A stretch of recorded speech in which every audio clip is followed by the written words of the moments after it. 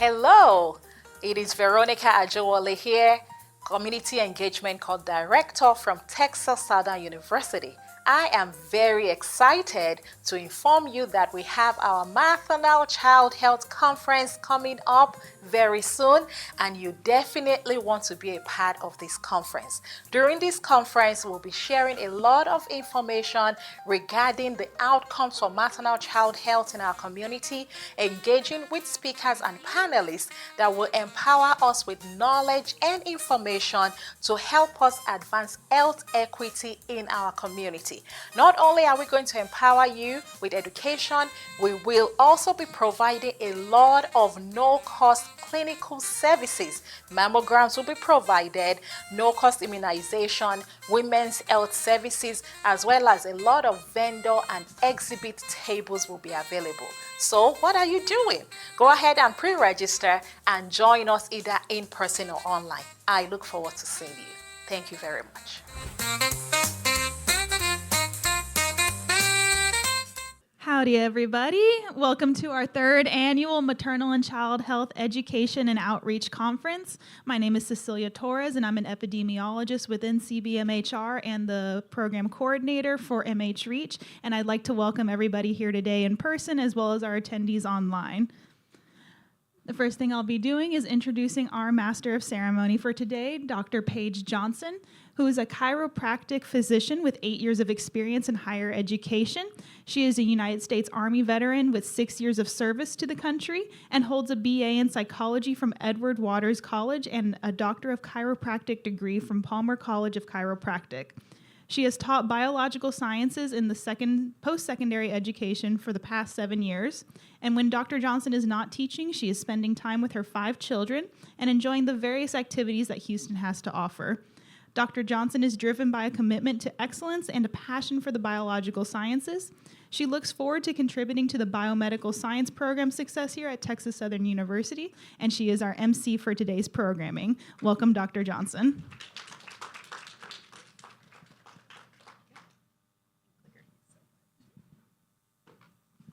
Thank you so much. I hope everybody is out there staying warm. But the work that is being done here in the community is so worth that.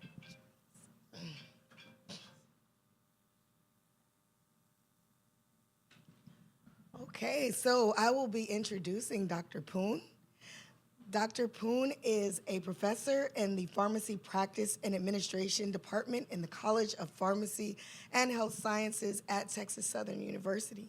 Dr. Poon received her Doctor of Pharmacy from the University of Houston and a Master of Science in Palliative Care from the University of Maryland at Baltimore.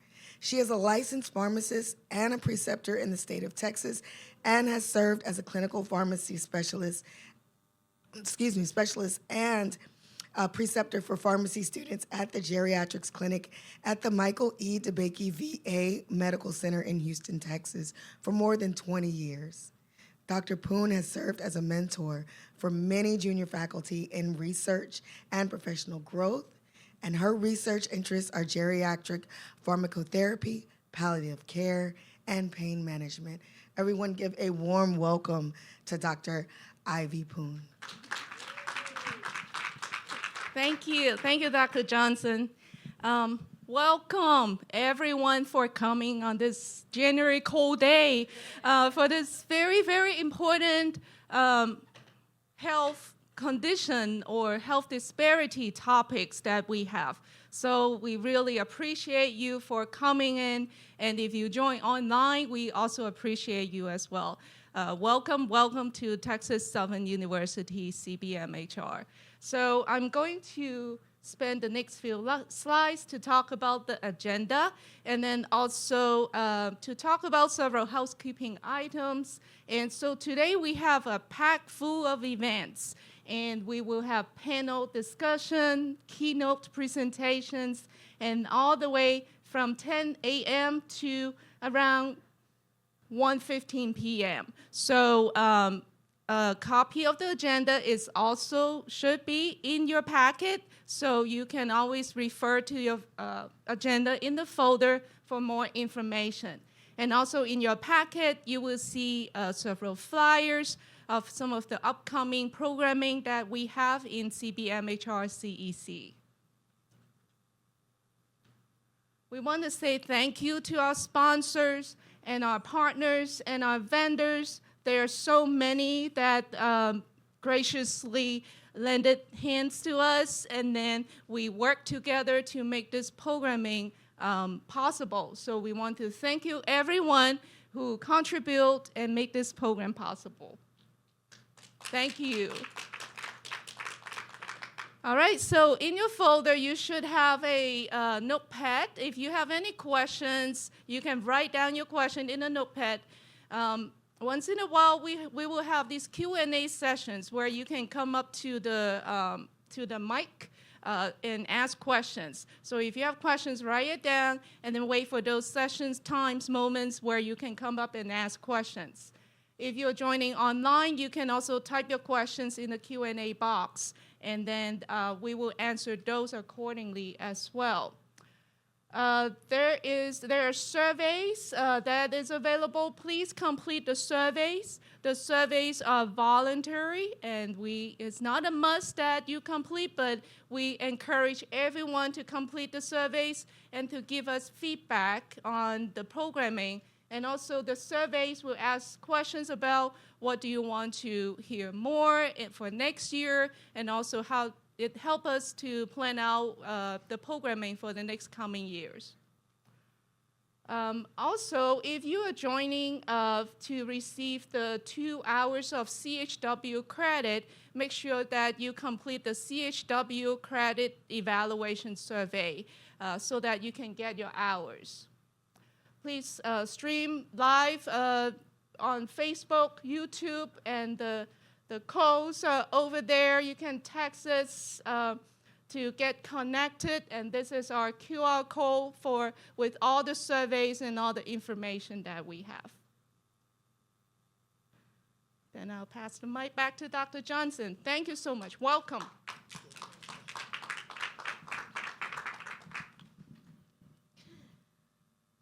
I would like to introduce the First Lady who will be doing our opening prayer. First Lady Janice enjoys serving alongside her pastor husband at Fallbrook Church in Houston, Texas. Together, they have witnessed God grow Fallbrook Church from 5 families to over 10,000 members. She serves as a ministry leader, a Bible teacher, and a conference speaker to women. She has mentored and counseled hundreds of women in various life stages and developed programs encouraging their success. Her passion leads women to ignite with hope through a deeper relationship with God. First Lady Janice received a bachelor's degree from the University of Houston, downtown, a master's degree in professional writing from Liberty University, and is working towards an EDD in leadership at Trevecca Nazarene University. Please help me welcome First Lady Janice Pender.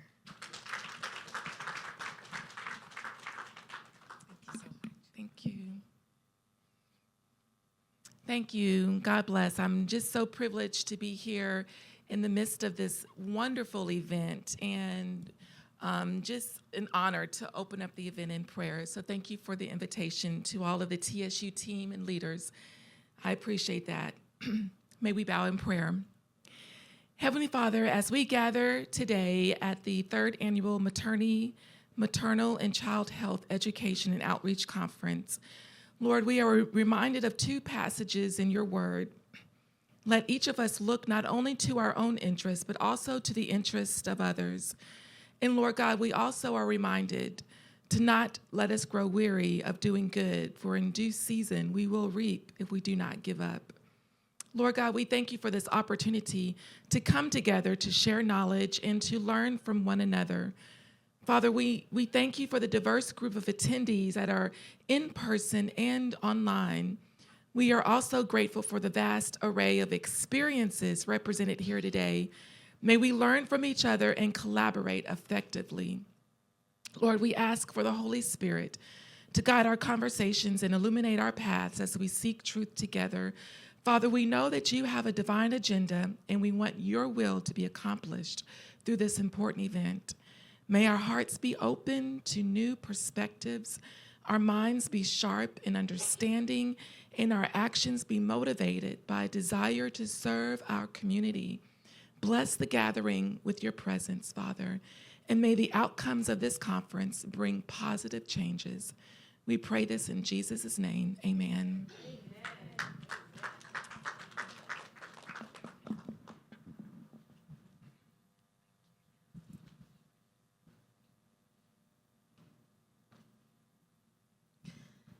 Next, we'll be introducing a wonderful and amazing person on this campus who is not only a motivator, but she has a contagious smile and warmth about her as you see her here on campus. Dr. Michelle Penn-Marshall is the inaugural Vice President of Research and Innovation at Texas Southern University. DRI was established in March 2022 and is since its inception, research expenditures have increased by 32.8%, funding requests by 90%, and funding received by 80%. Dr. Penn-Marshall received the BA Scientific Curriculum and MS in Biology with a concentration in Environmental Science from Hampton University. She received her PhD in Community Nutrition from the Department of Human Nutrition, Foods, and Exercise at Virginia Tech. Dr. Penn-Marshall is the PI for the U.S. Department of Education Research and Development Infrastructure, entitled Path to R1 at Texas Southern University, which is $4.99 million.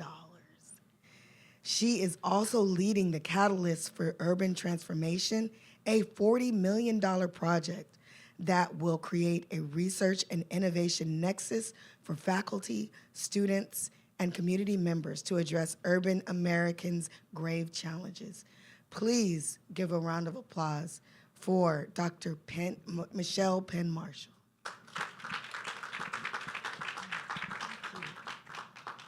Thank you, Dr. Johnson. I'm just so honored to be here, and if I start calling names, I will make mistakes and leave someone out, but the reason that you can even see some of the numbers on that screen would be because of many of the people who are in this room and the faculty that are not present or maybe online, as well as the students. So I want to take a moment just to thank them for their hard work, for their passion, and for their motivation, and a lot of it is led by this lady right here. So can we just give them a round of applause? Thank you. Thank you. Now I'm going to do what I was asked to do. And I want to thank First Lady Pender. You really covered it all. Between you, God, the scriptures, and the Holy Spirit, you covered it all. We cannot leave here without measurable outcomes, and we have a charge and an action for change. So thank you for being his willing vessel. We know that we can do all things through God who strengthens us. We know that also all things are possible if only we believe. Don't be moved by all of the news that you see and the things that you see. I got inundated with it and got a little bit off track yesterday, completely off track, almost woozy. But I told the team that I was talking to, the president was on the call, and I said, you know what? I am completely distracted. And once I said that, I was able to engage, get my bearings, and God helped me speak and say what needed to be said so that we could move forward with a strategic plan for this university. So please note, we all swerve just a bit, but let's come back in, keep our eyes up, and remember what's important and take care of each other. So on behalf of President James W. Crawford, the administrators, the faculty, and students, it is with great pleasure that I welcome everyone in person and everyone who is online to Texas Southern University's 3rd annual Maternal and Child Health Education and Outreach. We are an urban university transforming the lives of others while we also transform our own and our students. We are here today and gathered as a community of professionals, advocates, and supporters. We are united by our shared commitment to improving the health and wellness being of mothers, children, and families. Dr. O often tells us this is structural racism, and she doesn't just say that and then not do something about it. She works with teams. They work together to stay up late, to bring a coalition together so that we can effect change. We have a responsibility, and it's honestly a privilege to do so. I want you to understand that at Texas Southern, we are deeply committed to advancing maternal and child health. And you can't just be committed in words. We have to be committed with our finances. We have to be committed with our tools. And some people don't mind asking, hey, can you pay for that? And I'm like, okay, let's cobble it together. And I'm down in the CFO's office knocking, and he's looking at me like, are you really asking me for this? And I just keep coming back until I get a yes. So that's what we do. That's what we do because, and he knows how important it is, but he has a fiscal responsibility, and I have a different responsibility. So we work together to get it done. I need you to understand that Texas Southern stands firmly behind the goal of ensuring that all mothers and children, regardless of background or circumstance, have access to care, support, and resources that are needed to thrive. We live in the largest medical center in the world, in the nation, and there are just no excuses for us not to lead the way in this regard and others. We recognize that the path to better maternal and child health is not one we can walk alone. So it does require collaboration, innovation, and sustained effort from all sectors, healthcare providers, our commissioners, our policymakers, our community leaders, and organizations like each of you represent.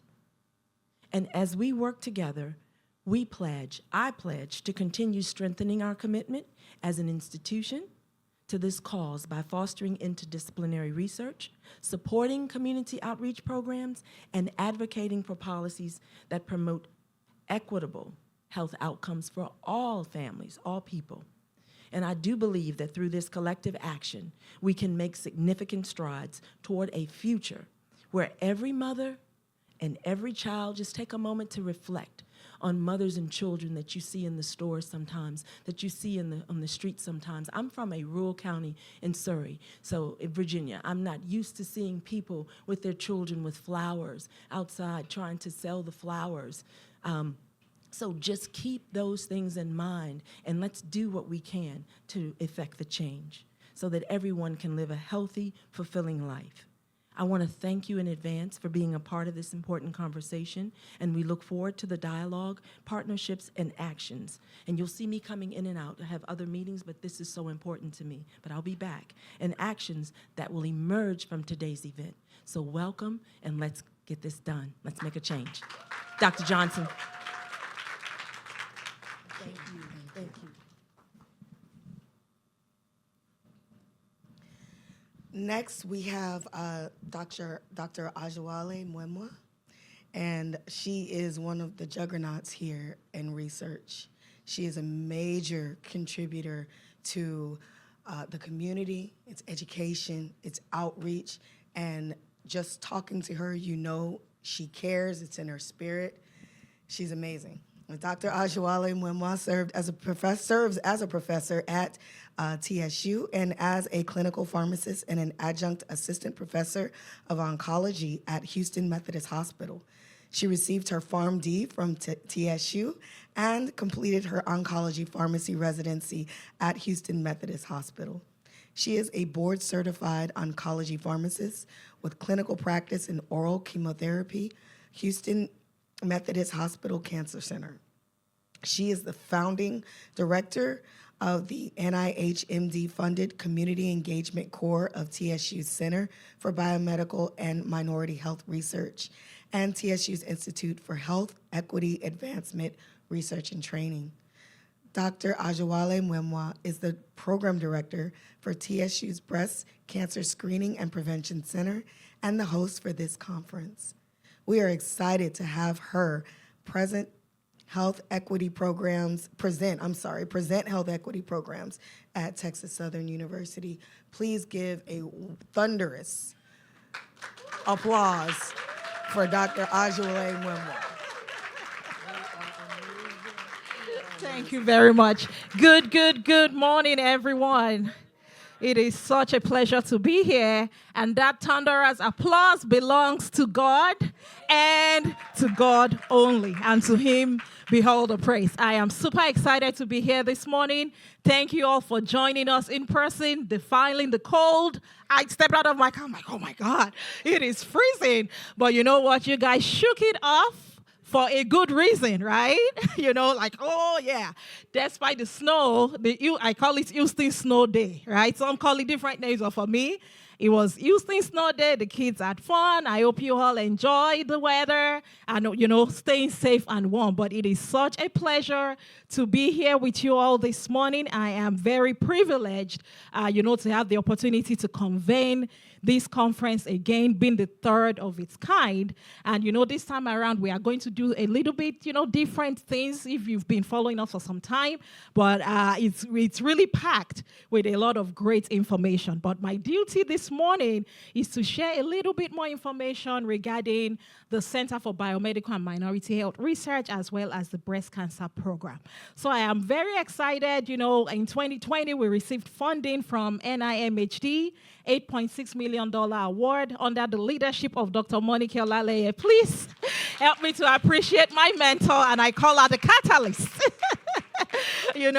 Alongside Dr. J, Dr. Liang, to be able to implement, this community engagement core, working alongside Dr. Gao as well as Dr. Poon. Dr. Poon, amazing support, silent and quiet giant. We are just very grateful for you. So within the community engagement core, we have three major responsibilities. And I am beyond grateful to have had the opportunity to fulfill this over the past 4 years and even into the future as God continues to lead us.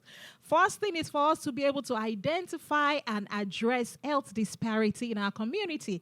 So if you see us busy, right? We are doing something every single month. We are very engaged in the community. It is because this was the cause, this was the promise that we made to the government, and now we have the funding.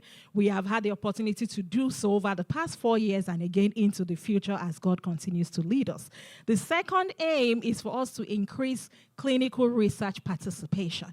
Everything, no matter what disease state, maternal, cancer, hypertension, what have you, there is an interlink with clinical research participation. So Community Engagement Core is doing a lot of work in that regard. As a matter of fact, we have a table outside, dedicated towards clinical research information. So if you want to learn more, you have an opportunity to do so. And then the third thing is for us to gather around in conferences, outreach events of this nature to be able to share information out to the community. And we do this, as smart as we can, leveraging technology. We just don't gather physically. We also have a lot of people online, people on Zoom. Hello.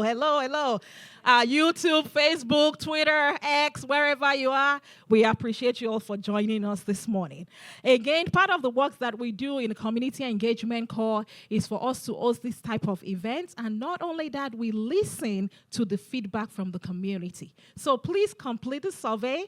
There is a QR code on the booklet in your packet. Use that to complete the survey, or if you prefer to use the paper survey, that is also available, because we are very intentional in being attentive to the voices of the community and ensuring that that is reflective in what we do. Again, very intentional in building trust. We hold focus group sessions as well as a lot of opportunities to hear back from the community. Let's see. Over the past 4 years, again, this slide is showing us some of the activities that we've been able to do.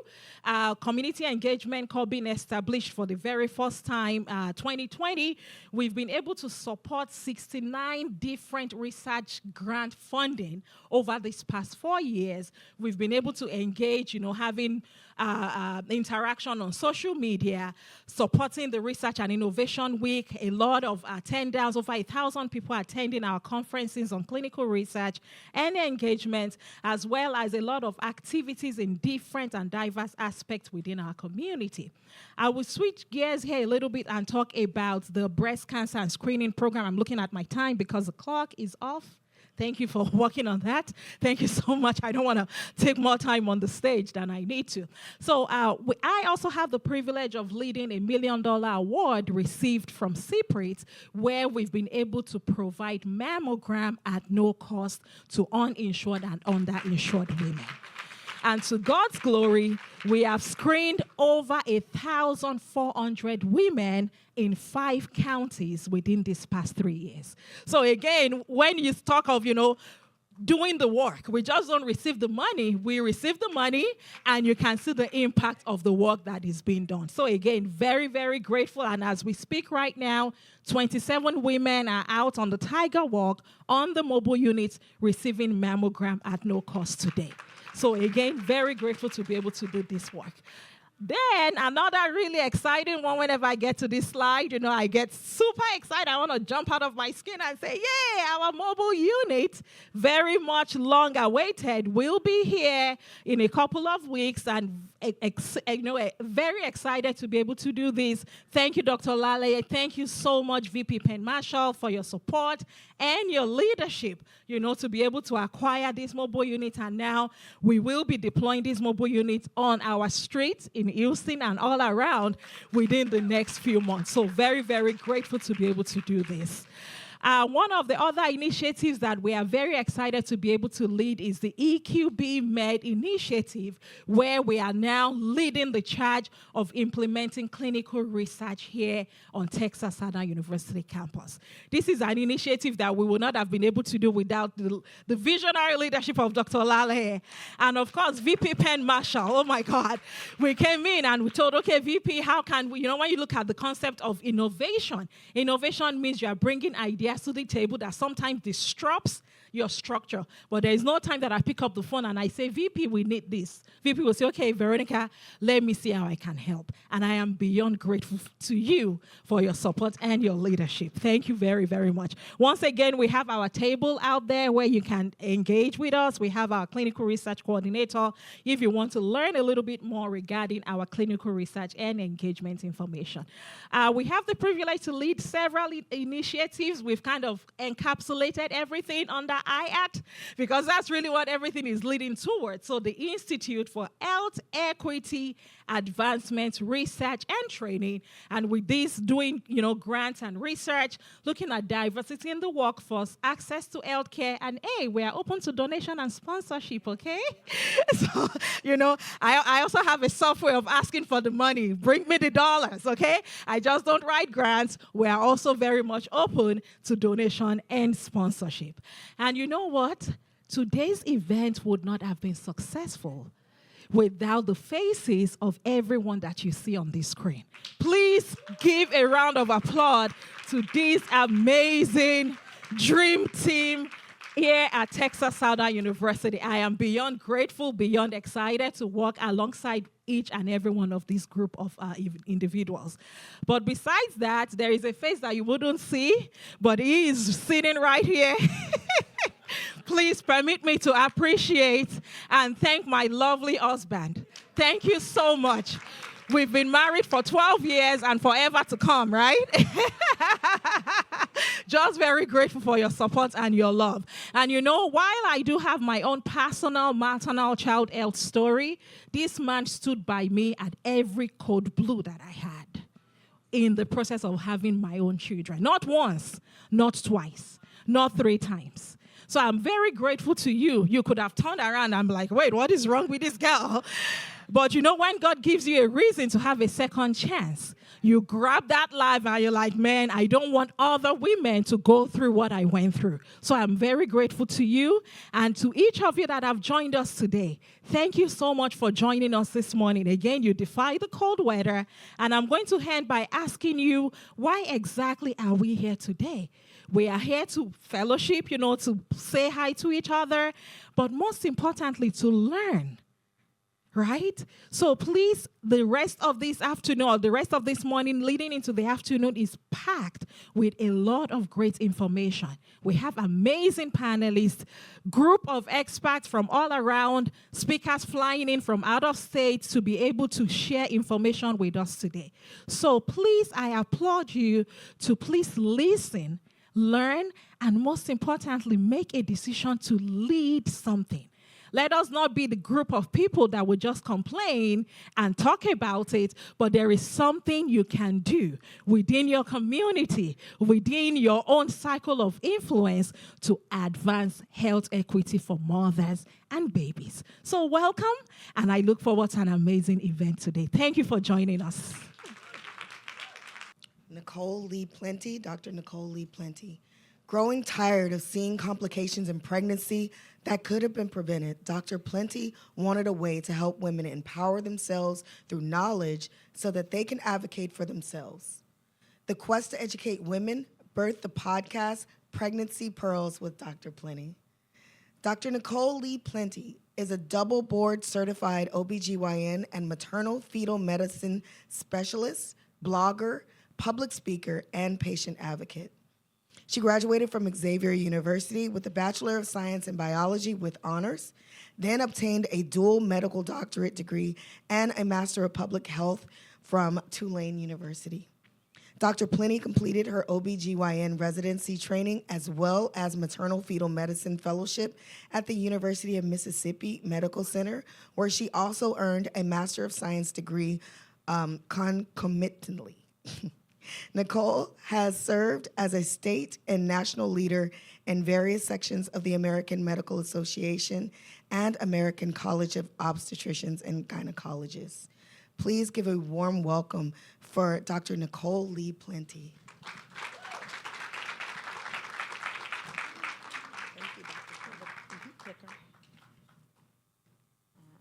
Thank you guys for having me. Good morning. So I am one of those people that flew in. I used to practice medicine full-time here in Houston, Texas, covering about 17 different hospitals in this area, providing maternal consultations. But now I am the founding director of Maternal Fetal Medicine Division at Wellstar Health System in Atlanta, Georgia. So it's good to be back home. All my family is still here in Houston, so it's always good to be back home. So today we're going to talk about improving maternal and child health in the African American community. And I honestly want this to be a discussion, although you gave me 20 minutes, so we're going to keep it quick.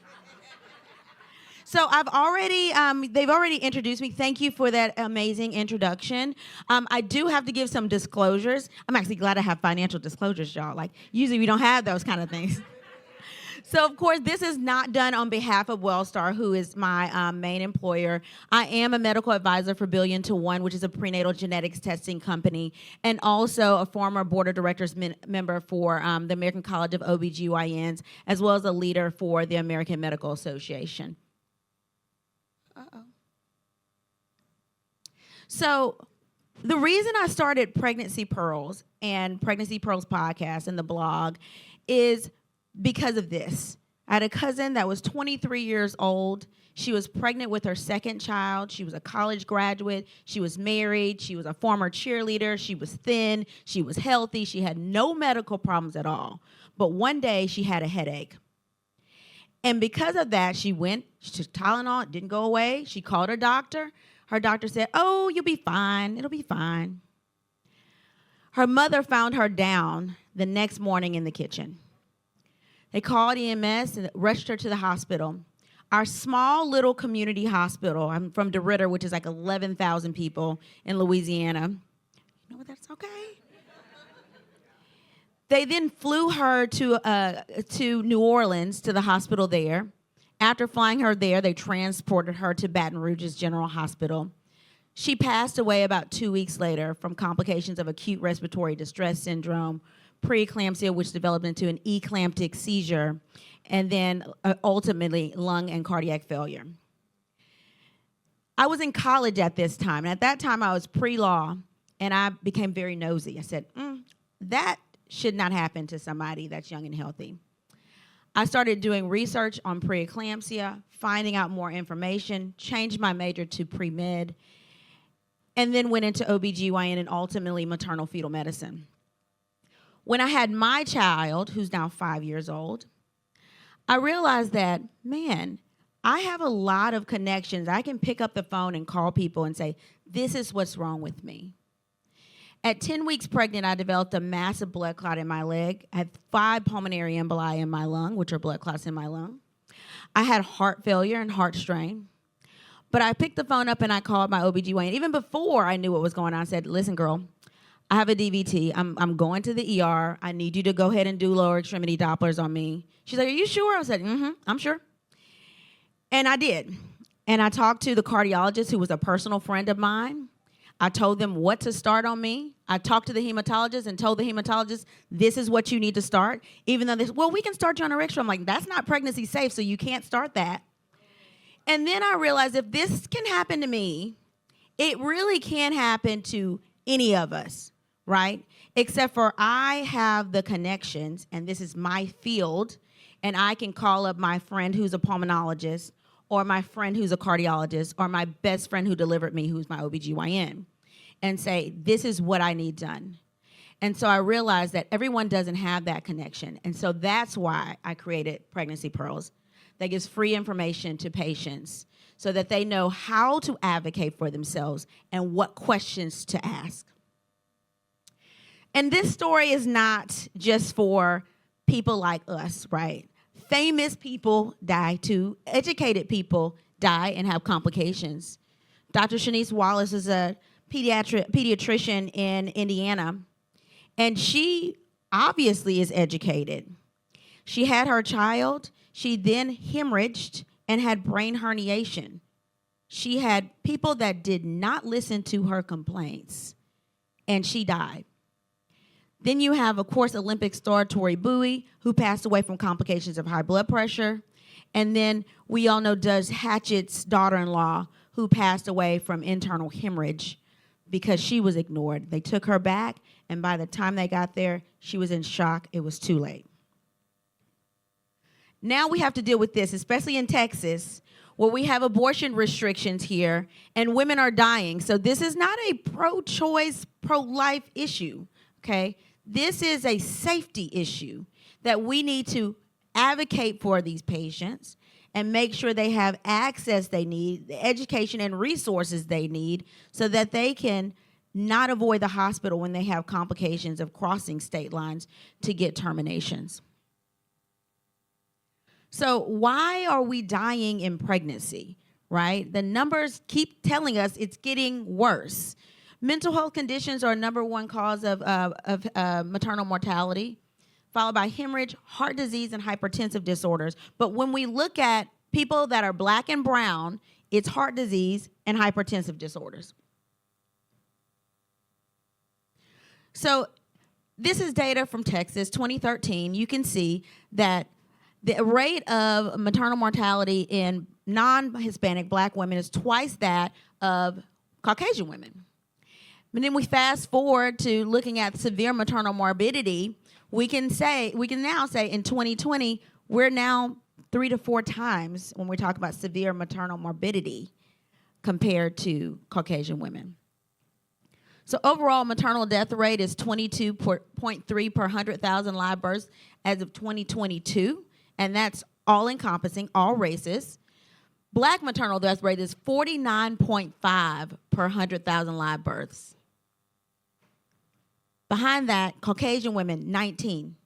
Hispanic women, 16.9, and Asians, 13.2.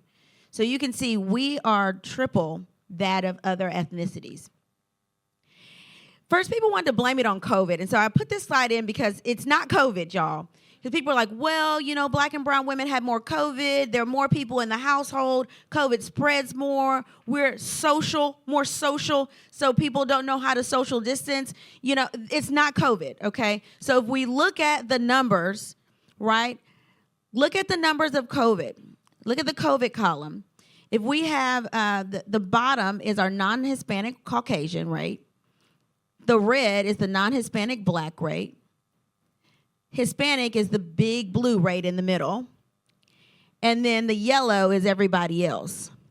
So you can tell if you look across all deliveries, all severe maternal morbidity, all the COVID-19 cases, and combined, we do not have the highest numbers, right? We're far from it. Hispanic women way outnumber when we talk about COVID and morbidity and mortality. Yet, our rates are still higher in terms of dying. And we can't quite figure that out. So our latest MMRC data here in Texas, 44% of the reviewed pregnancy-associated deaths from 2019 were pregnancy-related, okay? Meaning they were caused by something that happened in the pregnancy, not they were pregnant and got in a car wreck. So I just want to make sure we're differentiating that data. Violent pregnancy-related deaths with a manner of death or suicide or homicide represented 27% of pregnancy-related deaths. So we have got to circle back around to violence and mental health at some point because that's a big deal. And the leading causes of pregnancy-related deaths: hemorrhage, mental health condition, non-cerebral hemorrhage, injury, and then cardiovascular conditions. The biggest thing is 90% of pregnancy-related deaths are considered preventable. So we look at Harris County specifically, because usually people blame it on access to care and things like that. Harris County is not a maternity care desert. There's like the biggest medical center in the nation here, okay, in the world. Only 60% of pregnant patients in Fort Bend and Harris County receive early prenatal care. That's a big deal, right? We have got to get people in care sooner, and we have got to get people in preconception counseling and management sooner before they get pregnant. Texas is ranked last in the country for early prenatal care, and 1 in 20 pregnant patients in Harris County do not receive any prenatal care. So since we couldn't figure out why, it wasn't COVID, it's not access, because we see that they have access. Is racism a factor in medicine, right? Nobody really wants to talk about that. You bring that up in hospital committees, and they're like, why is race always on the table? I'm like, because Black women are dying, and nobody could tell us why. So this group is dying more than any other group, and so we have to talk about it. So we looked at this study. This study is from the American Heart Association. They looked at 4,000 Black women in Boston that were born in and out of the U.S. We found that people that were non-U.S. born, when they had their babies, they had less maternal morbidity and mortality, almost that of Caucasian women. However, once they were here for more than 10 years, their mortality rate increased, okay? It was that of Black women. So some of this systemic racism, this implicit bias that people are experiencing, chronic stress that Black women have to do, we have to realize that that has a lot to do with it. And until society changes how they treat women, how they treat Black women, the microaggressions we have to deal with, we're going to continue to deal with chronic stress. So we have to do things to mitigate racism, particularly racism in medicine, but honestly, racism in society, so that we don't have to endure chronic stress that then ages us and puts us more at risk for hypertensive and heart diseases. So what can you do? Okay, people always say, well, we're talking about what can we do? We can host events like this, right? So we can talk about it, get the word out, advocate for someone that you know is pregnant, go to people's visits with them, ask questions. It's our job as doctors to answer questions, right? So a doctor that's trying to brush a patient off, find a new doctor. You can find a new one, advocate for yourself, and move on. Of course, you want to disseminate information, barbershops, hair salons, churches, daycares. This is where we know we're at, right? We are at the church, okay? We're there every Sunday, paying tithes. We are there, okay? We're getting our hair done. We're going to look good. So let's get that information to those places that we know we're going to spend money in, okay? We're going to partner with health departments for resources, work with community leaders to provide blood pressure screenings, and if people have hypertension, show them where to get care and encourage them to do so. Encourage your age-appropriate screenings and wellness. I cannot push this more, that if you are healthy before the pregnancy, it's safer to get through the pregnancy. Of course, there are exceptions. I was an exception, right? But in general, starting your foundation healthy means you're going to go through healthy. And some of this is just your age-related screening, okay? How many people in here are over 40? Okay, if you are over 40 and you have gotten a mammogram in the last year, raise your hand. Okay, y'all doing good in here. But there are a lot of people that don't do those things, right? 45, you should have your colonoscopy. You should start your colonoscopy screening. 40, lipid screening, cholesterol screening, screen for thyroid disease. Like these things that we have to do these things because those are the things that lead to things like heart attacks later on, okay, in or out of pregnancy. And then once you're pregnant, Doulas. I think that every pregnant woman, especially if you're high risk, should have a doula. And I don't know why. There's a lot of doctors that don't like doulas, y'all. I don't know why. I have no idea why. I'm like, are you threatened? Do you think somebody's gonna take your job? I have no idea why. But especially if you are in a high risk environment, meaning you have a high risk condition, you don't have a big family support around you, you may be a single parent or going through the pregnancy by yourself, you don't have anybody to go to the visits with you, you really do need to think about getting a doula, okay? And a lot of hospital systems will allow you to have one for free. They'll provide you with a doula now. So especially reach out to your health departments in your area if you don't know where to start, because a lot of health departments do have doula programs there. So if we look at the maternity rate for Black babies, we see that it's cut drastically if they're cared for by another Black physician. Like they have like a third less mortality if they're cared for by a Black physician, okay? That tells us we need to do something more in education, okay? We need to have more TSU students going to med school, okay? And an HBCU is the way to get there. I'm a graduate of HBCU. When I saw it, I was like, she said Xavier University. It's really Xavier University of Louisiana is where I went, okay? And the other HBCU in Louisiana. But, you know, HBCUs are really a good avenue to get into med schools and then residency. Doctors that look like me, a lot of us have gone to HBCUs, okay? So we do need more people going into medical school and becoming doctors. The preconception screening, I cannot stress this enough. Get a preconception screen, okay? Our health department, our community advocates, our community workers, if you are seeing somebody that's of childbearing age, encourage them. Hey, have you talked to your OBGYN about what your plan is for pregnancy? That retinoic acid that you're using is not safe, okay? I know it helps with your acne, but it is not good. And there are things that we use every day that we should not be using in pregnancy. Those are things that can cause complications later on. So we need to make sure our health is in tip-top shape and that we're doing things that are preparing our bodies for pregnancy. So we want to make sure you're getting your cervical cancer screening, meaning your pap smear. If you're 21, you should have started your pap smear. If you have a family history of certain cancers, you should be screened even earlier than the recommended time. Breast cancer. Black women are more likely to have triple negative breast cancer, and they are diagnosed late, okay? And that's because sometimes we're not familiarizing ourselves with our breasts. We're not talking to our families about our histories. We're not saying, well, what did Aunt Susie die from? What did Big Mama die from? What are these people that when I was little, what did they die from? Find out about what is going on with your family so you know when you should start your screenings, okay?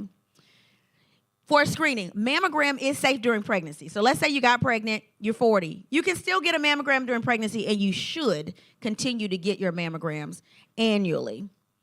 Breast ultrasound, of course, those are supplements for younger people that are younger because we have more, they're denser breast tissue in people that are younger. So most people get a digital mammogram or a breast ultrasound in conjunction with that.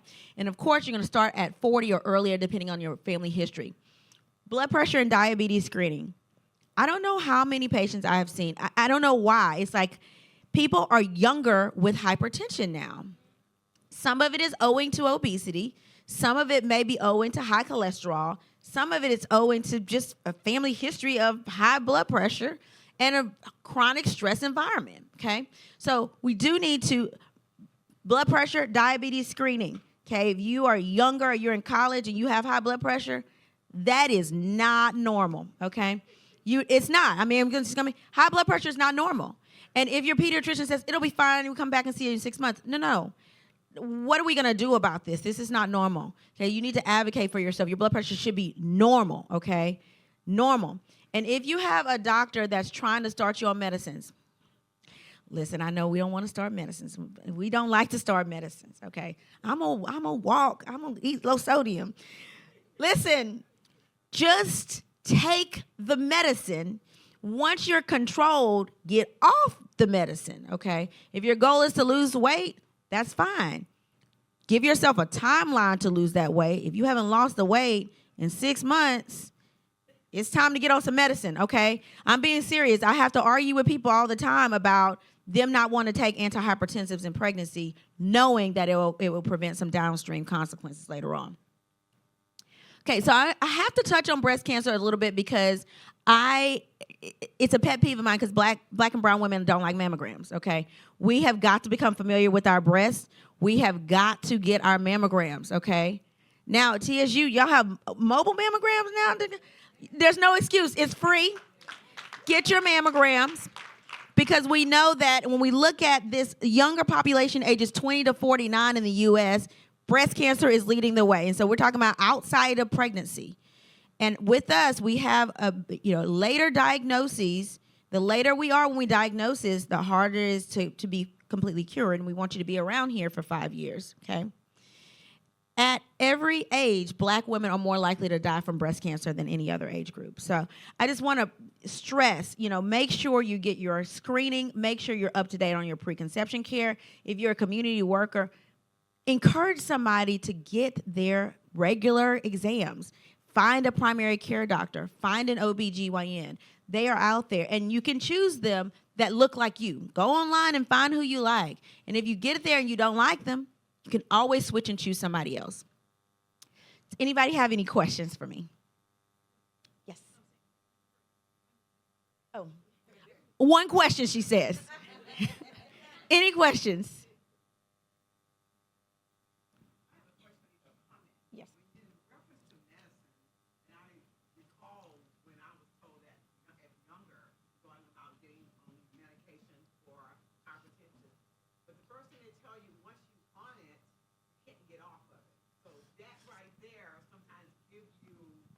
Because that's not true, right? Because once your blood pressure is controlled, you can get off of it, right? So there's a lot of people that lose weight. And now all of a sudden, they don't have to be on insulin anymore. They don't have to be on the metformin anymore. They don't have to take the lisinopril anymore for your blood pressure. So if you're controlled, and you'll know when you start to become controlled. Like once your eating habits change and you start to lose weight, and then all of a sudden you're like, I check my blood pressure in the morning, it's like 130/80. I'm like, hold that. Hold your medicine. Obviously, don't bottom yourself and take your medicine, then you're falling out on the kitchen floor. But hold it. If you're holding it for multiple days, then you talk to your provider and say, hey, my blood pressure is normal without this medicine, or my diabetes is completely normal without this medicine. And most of the time, we'll take you off of it. So it's not like you have to be on it for the rest of your life. If you control with diet, exercise, and then weight loss modification, then you may not need to be on it. Yes, but I'm just saying, I was told this 20 years ago. Yeah. I'm 62. So just think, if they're still saying that now. Yeah. It's that may be the resistance. That might be the resistance. Yeah. Somebody tell you that you're going to have to be on that for the rest of your life. Yeah. They kind of play it back and forth. Yeah. Sometimes that's the fear factor, you don't know. And then it's a conversation of not being assertive to ask, inquire like you're saying. Yeah. One more? What? Okay. Real quick? Okay. Thank you, guys.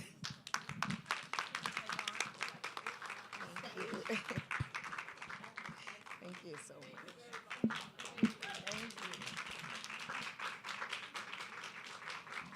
Thank you so much, Dr. Plenty, for that. Now I'm going to introduce our panelists. Ms. Ramatu Mansaray, did I say that right?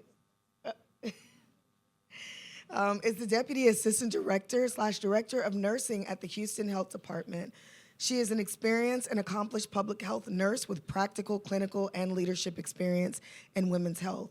She currently has a Postmaster of Science degree in nursing education from the University of Texas Health Science Center, a Master's of Science in Nursing from the University of Texas, a Bachelor of Science in Clinical Laboratory Science from the UTMB, and a Bachelor of Science in Biology and Chemistry from Sam Houston State University. Currently, Ms. Mansaray is serving as the Maternal and Child Health Lead for the Houston Health Department. She has a personal and professional goal of working towards ensuring the health and well-being of both the mother and the baby regardless.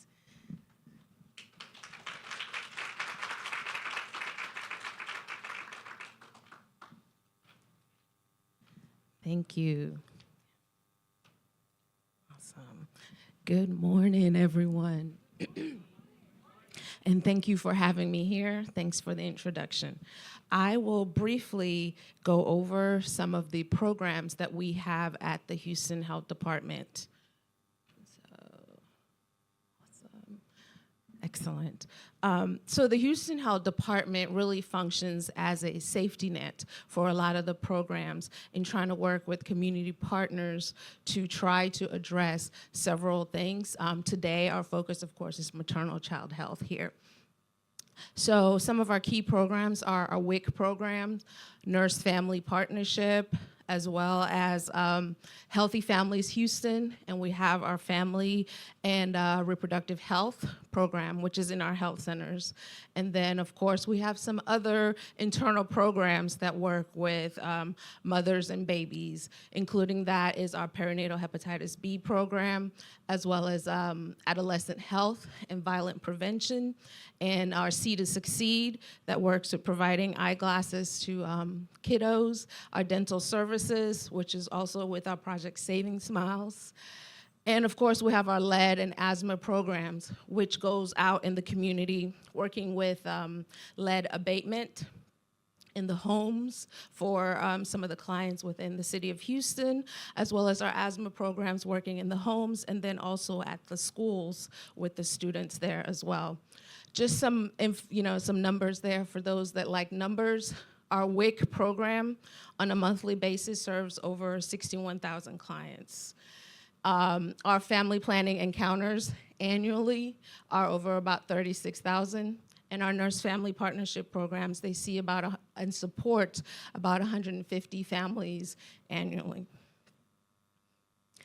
I'm going to briefly focus on two of our programs really quickly here for you, and that is our Healthy Families program, Healthy Families Houston. They focus on our teenage clients between 14 and 19, with the goal really to reduce the risk of child abuse, and then, of course, improve maternal and infant mortality rates. And this is done through educational programs and interactions, and also with service linkage. It is often very challenging to talk to someone about preventing child abuse if they themselves are in a challenging situation, if they're having to address food insecurities, if they're having to address challenges with their housing and different things like that, or if they're having to address mental health issues. And so really trying to work with them to address some of those. As I mentioned, this program is for first-time teenage mothers between 14 and 19. They must live in Houston, and this particular program is accepting clients. There's the contact information, and of course, you can always reach out to me. My contact information is at the end. Another program we wanted to highlight for you guys was our Nurse Family Partnership Program. This is another accredited program that we have in Houston. This is where we have registered nurses paired with clients during pregnancy up until the baby's 2 years of age. And these nurses have a clinical component as well as some care coordination components. And so they will be working with the clients to monitor their progress from pregnancy onward and providing that support where they're needed. If, they're having challenges with their blood pressure, if they're having challenges with diabetes and things like that while they're during their pregnancy. They also work with them to help identify developmental changes in their children. Once the baby is here, are the babies meeting developmental standards? When do I need to take my baby in? What is the question? And I'm also teaching them how to look at some of those cues that the children have to be able to address and support them. There's a point of contact there for them, and you can always, of course, reach out to me if you have any questions. That's me. All right. Thank you. Thank you so much. Next, we have Ms. Cassie Sue. Cassie Sue is the Maternal and Child Health Assistant Program Manager at Harris County Public Health and a dual MHA/MBA candidate at the University of Houston Clear Lake. Cassie's commitment to maternal and child health began after receiving her Bachelor of Science in Neuroscience degree from Baylor University, where she was offered a research internship at the University of Kansas School of Medicine to investigate discrepancies in breastfeeding rates among rural and refugee communities. Her research developed virtual breastfeeding support groups to improve access to maternal health care resources. Ladies and gentlemen, Ms. Cassie Sue.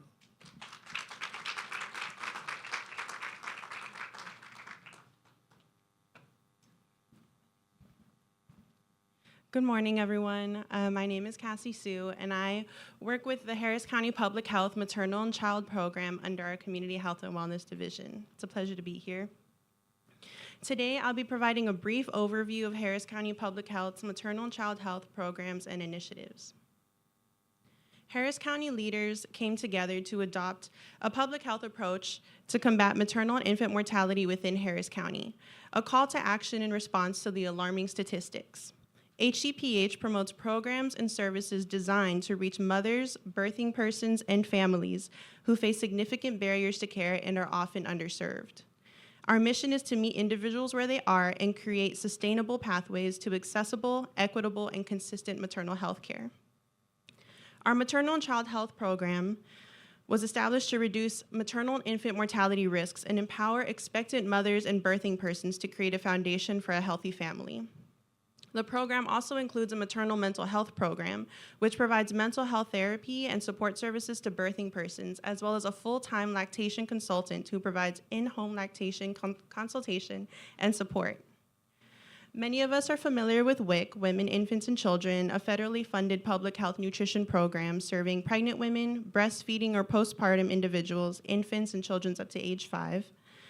Access Harris County, standing for Accessing Coordinated Care and Empowering Self-Sufficiency, is an integrated care coordination model aimed at improving outcomes for vulnerable populations through a holistic care coordination team. Access houses our Black maternal health cohort, providing wraparound services to Black or African American birthing persons who often face the disparity of being 3 to 4 times more likely to die during childbirth than their counterparts. And most recently, we were awarded the Healthy Start Grant. This program aims to improve outcomes for women, infant, and families before, during, and after pregnancy in 14 specific zip codes within Harris County. Collectively, our internal programs alongside our Maternal Health Bill of Rights initiative, we are optimizing our ability to positively impact the communities we serve in Harris County. Specifically, the program I have the privilege of managing, which I'll be diving into more detail today, is the Maternal and Child Health Program. We have implemented evidence-based strategies, which include home visiting support. Our community health coordinators provide in-home one-on-one support for up to 3 years. This fosters healthy births, positive family growth, and self-sufficiency for our participants. We address the needs of the entire household, including children, partners, grandparents, and other caregivers, because we understand that it takes a village, and we're here to support every part of it. Additionally, we recognize the importance of emotional well-being during and after pregnancy. Through our Growing Great Kids curriculum, we offer personalized home visit support to help navigate the nuances and challenges of motherhood, foster healthy parent-child bonds, and equip families with the tools for thriving relationships throughout the household and beyond. Resources and education include counseling, substance use disorder services, job placement support, food assistance, and educational advancement. We recognize that our curriculum can only be effectively utilized if we are also addressing the complex and unique needs of our participants first. The Maternal Health Bill of Rights outlines the rights of birthing persons and families, promoting respectful, equitable, and high-quality care before, during, and after pregnancy. It serves as a roadmap for healthcare providers and healthcare systems to promote transparency and communication of the rights of birthing persons and their newborns. Tomorrow, we are hosting our Maternal Health Bill of Rights 5K walk run at McGregor Park.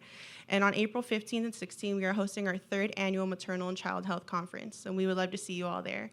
Please visit our table outside for more information.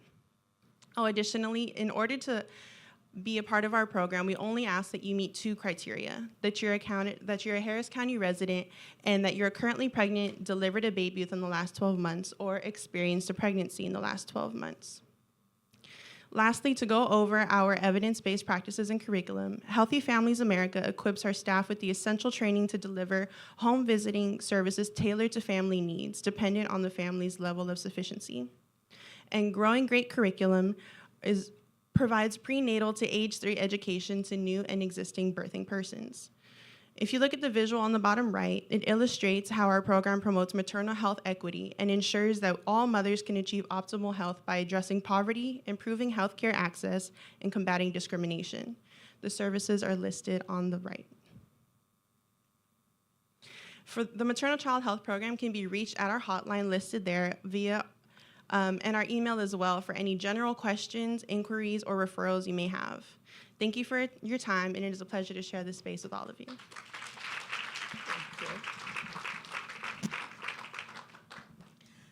Our next panelist is Ms. Renee Eddings.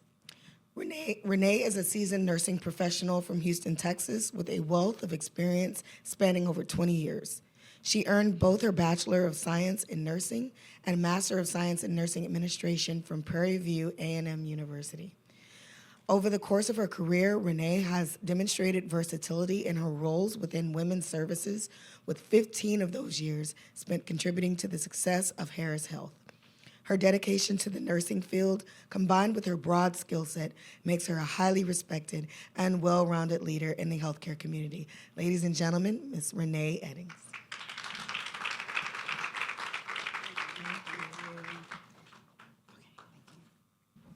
Good morning, everyone. We are happy to be here, and I'm happy to be here to represent Harris Health.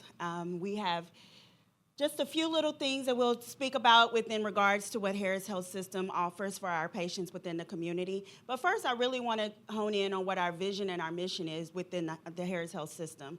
Harris Health vision is to become the premier public academic healthcare system within the nation. As far as our mission, it's a healthcare. Harris Health is a community-focused academic healthcare system dedicated to improving the health of those most in need in the Harris County through quality care delivery, coordination of care, and education. And we really are focused on ensuring that we are providing that quality care to our patients within the Harris County community. So within Harris Health, we have is also noted as the 4th largest public healthcare center. We have 2 acute healthcare facilities. We have Bentop Hospital, which is located in the medical center, and then we have Lyndon B. Johnson, which is located on the north side of town. We have level 1 and level 3 trauma centers. Within that, we also have level 3 and level 4 maternity healthcare centers within our system as well, with a level 3 at both of our facilities, neonatal care facilities. 15 community health centers that feed into both LBJ and Bentop. And these community health centers are located all around town. 2 pediatric adolescent centers. We have 3 same-day clinics, and we have also specialty care clinics where we have oncology care clinic and outpatient rehab and dental services that we provide as well. We also have the nation's first freestanding HIV treatment center, where we also see and have a special obstetrics section within that as well. Healthcare for the Homeless program, where we have 7 clinic sites around the Houston area, and we have now partnered with Correctional Health. So we also provide medical care for our Harris County Jail Correctional Health patients. So at Bentop, I am the Director for Labor and Delivery at Bentop Hospital, so I'll focus a little bit on Bentop. However, I do want you to keep in mind that Bentop and LBJ maternity centers work very closely together. We want to ensure that we are providing the care across the system as a whole, so no one is being shortchanged or any of that nature. Our patients are getting the same care in the medical center and on the other side of town as well. So we try to ensure that we are making sure that we are one system as a whole. Here at Bentop, we have a Texas Health Step Clinic. That clinic provides an opportunity for the mothers to bring their babies, their newborn babies, in for their newborn checkups within the hospital that they delivered at. We have a lactation clinic. At the time that they do come for their Texas Health Step Clinic for their pediatric care, they're also seen by a lactation counselor. There, they're able to get assistance in regards to breastfeeding if they're having any complications, and they can get that real-time assistance at that time. We have 2 Care by Parent suites, and I'll come back to the 2 Care by Parent suites. We have employee lactation rooms where we offer our employees an opportunity to continue to breastfeed once they return back to work. We have a postpartum follow-up clinic. This postpartum follow-up clinic is actually new. And what this postpartum follow-up clinic offers is that our patients who bring their babies back for the Texas Health Step Clinic for the newborn to be seen, the mother is seen.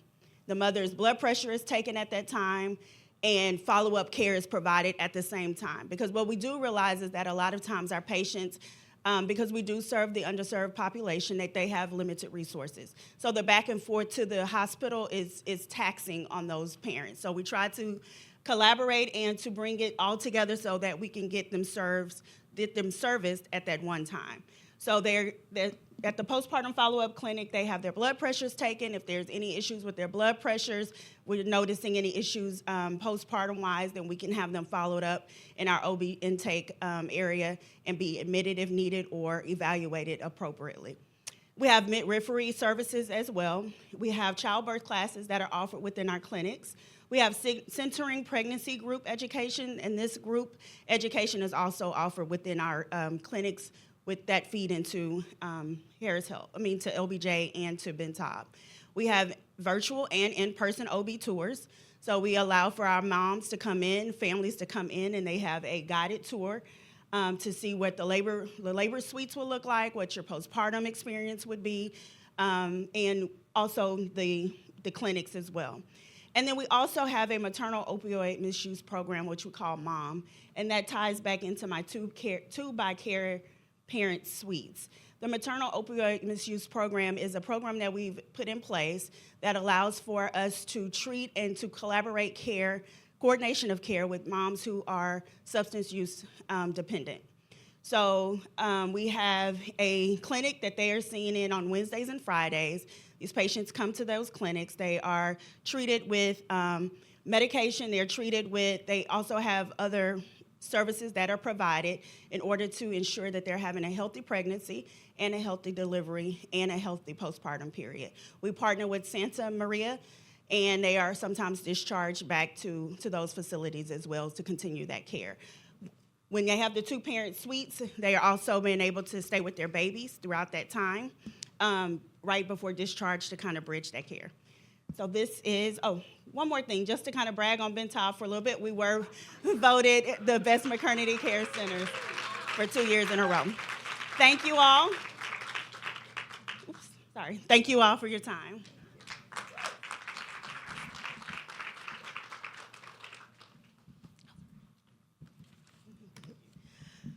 Our next panelist is Ms. Heather Butcher. Butcher. Heather began her social work career in 2007 as a foster care/adoptive coordinator at Arms Wide Open. In 2010, Heather started their DSHS-funded parent education program, servicing families in the Corpus Christi and Coastal Bend area. Following that, she served as an elementary school social worker in Corpus Christi ISD.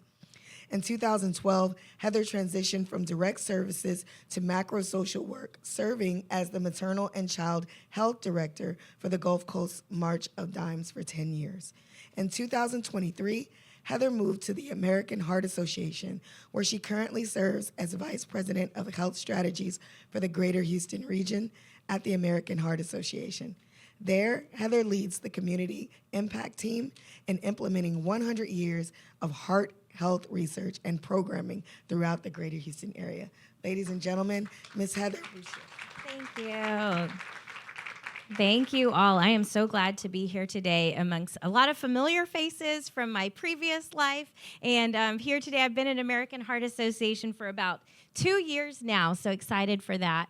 Our mission is to be a relentless force for a world of longer, healthier lives. And I think what I left off of there, this one is for all people. And so here today, especially, we're talking a lot about African American and Black families and what we can do to better serve them, specifically here today during pregnancy. And we know the health disparities and the adverse outcomes that come out of maternal circumstances. And so I'm really proud of this organization, how we've stepped up in the last year in a number of ways, or not in the last year, over the last several years, to increase our research. Thank you, Dr. Plenty, for the shout out of that wonderful research that we're starting to do. So I'll talk a little bit about that as well. We have a lot of work to do, and this is, I think, I use this as just a talking point slide about where we've come. Like they mentioned, we've been around for over 100 years. We're going into our second century right now, and we've learned a lot over those 100 years. We are a research-based organization with a small but mighty team here in the Houston area that I'll introduce some of them here in a moment. But so what we're doing is taking, like I said, this 100 years worth of research. 2010, we saw this amazing decrease over the years through 2019 in cardiovascular disease and death. And then what happened in 2020? A great surge that we are still recovering from. And so we're pivoting our research to see what are those long-term effects of COVID, because we all know that that's part of that spike there. We've seen it drop a little bit recently in 2022, but what can we do to address that? What we do as an organization, we're a convener and a collaborator. I can say with honesty, we don't do any pure direct services. We have a staff of public health team that go out and create programs based on our research. But this is really how we visually try to explain what we're doing throughout the community. And I'll talk about more specific what we're doing in Houston. But our main focus is equity. Everything is out of an equity lens. And so our team really tries to look at, even within Houston, what are these micro communities that we need to service and meet their needs around cardiovascular health. And I can say we do a great job of that in listening and then taking what the resources we have out into the community.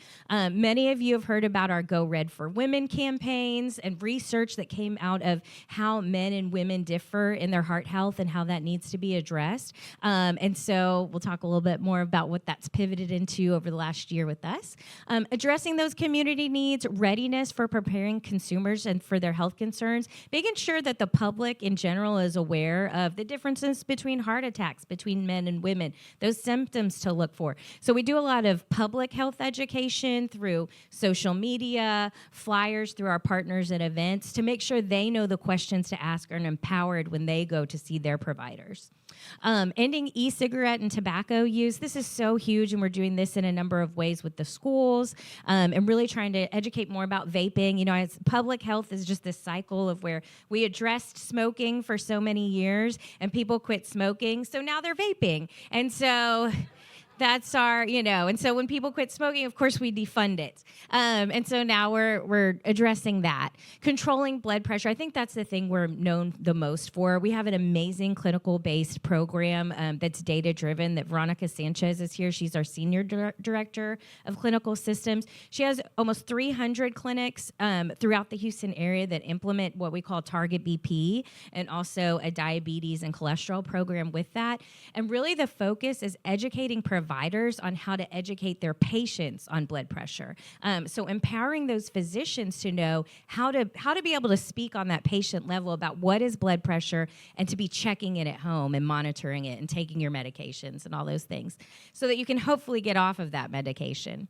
And then healthy living. I did not know this when I got to American Heart Association, but we have a huge part on nutrition security. So here in Houston, our focus is improving blood pressure with those clinical-based programs that really involve patient education, increasing nutrition security, and that's a great arm that we want to talk more about at another time, responding to those critical needs in our community, and reducing risk for women. Over the last year, we've been hosting maternal health roundtables. We've been listening to our friends in the community, working with our partners like March of Dimes, the Preeclampsia Foundation, Nurse Family Partnership, bringing them to the table and saying, what can we do for cardiovascular maternal health? In one meeting, I remember a nurse said, if I had more blood pressure monitors in homes, I could save more lives. And we took that to heart. So we've launched a program called MomRx. We have 5 clinics across Houston and community-based partners, both. They're going to be implementing that program. There's a trifecta that we look at around that, where we address both working with the physicians, educating on that self-monitoring patient-based blood pressure, physical education, and then nutrition education with it as well. And so we're really excited to be bringing that to the community and look to visiting with more of you about that. So thank you.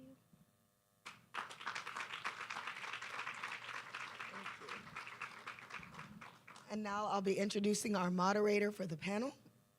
Our moderator is Dr. Charlie King. She's an experienced, seasoned healthcare professional with over 9 years of experience specializing in lactation and maternal and child health for 7 of those years. Her journey towards earning her DRPH began after graduating from Texas Southern University, where she pioneered the creation of the university's first lactation room called the Mommy Room, which brought awareness to the needs of such rooms. And in 2023, she formally started her company, the Mommy Room Lactation Suites.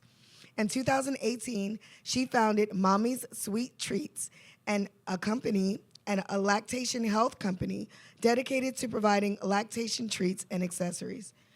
Charlie is also the author of Thanks for Telling Me, a comical guide for new mothers, drawing from her own experience and near-death encounter during childbirth in 2015, which ignited her passion for maternal and lactation health. Please welcome Dr. Charlie King, as well as our other panelists will come on board. We're going to bring up our other panelists.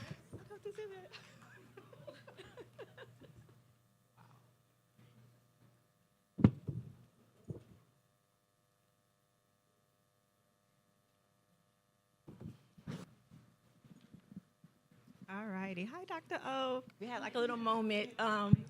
Yes, I completed the maternal child health program actually under Dr. O, so that's what that moment was about. So before we get started, I want to know if there are any questions from the audience. I know they gave some great information about the maternal child health resources and services they provide. So are there any questions for the audience, from the audience? Yes, ma'am. You got the mic.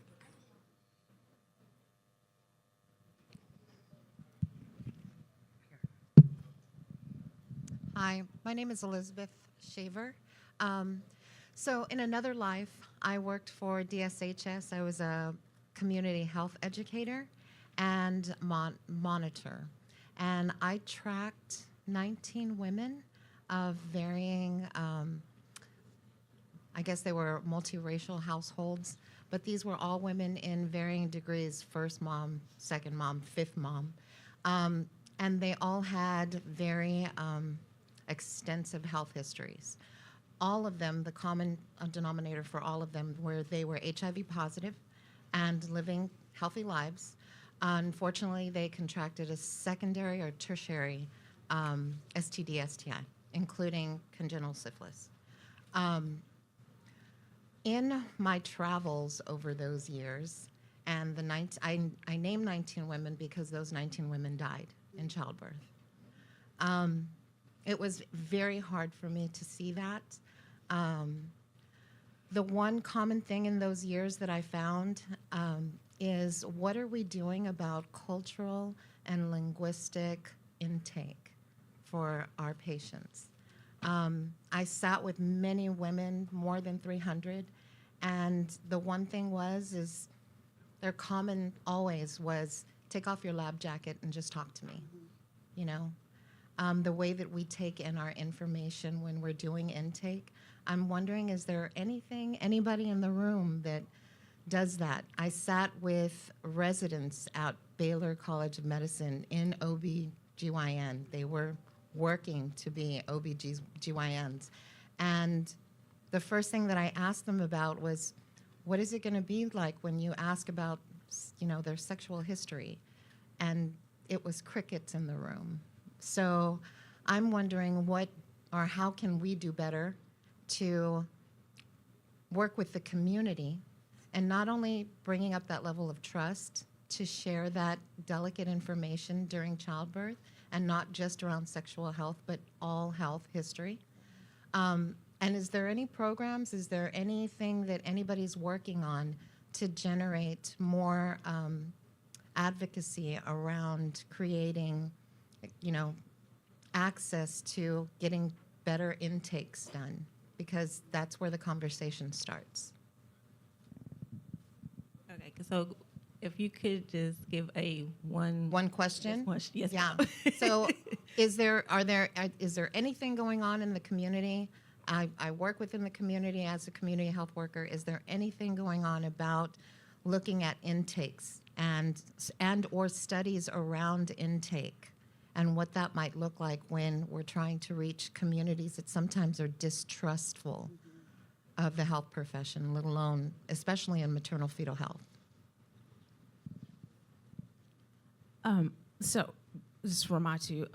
I know the Nurse Family Partnership and the Healthy Families Houston programs, when they initially meet the clients, you mentioned one thing that I think is really key is building that trusting relationship and having those conversations and really meeting and sitting down with the clients. So their intake process is very personal, because our goal in those programs is to build that long-term relationship until the baby is 3 for Healthy Families and 2 for Nurse Family Partnership. So we want to be able to have those conversations with the clients, right? We have a curriculum and things that we want to go over with them, but if they're not able to be as transparent as they can be so that the team of nurses and care, the providers are able to really meet some of their needs or even be able to find a resource that's able to support them, it really makes the relationship very superficial. And so for those particular programs that we have at the Houston Health Department, and there are other Nurse Family Partnership programs here in Houston as well, it's about building those relationships so that they can have those conversations and really get to the root cause of everything. Because at the end of the day, we want to see the clients not just graduate and be out of the program, but to be self-sufficient, to be healthy, to be able to take care of their kiddos and themselves. And some of them are also taking care of their families. So it's about building that relationship.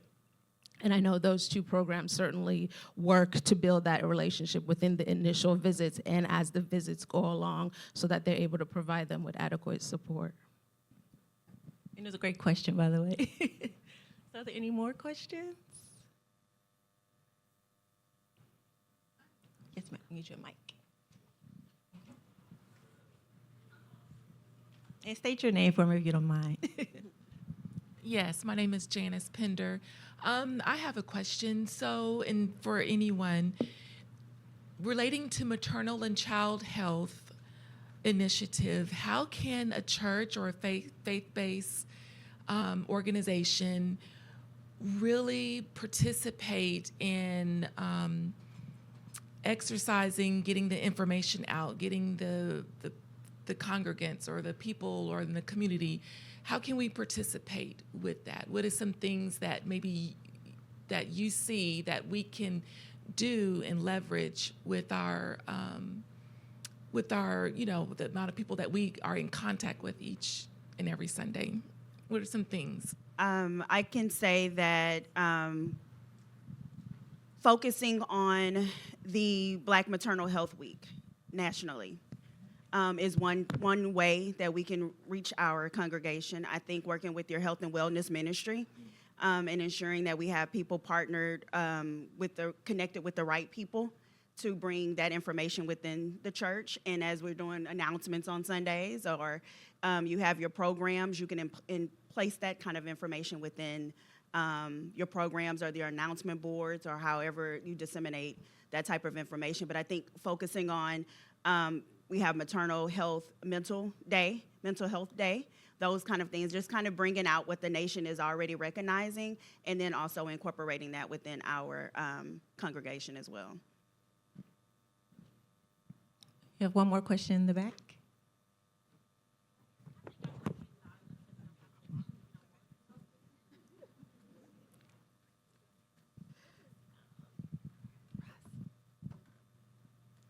I don't really have a question. I just had a couple of comments to the 2 questions that were posed. I know intake can be tricky. People don't know you when they're coming in for services and they're meeting you for the first time. So one thing that you can do to make them feel more comfortable and take advantage of resources, some things that they do say and come in for are shocking. So try to monitor and be mindful of your gestures and your facial expressions, and just have information on hand that you can give them. Sometimes things are seen that don't have to be said, and so just pay attention to how they're presenting when they come in and offer as many resources as you can. The second thing is, if the language is a barrier, most places have a language line or other persons who are certified to speak those languages. So invite them in to assist if you can, and don't try to push through it. The other thing is, for the churches in the community, I know that Catholic Charities, Wheeler, Trinity United Methodist Church, people come in all the time for resources concerning bills and things like that. So just build up your resource base, and have things on hand that you can offer for shelters or other programs. I brought some leaflets here today for Nurse Family Partnership. And so just have those things there that you can, pass along to them. So if they know anyone who needs them, or if they need them, they have them, so that it's a daily invite for them to take advantage of resources. Thank you. Yes, ma'am. Bring you the mic. The mic. I'm give you the mic. So I can hear you. Oh, okay. Hello. I just wanted to thank all the speakers and that delivered valuable information. But that's what it is, valuable information, and it was a lot. And to make a suggestion on the ladies who brought forth how can we help, what can we do, how can we solve these things. I just have a suggestion through the church. How about having a health hotline so that when someone calls, they can be given the information that pertains to them particularly. As for an example, give the phone number, give the address to where they can find out how they can get help with lactating, or how can they find out where, hey, I'm uncomfortable. My doctor's not listening to me. Do you have some suggestions of other physicians in my neighborhood, near me, near where I live? So that way that person can immediately get the address, get the telephone number, get the email, and then go forth with it immediately. And so, and not just covering only maternal child health, but heart and any other health issues, and just label it health hotline. And that would be good working through the churches, because mostly everybody here has a church or a religion or a faith. And so they can just go to that point and then get immediate information where they can get help immediately and start working on it immediately. Thank you. We have one more question in the back. And this will be the final question from the audience. Hey, good morning. My name is Janae Johnson, and my question really is for anyone on the panel.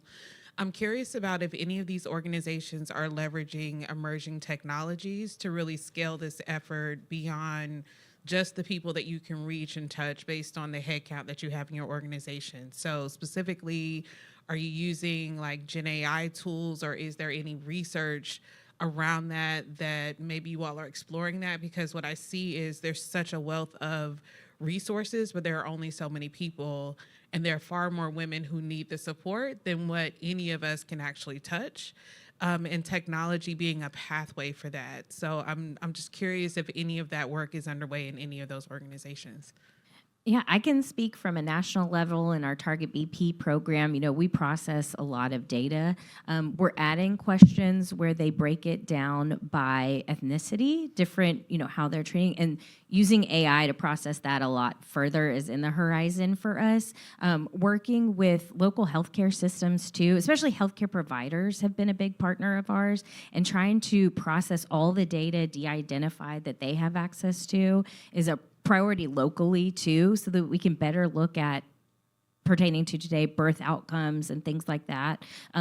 Veronica, did you have a statement too? She can help me answer that as well.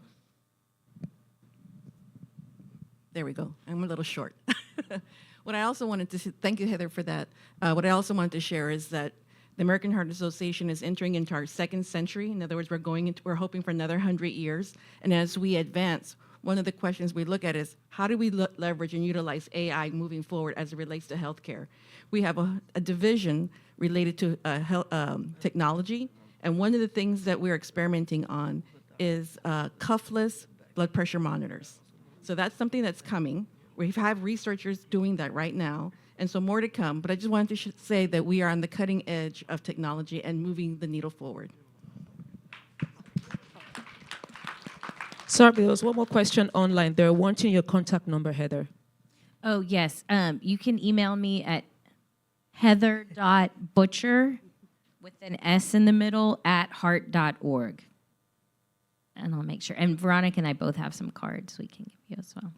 Thank you for the questions from the audience. I actually have some questions. And Heather, I want to start with you because I must admit I was actually taken aback when I think of American Heart Association. Tobacco is the first thing that comes to mind, or cigarettes and things like that. So to find out that you actually have services for maternal child health was very interesting to me. So my first question is, can you provide any examples of recent programs that y'all have in place in regards to maternal child health?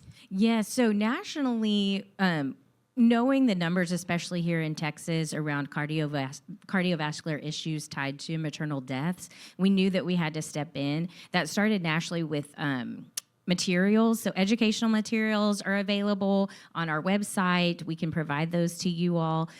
Here locally, it was really knowing the scope coming from March of Dimes, knowing the scope of work that's already out there and the synergy that we have in Texas around improving maternal health outcomes specifically for Black women. It was where's our lane? And our lane is cardiovascular maternal health. Again, knowing that we needed to come to the table. So it was really, we've done a year worth locally of listening to what those issues were. I mean, many of the issues were barriers to access to care. We saw the statistics on, 40% of women aren't getting into healthcare early on. We have some great barriers around getting on Medicaid quickly. There's loopholes in the, being able to see a provider while you're applying for Medicaid. So what can we do, and what we're looking at is how to get those in patients in earlier. And so we have a number of community to clinic partnerships that we're building out with organizations like Nurse Family Partnership and great partners out there.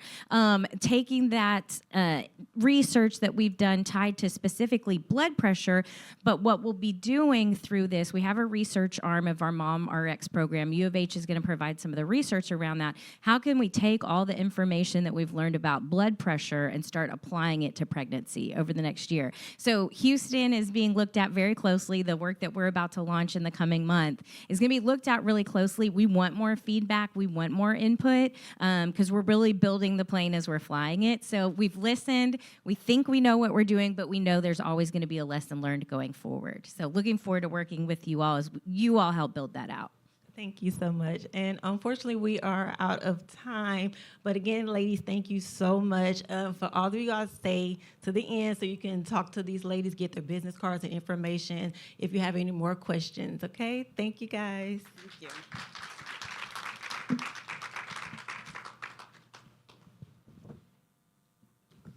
Welcome, welcome. Thank you for joining us today. My name is Virgil Elkins, proudly serving as the project manager for the TSU Community Engagement Corps Center for Biomedical Minority Health Research. And I have the pleasure of introducing the next student group here, which is the TSU debate team. The debate team is an internationally renowned. The TSU team is internationally renowned. Started under the leadership of Dr. Thomas Freeman more than 70 years ago, the team attracts approximately 25 to 50 students annually. Students may be introduced to the forensic arts for the first time or continue involvement with debate activities that may have been started in high school. The debate team office is a popular tourist attraction for visitors to the campus to see thousands of trophies won by the team and numerous photos of students in competitions around the world. of the memorabilia in the office attest to the popularity of this campus organization. The certificates of achievement, merit awards, and proclamations from national dignitaries. Please give a round of applause for the TSU debate team.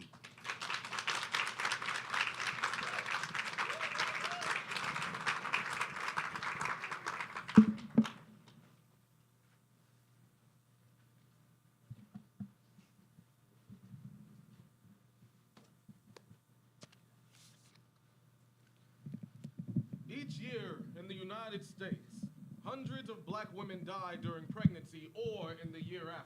Thousands more have unexpected outcomes of labor and delivery with serious short or long-term health consequences. Every pregnancy-related death is tragic, especially because more than 80% of pregnancy-related deaths in the U.S. are preventable. Recognizing urgent maternal warning signs, providing timely treatment, and delivering respectful, quality care can prevent many pregnancy-related deaths. The Texas Southern University debate team is proud to present this Reader's Theater presentation, scripted especially for this occasion by head coach Dr. Gloria Baptiste Roberts, entitled, Everyone Has a Role to Play in Promoting Black Maternal Health. Black women are 3 times more likely to die from pregnancy-related cause than white women. Multiple factors contribute to these disparities, such as variation in quality health care, underlying chronic conditions, structural racism, and implicit bias. Social determinants of health prevent many people from racial and ethnic minority groups from having fair opportunities for economic, physical, and emotional health. We must all work together to reduce black maternal mortality. Learn how you can support pregnant women in your life to reduce factors that contribute to pregnancy-related complications and/or death. Pregnant women and their families can talk to a healthcare provider if anything doesn't feel right or is concerning. Know and seek immediate care if experiencing any of these urgent maternal warning signs, including severe headache, extreme swelling of hands or feet, trouble breathing, heavy vaginal breathing or discharge, overwhelming tiredness, and more. These symptoms could indicate a potentially life-threatening complication. Share recent pregnancy history during each medical care visit for up to 1 year after delivery. Connect with healthcare and social support systems before, during, and after pregnancy. Healthcare providers can hear what patients are saying. Listening can be your most important tool. Hear her concerns. It could help save her life. Healthcare providers should ask questions to better understand their patients and things that may be affecting their lives.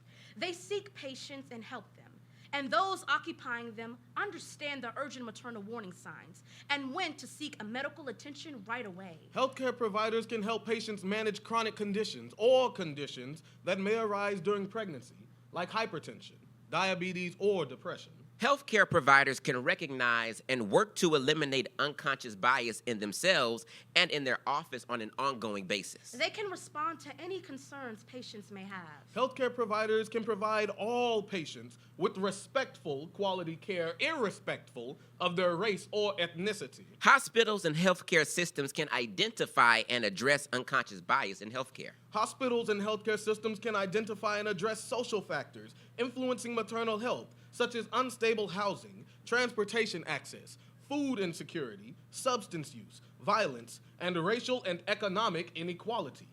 Everyone has a role to play in promoting black maternal health. The Black Mamas Matters Alliance serves as a national voice and coordinating entity for stakeholders advancing maternal health, rights, and justice. The Black Mamas Matter Alliance is a national network of organizations and leaders from the maternal health, human rights, and reproductive justice field to believe that everyone deserves access to quality and holistic health care. Black mamas have always been the guide and bridge for families, communities, movements, and the waves of change.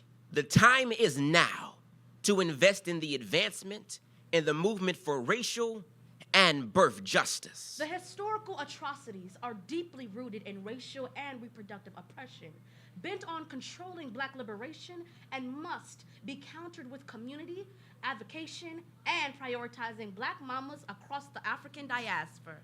Everyone has a role to play in promoting Black maternal health. Amita Parker shared a poem entitled Just Help Me, a research poem by Black mothers that tells the stories of the maternal health and support experience of Black mothers in the Midwestern metropolitan context. Several excerpts from that poem include, And when asked about my mental health, I replied, I had it until apparently I didn't. I was stressed at an all-time high, and I cried and I cried. I thought I was going to die. Another mother said, pressure from every direction. It's a lot, all the time. Because of that, you just get tired, period, of life, just feeling heavy all the time. Another mother said when asked about support for her mental health, she said were many things that came to mind. I have some things that are like a root to my life, like some people in my life and God. They have supported me during very tough times. Everyone has a role to play in promoting Black maternal health. If I could just have more me time, that would help my mental health. I need time, period.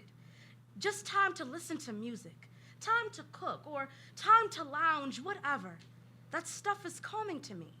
When my mental health is at a bad place and I'm really kind of vulnerable, trying to deal with stuff on your own, that's a real headache too. Everyone has a role to play in promoting Black maternal health. If there were some type of support groups for Black moms, that would be helpful. What about a mental health life coach? Is there such a thing? Someone that can guide me. You know what I'm saying? Maybe a talk line to call if you feel like you're stressed. Someone who could be there for anyone, anytime, anywhere. Everyone has a role to play in promoting Black maternal health. Everyone has a role to play in promoting Black maternal health. Everyone has a role to play in promoting Black maternal health.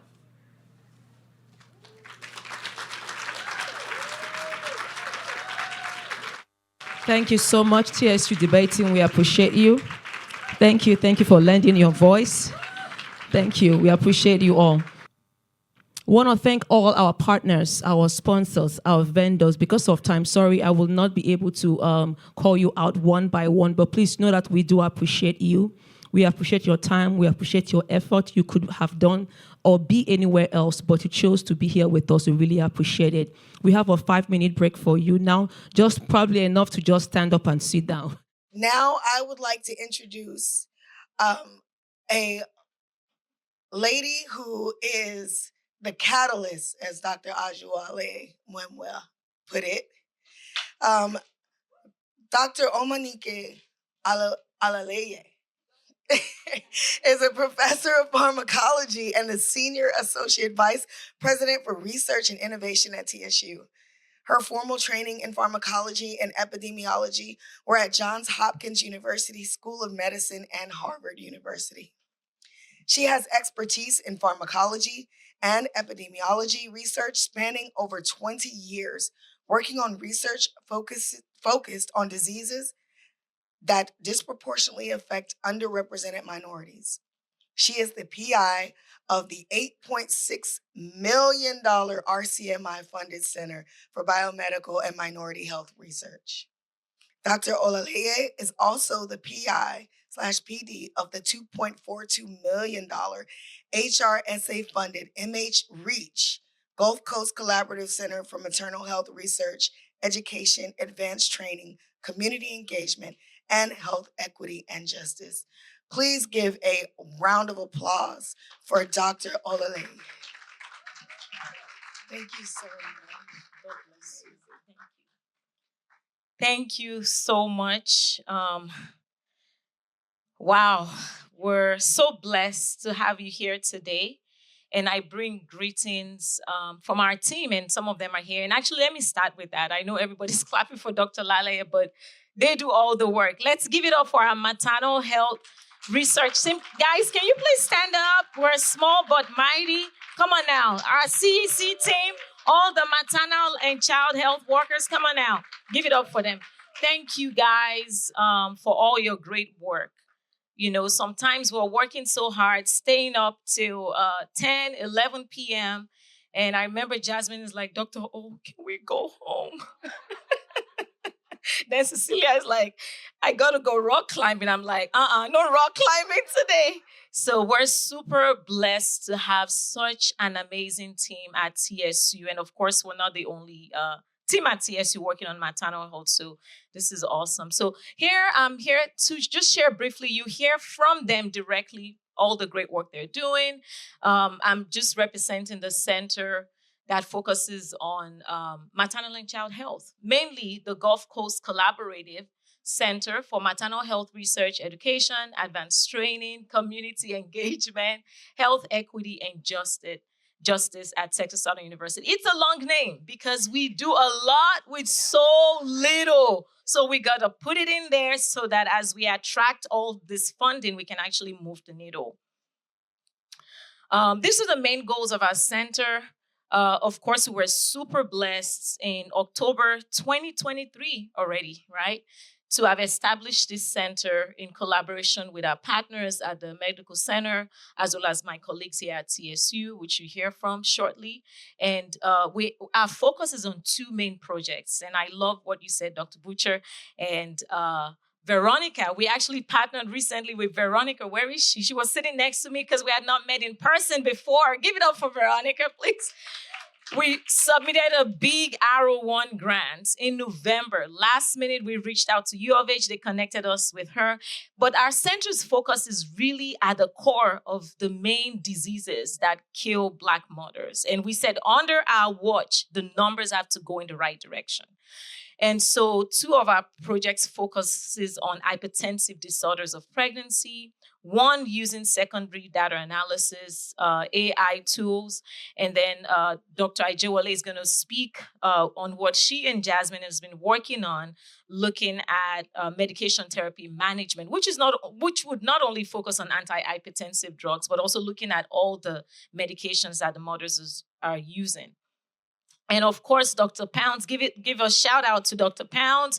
She'll be speaking about her pilot project. So we're inviting the community partners to apply to those small pilot projects. We're going to partner you with early stage investigators here at TSU to really deploy solutions to our community. Enough of the talking. Enough of the analysis by paralysis or paralysis by analysis. We need to actually deploy solutions. And I just always like to say, this is how we started, okay? This is how we started, and by God's grace, we got nationally recognized, and now the government is bringing us to the table as they make decisions. So we started out with a cohort of students in partnership with Baylor. We had a very small grant at that time from HRSA, and we had that program for 5 years. To date, we've trained almost 125 students in this program. Yeah, give it up for TSU, because guess what? Unlike other schools, we do not have a school of public health. Unlike other schools, we do not have an MCH program. So we do really make lemonade out of lemons.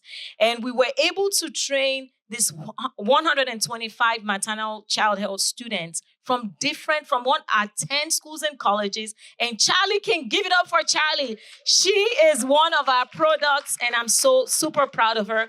Lariana, she's one of the leaders at Harris County Public Health. She was from our program. Several of our students leading health departments across the nation, not just, so we're super blessed to have been able to do that. Above all, I think one of the greatest things for the students was they were able to publish over 20 publications as first authors, undergraduate students at TSU. Give it up for them. And I would remind them, so it was an extra curricular class. It wasn't part of their curriculum. So they would literally be in those rooms till 10 p.m., 11 p.m., students from different areas, music, social work, pharmacy. And I would remind them, guys, you are learning what I learned at Harvard on a master's level. You're learning it on undergraduate level between the collaboration with Baylor and TSU. So those students actually published the work interrogating over 60 million pregnant women in this country. And so we were able to do that. And in addition to that, worked with our partners across the country to show this model so that this could be a framework for other schools that actually have more resources and partner with us so that we can have our own School of Public Health.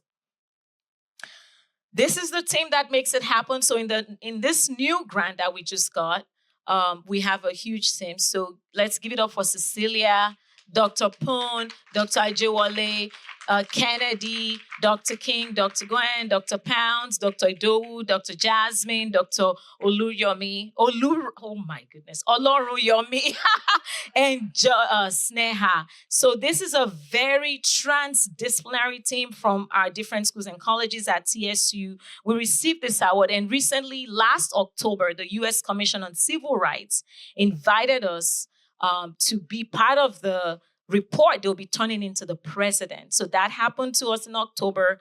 We were one of the 4 schools in Texas that was picked because this is a crisis and they know the people that are actually doing the work, and they put together that report for the president to make decisions on how can we really move the needle nationally. Our work was also featured globally. We got a call from London from APHA TV. So you can go, we have, it's on YouTube, to discuss all this great work that we're doing. Also, this team does not stop. Give it up for them. So not only do they, do we work on maternal health, but we're now really blowing up the skills at TSU and looking at, public health, data science, AI, bioinformatics, and these are staff members. These are not faculty, they're staff members that actually went after this grant to get this $0.4 million supplement from the NIH. Give it up for them. And they're teaching not just students, they're also teaching faculty and staff, because we know that it takes all of us to really be on top of public health in this country. So this is a structure of our program. I'm running out of time just to show you that we have a structure. Everybody knows what their job is. And of course, we can't do it alone. So we're working with different groups. More importantly, we have a community advisory board. Dr. Pounds will say more about that. And we have this great, amazing Voices of the Pregnant and Parenting Work Group that has been such a blessing to our program. So not only do we listen to the community, we have people with lived experiences at the table, doulas, all kinds of people like Dr. Plenty mentioned, for us to bring our minds together. Because guess what? I always like to say this, everybody's doing great work. Everybody's trying to move the needle, but clearly something is not working. We need to come together to make it happen. At TSU, we realize the opportunity we have to really be the one to push out the pipeline. Like Dr. Plenty mentioned, HBCUs make great health professionals all over the country. And so our goal is to really make this, increase the pipeline, increase the workforce for this maternal and child health program. So this is our framework. It's on our website. I won't spend too much time on the data. We've heard so much about it. Harris County, you all know that Texas has the highest number of mortality in the nation. Okay, yes, Texas is big, but we don't want to be big for things like that, right? And so, but it's going to take all of us to do that. Dr. Ajewale will speak more about her medication therapy management. She did such a great work. Give it up for her, Dr. Ajewale. I can never forget her first day in my lab. And I'm so blessed that I kicked her out of my lab and said, Doctor, it's time to get out there from pharmacy school. And then she got into MD Anderson Cancer Center to do research, and she just kept growing. And I always reminded her, don't take my job, but girl, come take my job now. I'm so proud of what God has done in her life. And training and bringing on Jasmine, our TSU alumni. Where's Jasmine? She's very shy. Stand up, Jasmine. Jasmine is our one of our postdoctoral fellows, and she hit the ground running. We submitted together a big Arrow 1 grant, and Jasmine was a lot of the brain behind that grant. So we're so proud of you, Grace, Cecilia, Dr. Idowu, all our team from TSU and U of H as well. Dr. Dowo will speak about his research work. He's a genius. I can never understand what he's talking about. So much. I'm serious. I had to go to UT Health and get their chair of bioinformatics. Come help me. Let's mentor this dude together. He's too smart for me. But he's had like 4 or 5 grants just hitting the ground at TSU. Got recently promoted to research assistant professor. Dr. Dowu, we're proud of what you're doing. The DOE is coming after us. Department of Energy. EPA just set up in our lab. We're so blessed because we have this hardworking, talented people at TSU. Now, like I mentioned earlier, to make this happen, we have to bring all the key stakeholders to the table, like what we're doing today. So we were blessed to have our friends from UTMB, Dr. Kathy Vincent. Give it up for Kathy, because anytime I call her, I'm like, girl, we need some help. And just everyone, all the different agencies, Harris County Public Health, Houston Health Department, all the different agencies, academic institutions that have come together to really help shape. Because I did tell the team this time, and as much as I like to hit the ground running, this time I'm like, something is not working. So we cannot just hit the ground running. Let us see what are the best practices. What can we do together? What is sustainable? What is scalable? Anything I do has to be sustainable, scalable, and what is the other one? Has to be structured, right?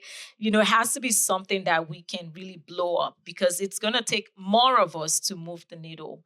And so I think that's it. If you're interested in joining our center in any capacity as a partner, as a staff, as a postdoc, as a sponsor, oh, look at Dr. Ajewale. As a sponsor, please go ahead and use that QR code to learn more about the great work that is happening at TSU. Thank you so much. I honestly have been so blessed to be at TSU. This is my 17th academic year, and I would say TSU is a gold mine. And we have to, what changes the world is going to start here. And we really have to prevent Black mothers from dying. And it's in your hand and my hand. And coming together will make this happen by God's grace. Thank you so much, Dr. Ajole, for hosting this conference. Thank you all for coming. Truly appreciate you. Oh, the video. There's a video.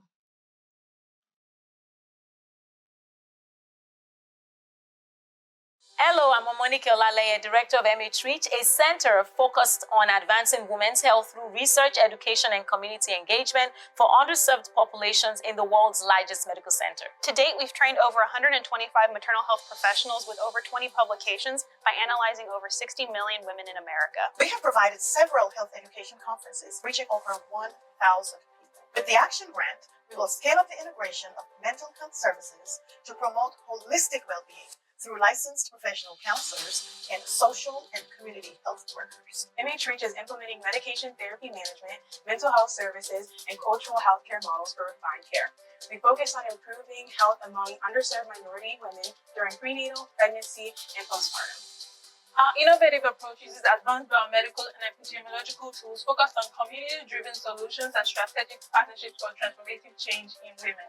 Using advanced AI tools and development of women health toolkits will lead maternal health research, reduce disparity, and ensure quality healthcare in the region. We empower women, healthcare professionals, and families through community and global health education and advocacy. Through culturally responsive training, we are increasing the maternal health pipeline and workforce and creating sustainable models for global impact. Together, we create systemic, national, and global change. Transform maternal health, improve women's health, and advance health equity. And ensure that every mother not only survives, but thrives. Okay, so our next speaker will be Dr. Kehinde Idowu. He's a research assistant professor here at TSU with expertise in molecular biology, biocomputational science, and artificial intelligence research. Through the TSU Leadership, Education, and Advancement and Undergraduate Research Pathways program, Dr. Idowu was appointed as the faculty member specializing in artificial intelligence and machine learning. He has provided TSU students with hands-on research opportunities, teaching them concepts and applications in data, science, maternal and child health-related research, drug discovery, and more. Recently, Dr. Idowu established the Biomolecular Research and Advanced Computing Center. This center focuses on training in AI/ML and advanced computing and biomolecular research. Please welcome Dr. Kehinde Idowu. Thank you.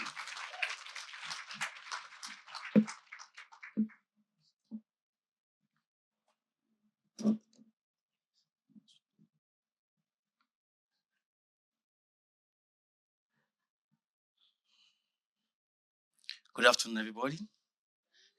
We are really glad to have you in TSU. So my name is Kenny Idowu.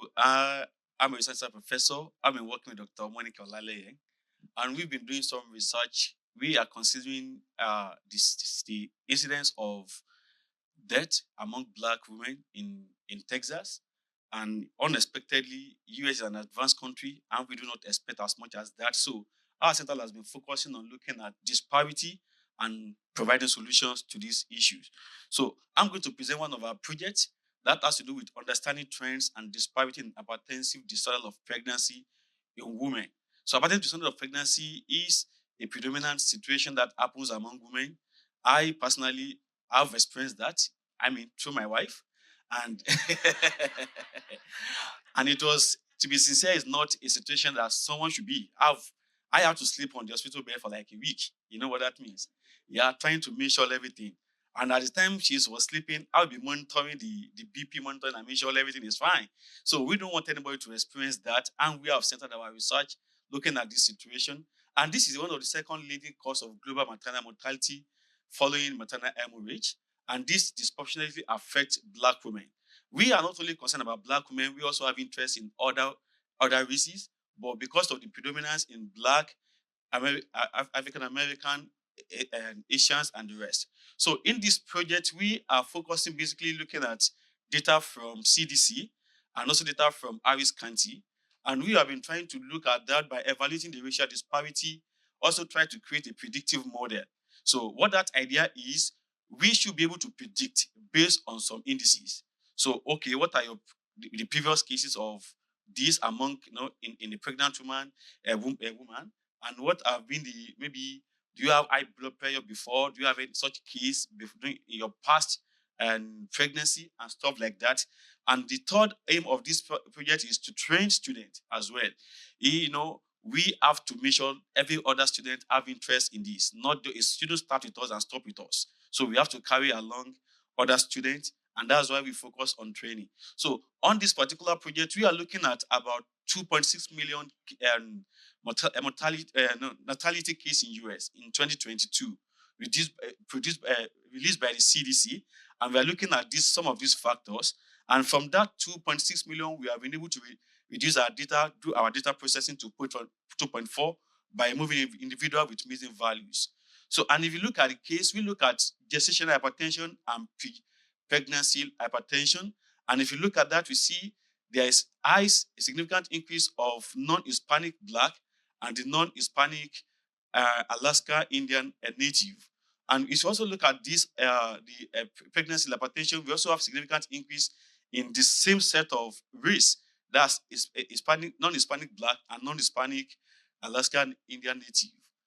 So another thing we also look at the diabetes case, and like in this case, we see the same significant increase compared to other races in this same population, non-Hispanic and Alaska and non-Hispanic Asian population. And we also look at that in pregnancy case. And these are factors that contribute to what we want to look at in this point. So what we try to do there is we are trying to look at the correlation between pregnancy hypertension, pregnancy diabetes, gestational hypertension, gestational diabetes, to some of maternal outcome. Oh, okay. Is there a correlation between these cases with placenta disruption? Is there a connection between these cases with ICU admission for mothers? Is there a connection between these cases with placenta with maternal transfusion?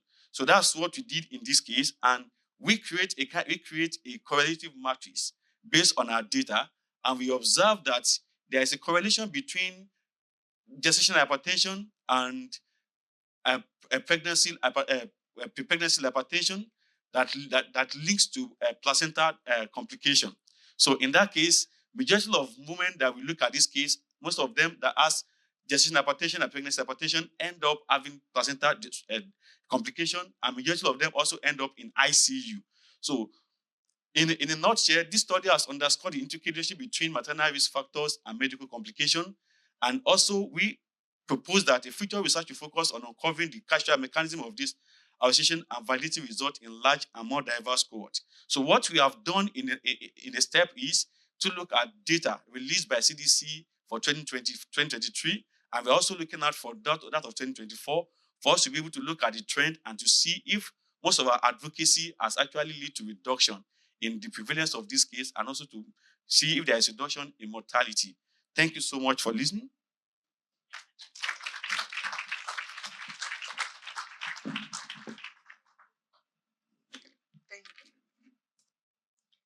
Thank you, Dr. Adol.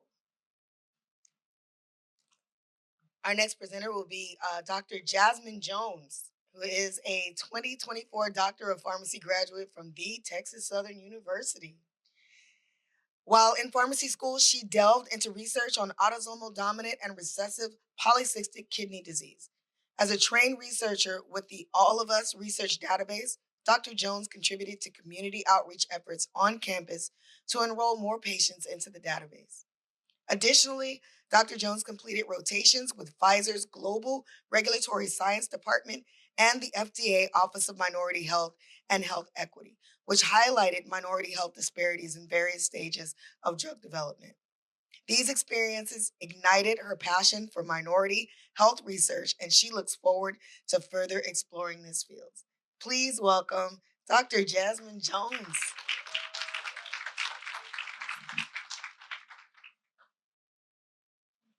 All right, good afternoon, everyone. I'm Jasmine Jones, a postdoctoral fellow and pharmacist in the MH REACH program under Dr. Poon and Dr. Ajawale, and I'll be discussing our project, Building an Innovative, Comprehensive, and Multi-Level Medication Therapy Management Model, or shortened for MHRX project. So the overall goal of this project is to create a medication therapy management program, or MTM for short, for Black pregnant mothers that not only addresses non-medical drivers of health, but also provides support, social support for mothers with these identified non-medical drivers of health, as well as providing remote blood pressure monitoring in hopes of identifying and reducing hypertensive disorders in pregnant Black mother in our community. In this presentation, I'll be talking more about our AIM-1 and the data we've gained from AIM-1, whereas AIM-2 will be more of the medication therapy management model. So in AIM-1, we focus on identifying and providing solutions to non-medical drivers of health. And by this, we've developed a work group of community members who are health advocates or providers in the maternal health space to identify these non-medical drivers of health that we feel are impacting our Black mothers. Our work group is entitled the Voices of Pregnant and Parenting Work Group. As you can see, we have a wide variety of providers, community health workers, and social workers. Some of them are here today, so that really shows their dedication to maternal health and improving outcomes for Black mothers. I'll be going over some summaries of our work group sessions. So the first one was just an introduction, just to introduce the project as well as go over guidelines for the work group. The second group, we identified social determinants of health, non-medical drivers of health that we felt were either positively or negatively impacting Black mothers, including topics of racial bias in medical education, and things that are working like patient-provider trust and a good patient education. Session 3, we went over specific encounters with non-medical drivers of health that they feel may be impacting maternal outcomes, like food insecurity, housing instability, and access to OB care, where we discuss programs that may help, like WIC, more community involvement, and the use of doulas or midwives in between traditional OB care. In session 4, we did more of a resource sharing. So just going over what we currently have in our community that our Black mothers can get access to right now. So our most recent sessions, which is session 5, now that we've identified these non-medical drivers of health, what can we do to implement some of these solutions that we have also identified? So creating like patient materials that covers a wide range of languages and also provides graphic like pictures so that we can make sure the patient is getting the information that they need and it reaches all literacy levels in all language. As well as providers tailoring their message based on the audience that they're seeing. In session 5, since we are hoping to develop a more pharmacy-based project, we wanted to ask like the reception of medicine being prescribed in pregnancy, where we discussed it was a big topic on medical mistrust, and that if you don't necessarily trust your provider, how willing are you going to be to take the medication? As well as some people on the call explained that we may need medication, but we're not giving them based on the perception of maybe race or social economic status. And then the last session, we had a mother on the call who gave just our personal experience struggling with hypertension in pregnancy, and how she felt that what was listed on her medication, on her medical profile, affected her level of care, and how she feels like that's why she struggled with hypertension and she had a more traumatic birth. So just next steps for this project. So for AIM 1, which is the Voice of the Pregnant, continuing our monthly meetings until May 2025. We'd like to keep collecting data on non-medical drivers of health and their solutions, as well as integrating this information into our AIM 2 of our project. And we would love to disseminate more in community engagement sessions like this one, as well as publications.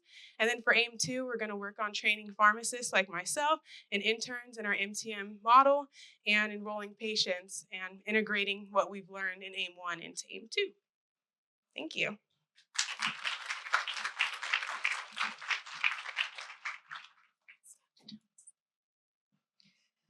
Next, we've already did our introduction for Dr. Poon, but she is going to come up here and give us some great and valuable information. Please welcome back Dr. Poon.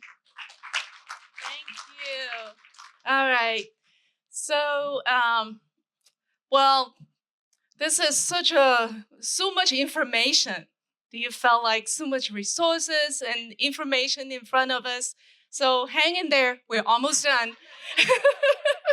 I'm going to make it very brief. You can think of me as I don't know. I'm going to start calling myself the training queen. Okay.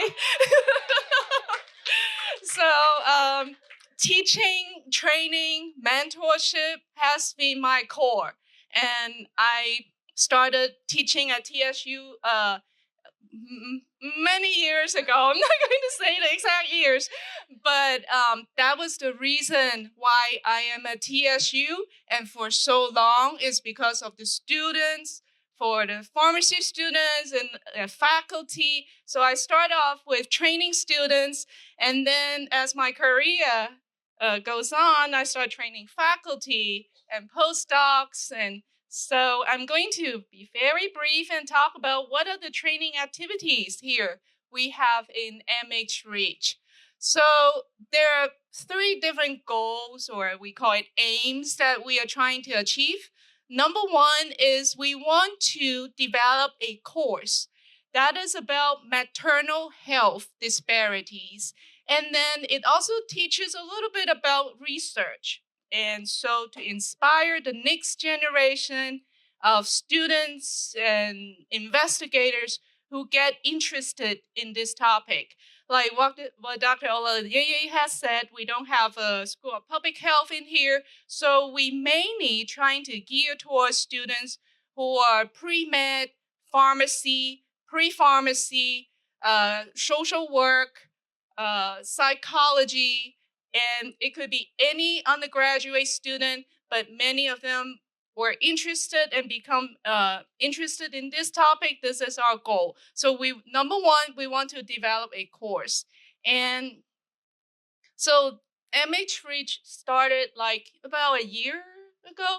Yeah, so last year we have developed a variety or implement a variety of curriculum. One is we have developed a online asynchronous curriculum that has 8 lessons, and that was being tested in some high school students and pharmacy students and some health sciences students. And we did pre and post tests to see how they felt. Is it too difficult? Is it too hard? And then we kind of like try to track through them and see if it inspired them to move on in this direction in research and in their studies. So We also offer a undergraduate program training that I will go through in the next slide. So goal two is to offer training in research and mentorship. And I'll go through some examples of research projects that our students are having. So aim 3 is to evaluate the impact. We want to track them and then evaluate and see how is our training curriculum. Does it tailor to what they need to know, or does it inspire them in their career growth?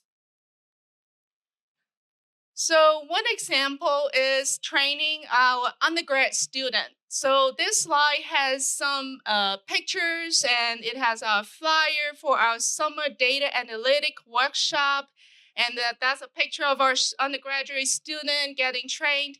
And for this particular program, we implemented from June 2024 to March of 2025. So it's like over a period of months that they come in and trained by Cecilia, and also Dr. Whitman, Scott Whitman, and to teach them about data analytic. And so at the same time, so this is a copy of the flyer for that particular training program. So the next slide should have the high school. Yes, at the same time, we have this high school maternal health summer research program. And we have successfully trained 10 high school students, and we recruit them from the Houston area high school. And all of them went through the asynchronized online training. We also at the same time trained four undergraduate students and pharmacy students. They all complete the modules, and then so they have to complete the online module first at home, and then they come in for the research part of it, that we provide mentorship, and we assign them into individual projects, and they went through about a month of time and work on the projects, and they all present at the symposium that we had in August.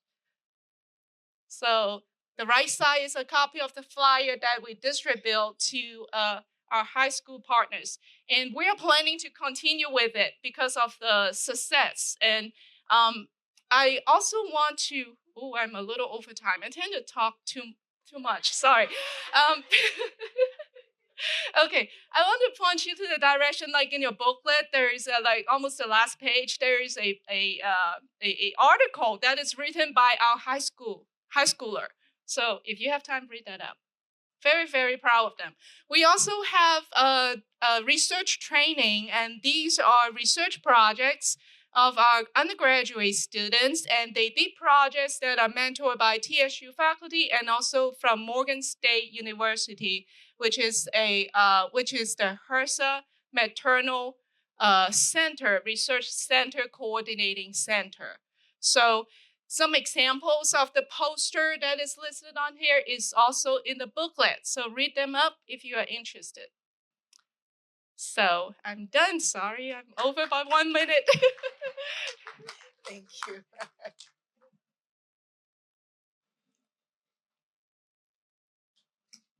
Okay, the next person I'm bringing up is Dr. Pounds, one of the sweetest women here at Texas Southern University. She always has a warm smile and a hug for you if you need it.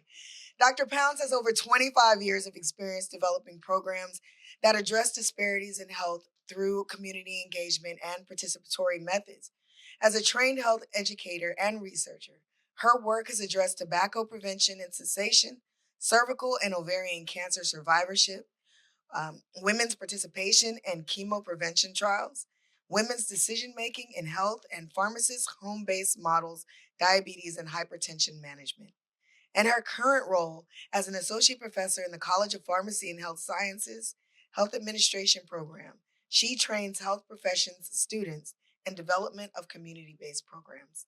Dr. Pounds also serves as co-director of the MH Reach Community Engagement Corps. Please give a round of applause for Dr. Pounds.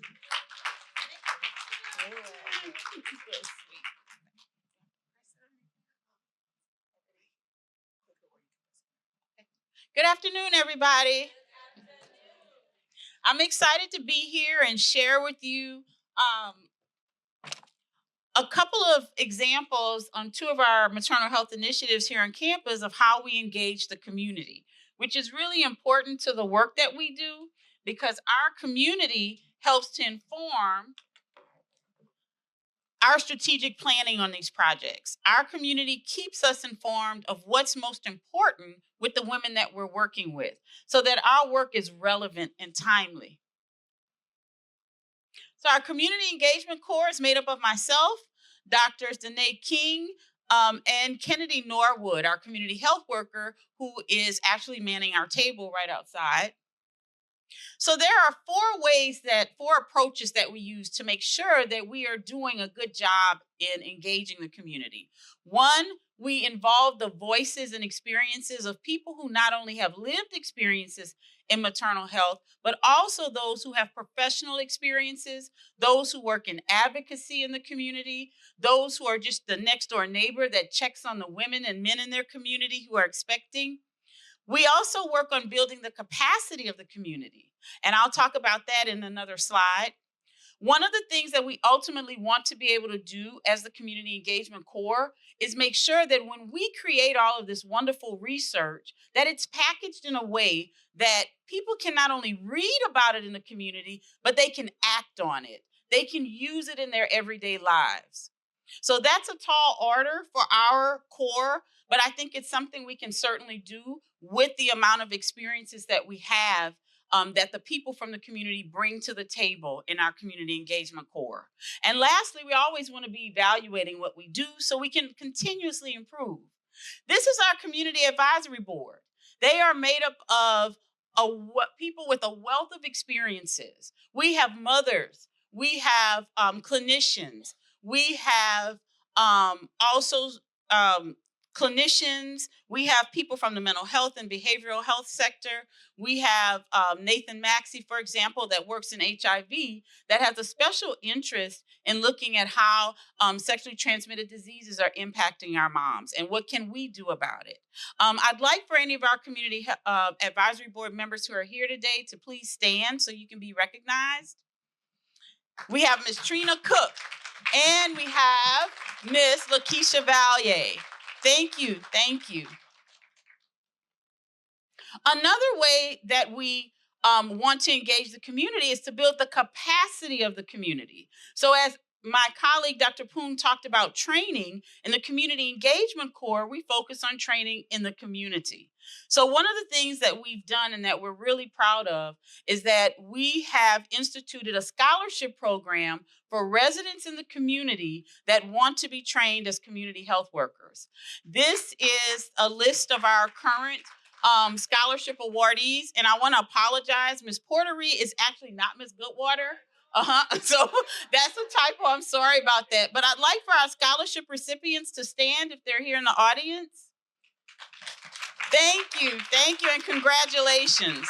They will actually start their classes. We are working with the Area Health Education Centers that is located in 5th Ward, and they will start a virtual program with Area Health Education Centers starting in February.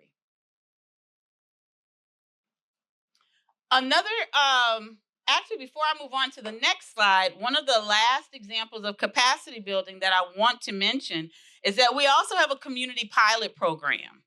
And in that community pilot program, what we're going to do is provide 8 community organizations with $10,000 grants to further the work that they do. And this year, we are really excited that we have 2 programs that have been awarded. One is the Zeta Phi Beta Omicron Gamma chapter, the Northeast Coalition for Advancement and Transformation. And they will focus on putting on educational and resource sessions for communities, specifically in Acres Home and Sunnyside, and some of those zip codes that are greatly burdened by negative maternal health outcomes. Secondly, we have the Northeast Coalition for Advancement and Transformation. They will focus on addressing environmental factors that contribute to maternal health outcomes, particularly in the Senegas communities. So we're really excited about being able to support the work of our community organizations because they are certainly the boots on the ground. Some of the things we do here on campus, because yes, we work with the community outside of the campus, but we also have many mothers and fathers here on campus. So one of the things that we're doing is working with the Texas Southern Facilities Department to look at how we can support the rollout of the lactation rooms. This is an example of the lactation room that was actually created by Dr. O and Miss Charlie King when she was a student. And this was our first lactation room on campus. And just a quick shout out to those other programs on campus that support our efforts and work with us. The SHAPE initiative focuses on substance use and mental health and HIV and AIDS. You're going to hear from Dr. Henderson and his colleague as they talk about the Center for Justice Research. We also have up and coming surveys that will be rolled out by faculty on our campus to further explore maternal health experiences. And we have the TSU mental health and wellness services that are free and available to not only students, but even the staff if they need here on campus. Save the date. April 11th through 17th is recognized nationally as Black Maternal Health Week. Last year, we had a lunch and learn that was well attended, as well as a resource fair. This year, we are doing what we think will be a bit more impactful so that students and staff here on campus who are pregnant or who have delivered within the last 2 years will be able to participate in a community baby shower here on campus. We're happy to say we will be partnering with Harris County to implement this program. If you want to learn more and keep up with the activities that we're doing, we have the QR code here, but please stop at our table when you can and sign up. Okay. Thank you. Where's the next one? So guess what? I get to do another one. Okay, all right. You thought you were done with me. So our Maternal and Infant Environmental Health Riskscape Research Center is also called MIEHR, M-I-E-H-R. And this is a partnership between Texas Southern and Baylor College of Medicine. And what we do is we focus on Black mothers in the U.S. and we look at different factors that impact their experiences. So this is just a scheme and a quick image of those specific factors that we look at as a center. We look at the built environment. How many people know what the built environment is? The built environment, when I usually explain it, is things that appeal to our senses. It's the air that we breathe. It's the food, the water. It is the smells that we encounter when we sometimes go into certain neighborhoods. It's also the things that we can feel or that provide shelter to us. Like some people live in homes that aren't structurally sound, so they're more at risk of having issues when we have hurricanes, when we have these winter storms, when we have extreme heat episodes. And so as the climate changes, our physical environment is impacted. And also we know that here in Houston, there are concrete batches that are also causing certain risk factors for residents of those communities. That's part of our physical environment and the built environment as well. Our social environment has to do with the networks of people in our environment. It has to do with the policies that create these unjust discriminatory practices and systems, for example. The social environment is all about how connected do you feel to your community. And so these are the things that the projects of MIEHR work to understand. So these are examples of two of the projects that were produced through the center. The one on the left was a project where over 1,000 women in Houston participated and agreed to give urine samples. And the faculty member, our researcher, was able to test that urine to see, one, where do these women live? And two, what environmental contaminants are they being exposed to? The flyer on the right is a focus group that was done by our very own Dr. Danae King, Takara Taylor, and another one of our, at that time, graduate students, Myasia Taylor. They did a series of focus groups, and they wanted to explore what were the experiences of the mothers. Their research did reveal that discriminatory practices and biases in the system, just as Dr. Jones mentioned earlier, were also things that they had experienced. We couldn't do the work that we do in MIRA again without our community advisory board. We have advocates who have been working in environmental health and maternal health for 50 years or more. And we are really blessed and we feel really honored to have the opportunity to work with these individuals. If you want to learn more about MIR, please sign up. We send out updates about what we're doing. We send out information about activities that we'll be doing in the community. I want to do a shameless plug. We do have what we call an emergency preparedness bingo that we are happy to come out and do with groups of parents because it focuses on how to help mothers prepare for natural disasters. So if you're interested in having us come out, please stop at our MH Reach table to talk to our community health worker or go to this QR code. Thank you.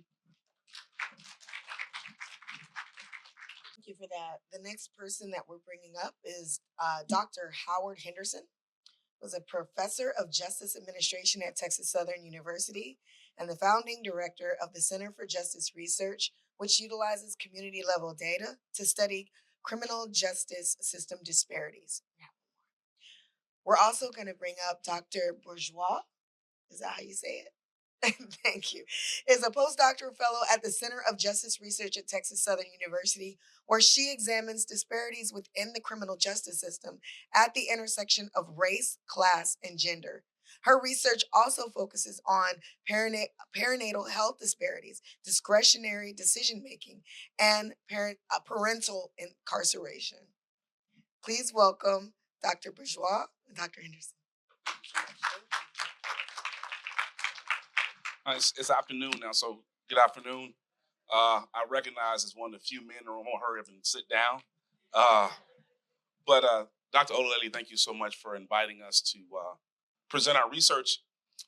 As she so eloquently stated, I'm Howard Henderson, professor, School of Public Affairs, but I also run the Center for Justice Research on campus, where we focus on criminology and understanding justice in our system. Jennifer, who is our postdoc, essentially a doctoral student who did a great job. You don't want to let her go. And so we're going to present very quickly our research on maternal health and criminal justice involvement. As we were engaged in conversations with faculty and scholars around the country, one of the things we realized was that you need a postdoc to go through your PowerPoint. All right. So essentially, we wanted to understand how the justice system impacted women in these spaces.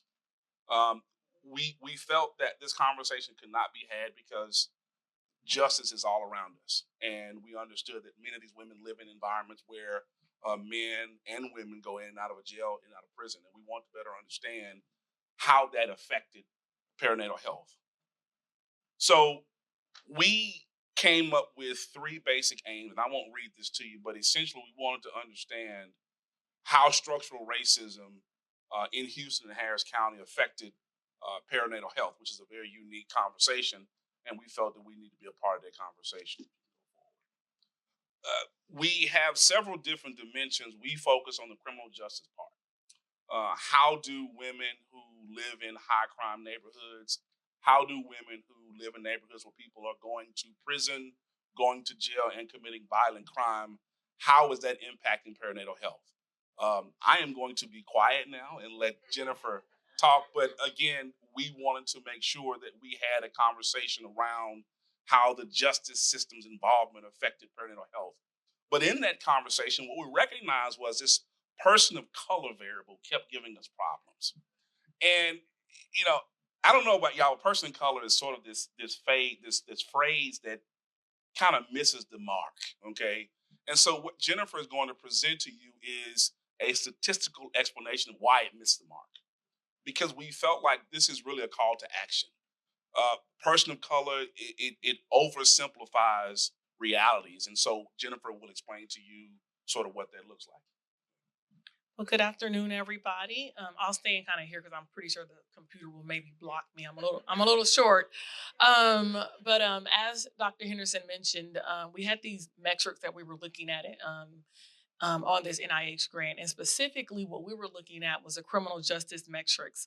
And my three metrics that I was looking at was incarceration, whether or not it was jail or prison incarceration, as well as violent crime arrest. So we had a couple of different data sets that we were looking at. We had data from Houston Police Department, as well as we had data from the Harris County Clerk office. And specifically, the variables that we originally were looking at were the two race variables, which were white, and then this broad aggregate level variable, person of color.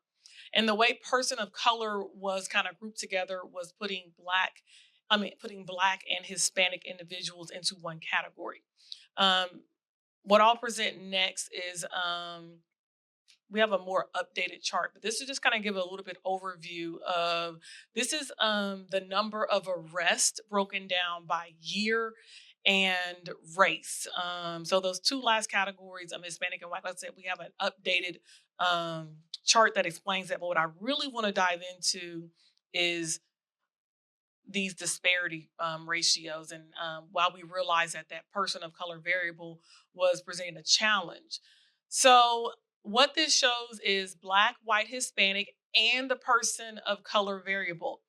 And that very top line there is Black arrest in Harris County from Houston Police Department. Or actually, this is from Harris County Clerk's office. And what that shows is disparity ratios showing that Black filing incidents or Black arrest or Black individuals that were charged with a violent crime. As you can see, it ranges from 2.94 to 2.64 over this span of 8 years. They were more likely to have a violent crime charge. Then if you look at the line right underneath that, there is the person of color variable, and it shows that it was 1.27 all the way down to right at 1% more likely to receive a violent crime disparity ratio.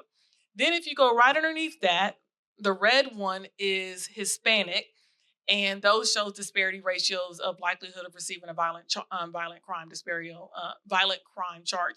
So what that means is when you solely look at the person of color disparity ratio, what it does is by grouping those two together, it underestimates the racial disparity for Black individuals, and then it overestimates for Hispanic. So that's why we parsed it out and separated it. And that was clear for each of the criminal justice metrics that we were looking at, whether or not it was violent crime, jail, or prison incarceration. When you group Black and Hispanics together in your analysis, methodologically, what it does is it kind of masks some of the disparity. So that's why it's very important, and specifically in maternal health research and just criminal justice research overall, is to separate those variables and not preferably use the person of color variable so that you can clearly see what's going on race specific. Some of the other things that we discussed as well, and this was just, future steps and all that different things, was even within groups. So this is among races, so Black, white, Hispanic, but also within groups is very important to dive into that. So looking within each variable of Black, white, Hispanic as well. So there's lots of next steps that's going to happen with this particular study.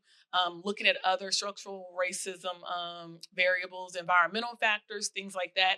So this was just kind of the initial preliminary stage that we realized looking at that person of color aggregate grouping variable is very, very key to separate that variable out. And I'll hand it back over to Dr. Henderson to kind of close out. Yeah, there's nothing else I have to say other than, at the end of the day, I think it's important to disaggregate race. And anytime you see that aggregated, you have to ask the question of who is really being affected and how. And so if you start out with biased data from the beginning, then you end up with biased data in your results. And so as you clearly see here, I think for us, this is sort of like one of the most important visuals because you clearly see at the very top, that's the reality of Black prison incarceration in Harris County. And the very bottom, you see the Hispanic group. And if we were going person of color, you'd see it be the blue line. And so you'd miss them. You'd overestimate the reality of justice in this community around Hispanics, and you underestimate it for Blacks if you did that. And so this is more so a cautionary tale to be very careful when you see the person of color measure. It doesn't mean we can't work together, but it also means we need to understand the realities and the subtle nuances within each cultural group. Thank you so much. Wow, that was eye-opening for me. Definitely. We are going to bring back Dr. Olaleye to give us some more great information. Yeah, I think my closing remarks is let's get to work. Thank you all so much for your contributions. Thank you for coming. I've told Dr. Ajewale that the next conference, we hope to actually go into the community and be in the middle of the community to have this conference so they don't have to travel, and now TSU has a mobile van. We can take it all across Texas, but just I don't want to take your time, be in between you and your lunch, but thank you all so much. Thank you to TSU's leadership. Give it up for my boss, BP Penn Marshall and President Crawford for giving us, they've created an environment for us to be able to excel.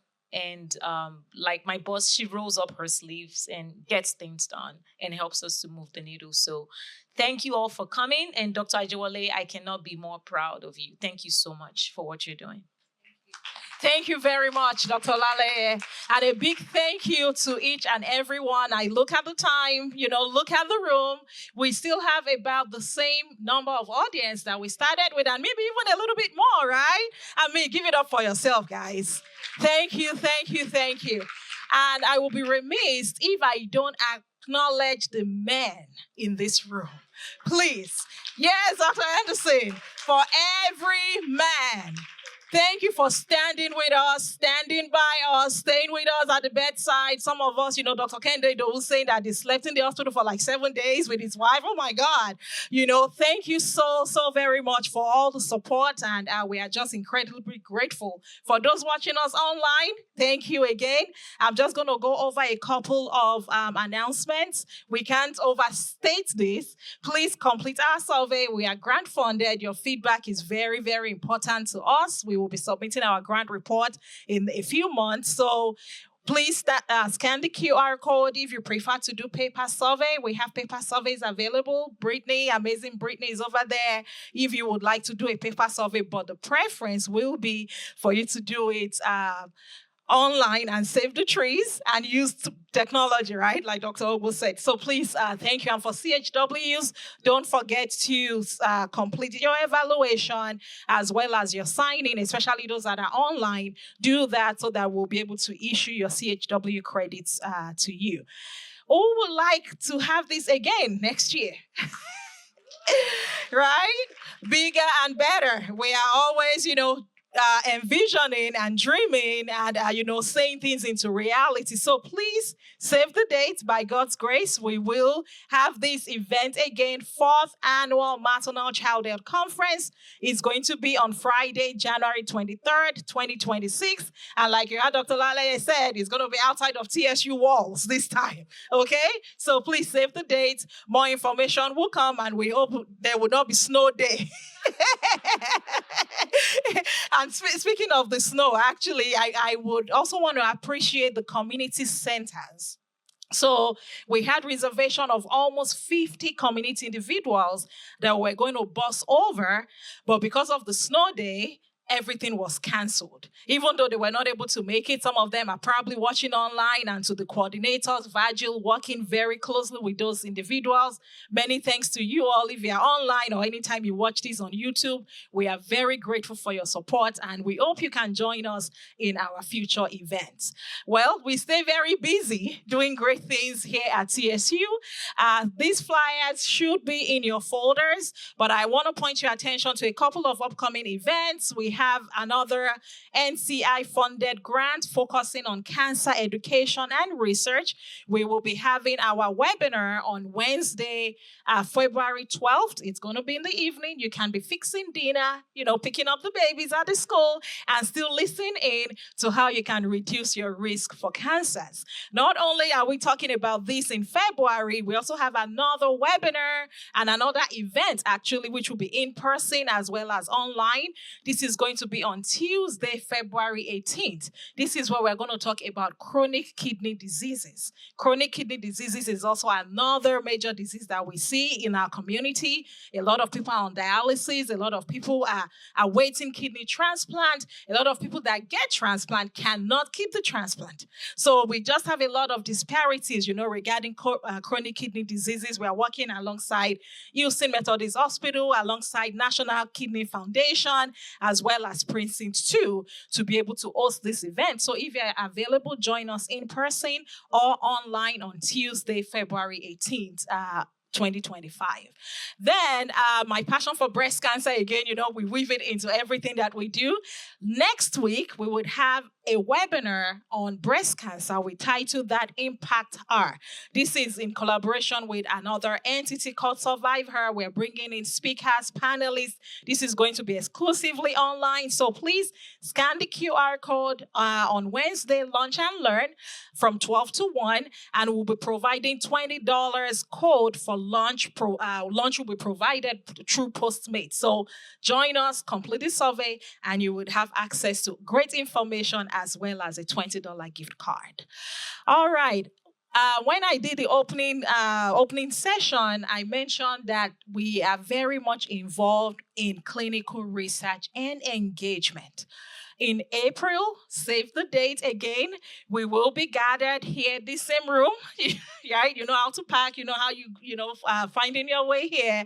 So I hope to see you all and many more faces where we will be talking exclusively about clinical research and engagement. We have an amazing panelist of people that have participated in clinical research before. They will tell us about their experiences. We have people that are developing and designing clinical trials.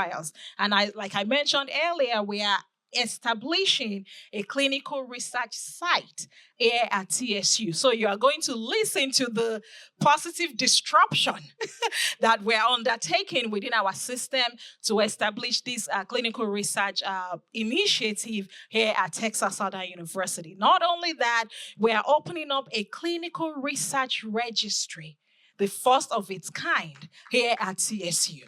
So we are, all hands on deck pushing towards that. That registry will be opened come April, and you would have an opportunity to sign up and be part of the change regarding clinical research participation in the community.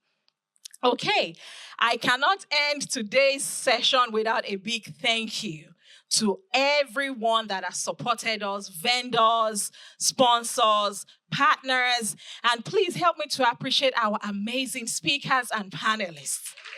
Oh, wow. Wealth of knowledge, wealth of information. And I know we did share a lot of information, but the good thing is we will use technology to our advantage, okay? We will use it to our advantage. All of this is on YouTube.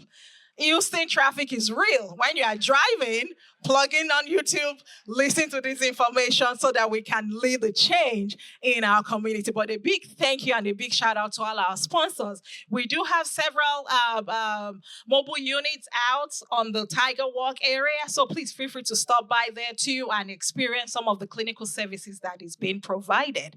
Additionally, a big thank you to all our program staff. Please help me to appreciate and acknowledge them again, Dr. Ogbo, Jasmine, Virgil, Mark, wherever you guys are. I appreciate you.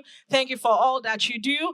And to all the diverse departments here in TSU, from the Office of the President to the Provost Office, DRI, marketing, all the different places that we collaborate with to make this successful. our interns and volunteers. Do you think we can do this alone? We cannot. So big thank you to all of them. And I'm very grateful. They're all out there, serving and ensuring that today's event is going smoothly. And to the media team, Constellation X, thank you for keeping us online, doing great work. We are just very grateful to you and to the service that you provide. Another reminder about the survey. Sorry, I said over and over again because it is really important. And now I want to point your attention. This is actually at the back of your booklet. So this is where we have all the vendors, some of them here in the hallway, some of them in the Tiger Walk. Please feel free to stop by and engage with them and receive all these clinical services at no cost. I want to say a big thank you. Right now, we will transition out into lunch, and at 1:15, maybe 1:20? 1:25, okay, 1:25. We will begin our health provider panel discussion. So I want to see the same amazing faces that were in this room, if you're able to stay for the second session right after lunch. So please feel free, enjoy lunch, and we will see you soon. Thank you. Hello, I'm Monica Olaleye, Director of MH Reach, a center focused on advancing women's health through research, education, and community engagement for underserved populations in the world's largest medical center. To date, we've trained over 125 maternal health professionals with over 20 publications by analyzing over 60 million women in America. We have provided several health education conferences reaching over 1,000 people. With the Action Grant, we will scale up the integration of mental health services to promote holistic well-being through licensed professional counselors and social and community health workers. MH Reach is implementing medication therapy management, mental health services, and cultural healthcare models for refined care. We focus on improving health among underserved minority women during prenatal, pregnancy, and postpartum. Our innovative approach uses advanced biomedical and epidemiological tools focused on community-driven solutions and strategic partnerships for transformative change in women. Using advanced AI tools and development of women health toolkit will lead maternal health research, reduce disparity, and ensure quality healthcare in the region. We empower women, healthcare professionals, and families through community and global health education and advocacy. Through culturally responsive training, we are increasing the maternal health pipeline and workforce and creating sustainable models for global impact. Together we create systemic, national, and global change. Transform maternal health, improve women's health, and advance health equity. and ensure that every mother not only survives but thrives. Welcome to today's Maternal and Child Health Provider Session. Today, we're here to have an open dialogue amongst healthcare providers to identify challenges, share best practices, and collaboratively brainstorm solutions to improve maternal health outcomes, especially for our marginalized communities. Please allow me to introduce today's roundtable participants. Today, we have William Lyons from Legacy Community Health, Donistel Foribu from Harris County Public Health, Pamela Behrens from Harris Health, LBJ, Renee Eddings from Harris Health System, Monique Mason Rhodes from Harris Health System, Jocelyn Tinsley Greenlee from Harris Health System, Tamika Cross from Opulence Health and Wellness, Kathleen L. Vincent from UTMB, and Lakeisha Booker from Baylor Teen Health Clinic. Okay, so before we go into our discussion, I'd like to introduce Dr. Jasmine Jones. Good afternoon, everyone. I'm Dr. Jasmine Jones. I'm a postdoctoral fellow and a pharmacist here in the MH Reach program. Most of the panel should know me, so I sent those annoying weekly emails every week, every on the dot. I send a ton of them. Everyone I CC'd knows I sent those annoying emails, but I'm very glad to see everyone here, to see you in person. I've seen your bios and headshots like every single day for like the past 3 months. So it's very exciting to see everyone in person. And we're very thankful that you are here to support TSU's efforts to reducing maternal mortality, specifically in Black women. So before we get into the panel discussion, we wanted to just explain to you why we want to create a toolkit and cultural competency for providers, for you guys. We want to distribute something that will just provide value and for our Black mothers, for mothers of color, that you guys can use in your practice. The MH Reach program wants to reduce maternal mortality in Texas. That's our biggest goal. So in doing that, we wanted to look into states that have lower maternal mortality rates to see what they're doing and what they're successful in and how we can implement them here in the MH Reach program and eventually throughout Texas. So in doing that, we noticed that California had a lower maternal mortality rate. And Dr. O assigned me to research this because I'm originally born and raised in California. So this is very near and dear to my heart. Like my grandmother gave birth in California, my mom gave birth in California. So this, as we've seen with data with Black women, no matter, this is very important to Black women in my family. So that's why we looked into California. So in this presentation, we're going to highlight the overarching theme of the maternal and child health in California. This is going to be the Maternal, Child, and Adolescents Health Division, which is under the California Department of Public Health, and they oversee and regulate maternal and child and adolescent health programs within California. So they are like the big department, and then each county level will have their own maternal, child, and adolescents health. So within the Maternal, Child, and Adolescents Health Division, they have several programs to help for child and maternal health. But I've highlighted 4 that we felt were the most relevant to our research and that have a common theme and what kind of led us to wanting to develop a toolkit. So these 4 programs are the Black Infant Health Program, Comprehensive Perinatal Service Program, Perinatal Equity Initiative, and California Maternal Quality Care Collaborative. As I go through these programs, I want you to kind of recognize the common theme that these programs have. So that's kind of one of our driving factors into why we wanted to create these toolkits. So the first one is the Black Infant Health Initiative, which in California was birthed after they noticed that their maternal mortality rate was going down. But as they were noticing that, they saw that there was an increase in Black infant mortality. They noticed that their Black infants were 2 to 4 times more likely to die than their white counterparts. So they said, what can we do to make sure that our Black infants aren't dying? So they created a program called the Black Infant Health, which is a program within most of their counties' health department in their maternal, child, and adolescents programs. And it provides individual and group support to pregnant and postpartum Black women and birthing people, with aims to recognize the role anti-racism, social and economic stress, and neighborhood conditions play in poor birth outcomes for Black patients.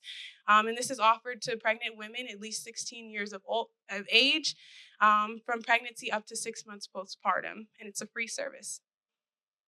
The next one is the Perinatal Equity Initiative, which was designed to address racial disparities in infant mortality by providing support and resources to Black families. This is a program under the Black Infant Initiative, and it wants to reduce maternal and improve mortality and improve outcomes for Black infants. And this one, it's really targeting Black families and providing resources that parents in Black families and Black infants need to thrive.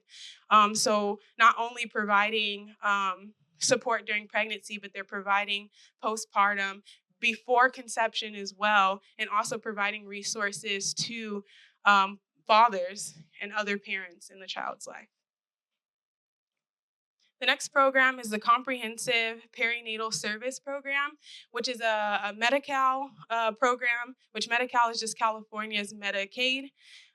So it's offered to Medi-Cal patients to provide a wide range of culturally competent services to pregnant individuals, like OB care, psychosocial care, health education, and it just requires them to be a Medicare patient, a Medi-Cal patient. And the next one is the Maternal Quality Care Collaborative. This was one of the driving forces on why we wanted to develop a toolkit for, as we'll go into, we'll see how they are really impacting maternal mortality. So they were funded in 2006 with the mission of ending preventable morbidity, mortality, and racial disparities in maternal care. And they do this by, they have a data center, which they have over 200 hospitals that collaborate in that data center. And basically the data center, they provide, they link OB care throughout the pregnant woman's care, like progression through care, with a birth certificate so they can track it all the way from beginning to end. And that's what they have in the data center. And then they have quality improvement initiatives as well as research to improve outcomes for mothers and infants. And since the start of this initiative, California has seen a maternal mortality decline of 65% between 2006 and 2016. So as you can see, it's a very efficacious program. So a little more into their quality improvement initiatives, and this specifically is what drew us to this program, is that they develop evidence-based quality improvement toolkits in leading causes of preventable deaths and complications in mothers. And then they engage hospital systems with these toolkits to implement them with their providers, in addition to their data center as well. So using the data center and then creating these toolkits as well as like having them in the hospitals for providers to use. And just a little more into their toolkits. They aim to improve healthcare response to leading causes of preventable death among pregnant women and pregnant and postpartum women, and reduce the harm of infants and women for overuse of OB procedures. So all toolkits they provide, it's like a collection of articles and best practice guidelines that these providers in these hospitals can use on preventable causes of maternal mortality or morbidity. And they create these toolkits by engaging with experts in the maternal health space around California. So that's what we wanted to do here, is to get people who work in this space who can tell us what our patients need, so then we can create a toolkit to put in our hospitals for their use. So what is working in California? We noticed that providing cultural competent resources to Black families is what is working in California, as well as partnering with specialists in the maternal space in California to produce evidence-based toolkits for providers to prevent preventable maternal deaths.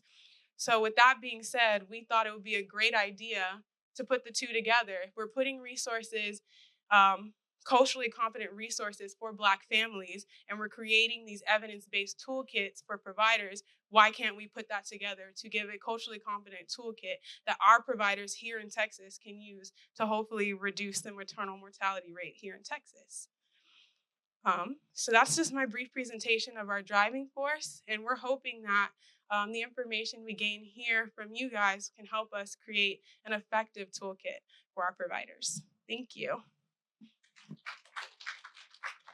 I'm going to bring Kennedy back up to the stage. So I'm William Lyons. I am a social worker by training. I work at Legacy Community Health. At Legacy, we support both maternal and pediatric health from the start of the pregnancy all the way to that child is born and beyond. My particular role is working on social drivers of health. So we support our patient population with being sure they have access to basic needs like food, affordable housing, transportation to get to and from their medical visits. Good afternoon, everyone. My name is Donna Stell. I am an internationally board certified lactation consultant, and I have the privilege of working with the Harris County Public Health Department, the Maternal and Child Health Program. My passion for maternal health really goes back to my mom. I was in a breastfeeding study, which we think is kind of ironic now. Also, I'm a mother to a preemie warrior as well, and I've had to walk that NICU journey. And I'm just really honored to be here and be on this panel to, like you said, put these ideas together and see what we can really do to go out into our communities and make a difference.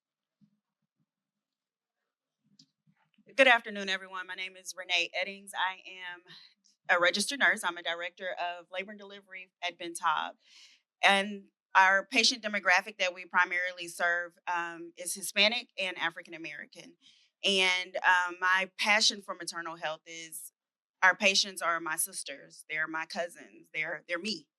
So, what can we do to put things into place, evidence based practices into place to ensure that they're going to walk out of the hospital with their babies healthy and thriving? So, Good afternoon. My name is Lakeisha Booker. I'm a registered nurse for Baylor Teen Clinic. I am the supervisor for Nurse Family Partnership. You all may have heard of Nurse Family Partnership. We are one of 4 sites in Houston. We serve moms that are pregnant with their first baby. They enroll in our program before 29 weeks of pregnancy, and they stay with us until the child turns 2 years old. So it's about a 2.5-year program. We serve mainly African Americans. However, we do have other races in the program. My passion for maternal health goes back to I had my first child at as a teen, and of course, this program wasn't available then. It's been in Houston since 2008. It's been around for over 50 years. But I would think, that if I was able to be a part of this program, I've done well in life, don't get me wrong, but I think that I could have done better things as far as being a mother. And so I'm able to give back to the community, well, mainly now with the nurses that I supervise, but I was once a nurse home visitor as well. It was very fulfilling. Good afternoon. My name is Jocelyn Greeley. I am an OBGYN physician. I say that I have the best job ever because I not only get to work in the Harris Health System with a lot of the people here in Sunnyside at the Martin Luther King Jr. Health Center, but I also work for Baylor College of Medicine. And so a good part of my role is educating medical students and residents in the OBGYN department on how to be better providers, be more community focused, and all of the inclusivity and initiatives that we're talking about here today. I guess my goal or my excitement for maternal health came once I decided to be an OBGYN. But I think that one of the things that we have been trying to do, but this initiative here today looks like we're going to move the needle forward, is actually bringing the clinicians outside of the hospital and working with members of our community and actually making the impact. And then I think the other thing that I want to make sure that we do is how do we get the information to the individuals on the ground? Because I feel like if I had a penny or a dollar for every patient that said, I wish I had known that I could come here for my prenatal care, I would have come 3 months ago or 2 months ago, or that I didn't need to have my Medicaid already, or, that I could have been seen. And I just feel like for some reason, we're not getting the information to the individuals that they know that they can be seen and get started in care and that there are all these resources there for them. And how can we put that all together and put it in a digital space or wherever so that they can push a button and say, I can go here, I can go here, I can do that. And these people will actually welcome me and take care of me in a positive way. So congratulations to all you guys are doing.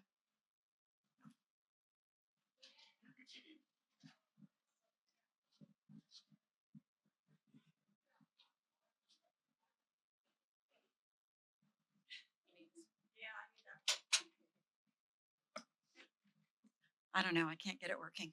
Hi, I'm Pamela Behrens.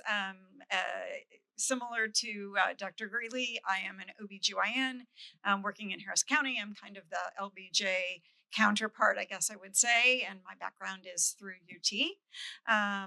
And I agree completely that early access to prenatal care is something that we struggle with regularly with our population. They just don't know how to do it, don't know where to go to get help.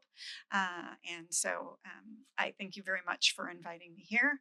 My other hat and my passion is also lactation. I also happen to be a lactation consultant. So again, another area we can do better. So thanks. Hello, everyone. My name is Monique Mason Rhodes. I am a nurse for a long time in OB. I'm the director of nursing over at Harris Health at Bentab. and I'm also a doula, a practicing doula. So my passion, and I think everybody who works with me know it is access to patients being able to be autonomous on where they want to deliver, what type of provider they want to deliver with, and be able to get Texas to at least, how can I say this, begin to uh, reimburse or at least cover doula services for our patients. So thank you.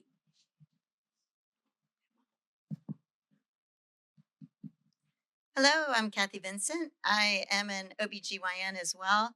I work at UTMB in Galveston, and I started working with our colleagues at TSU through a translational science grant that we have put in together, and looks like we'll be getting that soon. And so my major focus has been on research in women's health, which has over the past couple years moved towards maternal health and mortality, and also racial disparities related to maternal mortality, morbidity, endometrial cancer, things like that. I work with a lot of medical students on their projects. And what you guys were talking about, the California, my students had looked into something like that as well. And we should get together because I love what you added to that. My students also looked at 20 different states all together, like the best and the worst, and kind of what it's kind of like the show What Not to Wear, like what to do, what not to do, and like what Texas has already started doing, like understanding that. And so I think I see my role as having worked with residents in labor and delivery. I don't do that anymore, but just kind of from the research point of view, how can we take what we understand and what we know and kind of help organize that to create these strategies, understand, and then be able to disseminate. And then use our resources like the Translational Science Award, everybody's experiences to kind of create an output and a product that is going to work. And then using our research experience, be able to kind of evaluate that and continually improve that. So I'm glad to be here. Thanks for inviting me.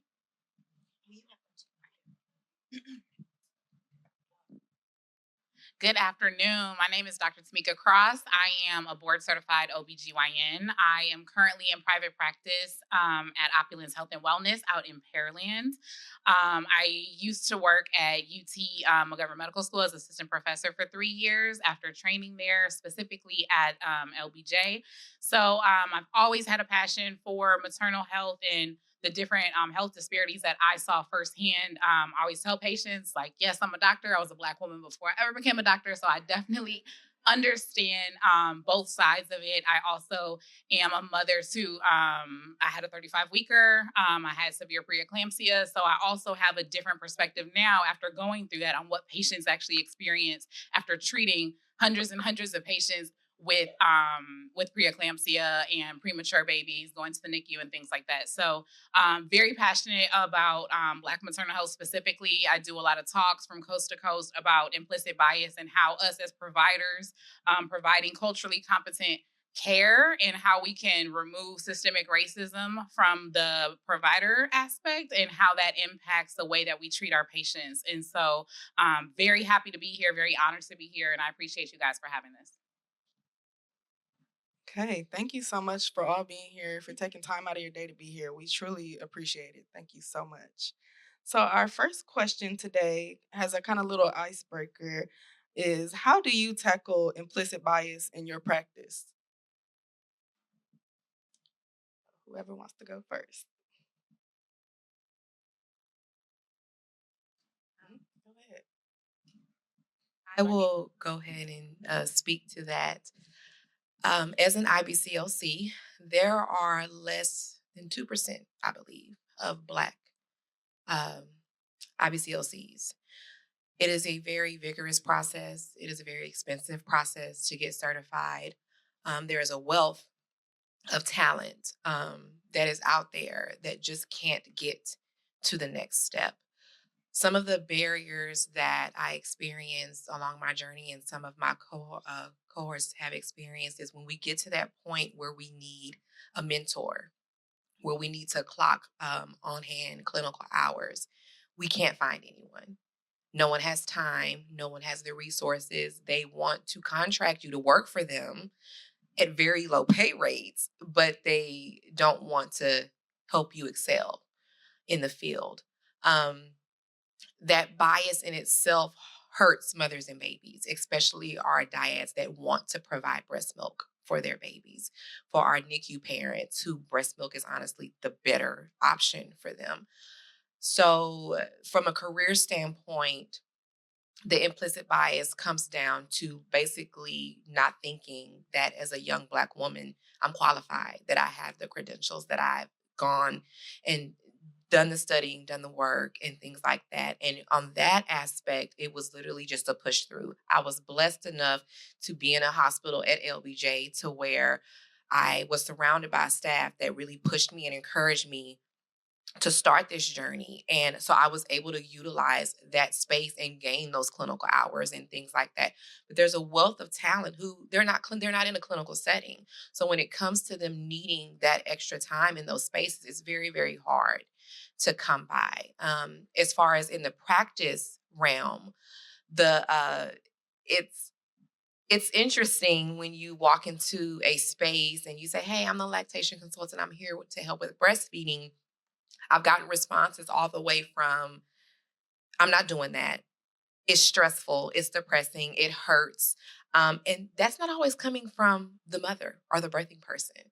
A lot of times that may be coming from the nurse, that may be coming from the OB, that may be coming from the pediatrician. And so with those experiences, I've learned that when it's applicable, to have a conversation and say, "Hey, do you know what a lactation consultant is? Do you know what we have to do in order to be certified?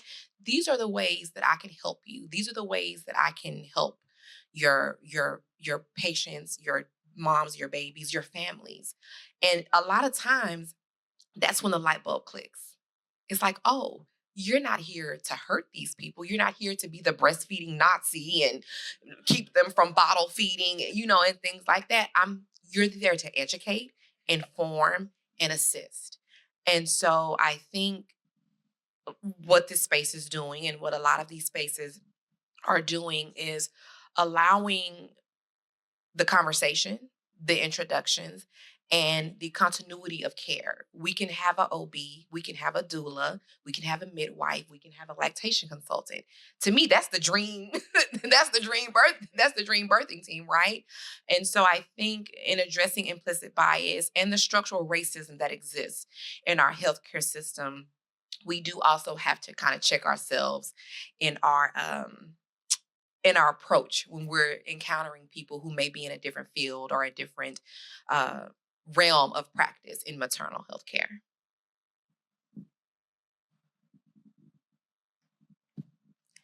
I was just going to say, for me, as a clinician that works in a medical school, one of the things that we encounter often historically with the ways that things structurally were done in our public healthcare systems is things were different at Jeff Davis and other hospitals than other private hospitals. And one of the ways that we try to counteract the biases is making sure that our students and residents who are coming through make sure that we have them behave and interact with patients the same way, no matter what system they are working.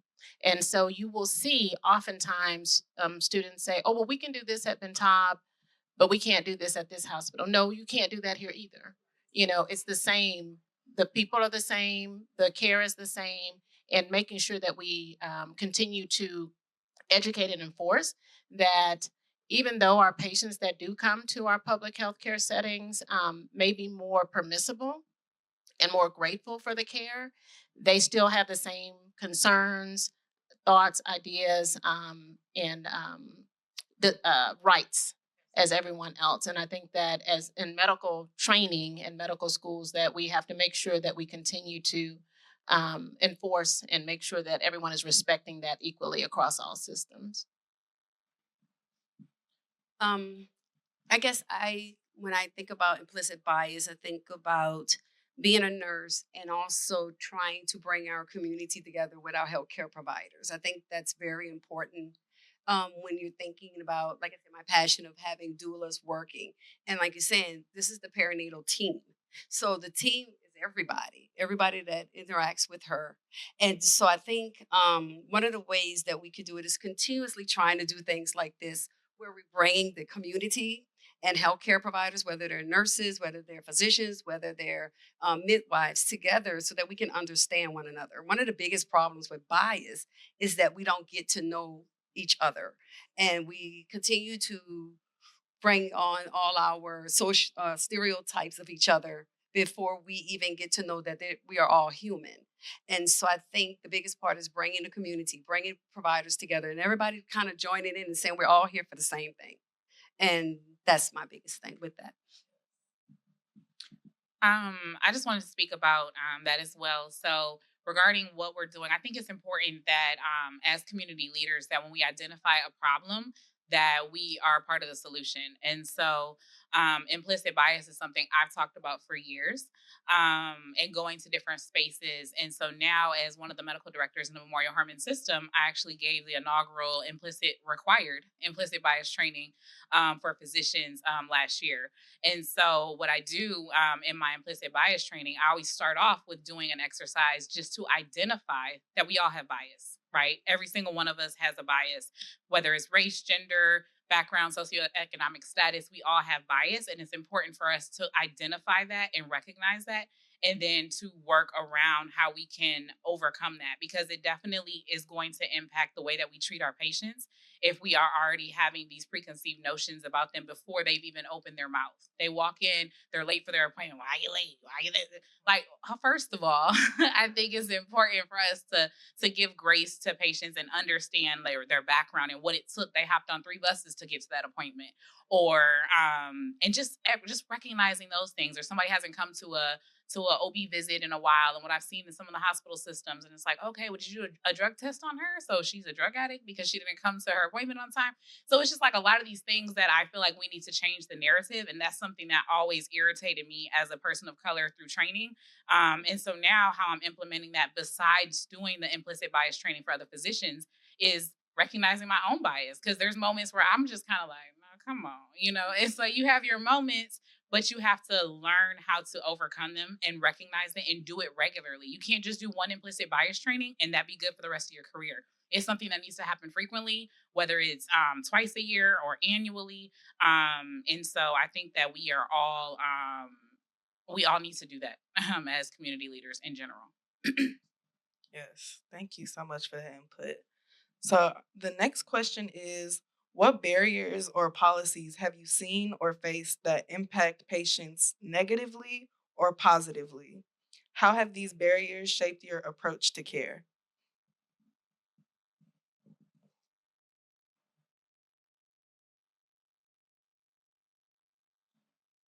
Well, I think one thing that's coming on the horizon is more universal screening for social drivers of health.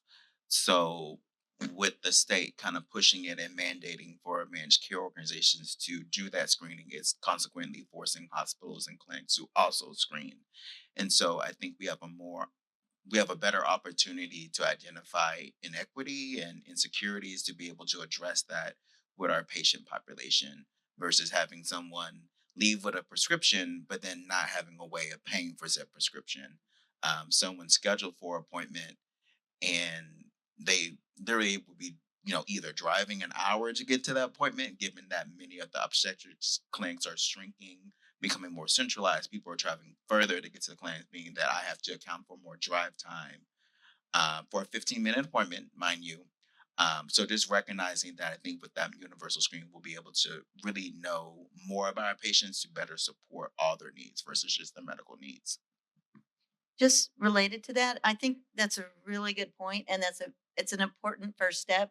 And when we talk about social determinants of health, it's just like a word or SDOH.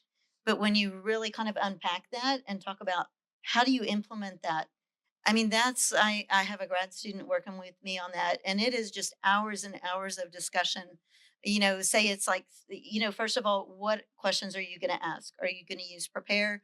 Well, we have Epic. So ours is like it shows up, it's a pop up screen. But then when we write the patient's note, only tobacco will show up in it. So then we actually found out that we ask every patient that, but then it doesn't actually show up in the chart where we can access that. And so then after that, well, we're asking, but then, we can get into this app called Find Help. But then most of the resources, and this is Galveston County, or we have an Angleton clinic as well, and hospital in Angleton. But then when you actually try to get help, many of the resources, they don't answer the phone or things have changed.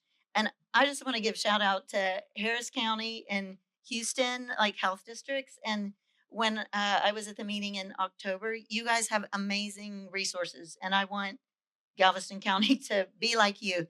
And so I think you guys really are way ahead of us. So I'm not saying that's in Houston or in Harris County, but in Galveston, that's a major problem we have. And I think that a lot of providers don't want to ask a patient about food insecurity if then the patient's like, yeah, I have that. And then I'm like, okay, well, here's this number, but when people call it, nobody answers. Like, how do you even, where do you go from there? So we need to ask, but then we need to have the resources, and that's where we get really stuck. One of the barriers that we had in nurse family partnership was the postpartum mom being able to carry on with insurance after she gave birth. And so, initially I believe it was 30 days and then she was cut off. Well, in 30 days, if she hasn't gotten her, first visit with the doctor after she had the baby, the doctor had too many appointments or whatever the case may be, then it's cut off and now she can't go at all. And so with the extension to 12 months, it has helped our moms be able to get on birth control because, one of the goals that we have is to prevent subsequent pregnancies. And they're able to, if they're experiencing something like postpartum depression, they can go and get the services that they need for that. And so that's a barrier that we were able to overcome for now. We're hoping that it'll stay that way. Yeah, Legacy was able to implement a postpartum um, access to therapy program with the extension of Medicaid to 12 months. We were able to implement a program where we're addressing depression and anxiety with 12 consecutive CBT sessions for moms who screen positive for postpartum. Oh, I was just going to say a barrier that I still see, even though we have all these wonderful programs, I still see a barrier in the patient's ability to do what it takes to get enrolled in these things. And I think that again, early prenatal care is super important. We know, especially for hypertension and prevention of preeclampsia, that these things make a difference.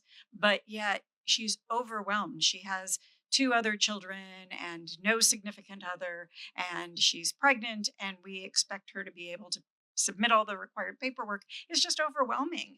And I think that that's still a barrier that we need to work on, even though the programs are there, helping her to be able to do what's required to enroll in the program quickly and easily. I want to say that what I've noticed over time, as we continue to nationally speak about maternal morbidity and mortality, I feel that as an inpatient aspect of it in the hospital, that as we continue to talk and continue to talk, that it's bringing more awareness, which is allowing more opportunities for us to implement those evidence-based practices, more opportunities for us to get approval for different programs, or having the interdisciplinary services looking within our maternal world and wanting to come in to help, like Dr. Behrens was saying, getting that access to our patients, being able to do the telehealth, being able to push out education to our parents, our mothers, and our moms after prenatally and postpartumly. So I think that that's us being able to have the conversations, and it becoming a bigger topic is also a good thing, and it's helping us on the inpatient side. One of just to kind of piggyback off of what really everyone has said, I think we are starting to see a shift in really pushing for access. I'm gonna toot Harris County Public Health horn real quick, but through the Community Health and Wellness Division, we have the Maternal and Child Health Program. We have Black Maternal Health. We have Healthy Start. Um, and speaking specifically to the maternal and child health program, some of those concerns, Dr. Behrens, that you have about the paperwork process, the getting signed up for Medicaid, for housing, for food stamps, for all of those other things that we need to address first, honestly, before we can even talk about, okay, now we need to make sure we get you to your prenatal appointment. Our excellent community healthcare workers are literally meeting our participants where they're at. They don't want us to come into the home. We will go to Starbucks. We will go to McDonald's. We will go to the library, and we will walk step by step with you and fill out this paperwork. We have a wonderful resource with Civic Heart that helps navigate Medicaid and Medicare applications for our participants as well. I think one of the barriers we found is, like you said, as wonderful as a program as this is, we've been in spaces and they're like, we had no idea y'all even existed. You hear Harris County Public Health and you think of, okay, vaccinations and, mosquito vector, things like that. But there is a shift that is really pushing for access to not just those resources, but like Dr. Barron said, the assistance in signing up and being able to take advantage of those resources. In private practice, I worked with a completely different demographic in lactation. They know what a lactation consultant is. They've read and, informed themselves about the benefits of breastfeeding. Through the health department and through the maternal and child health program, I now get the privilege of literally educating, informing. Every time a mom questions me or says, okay, baby's here, what do I do now?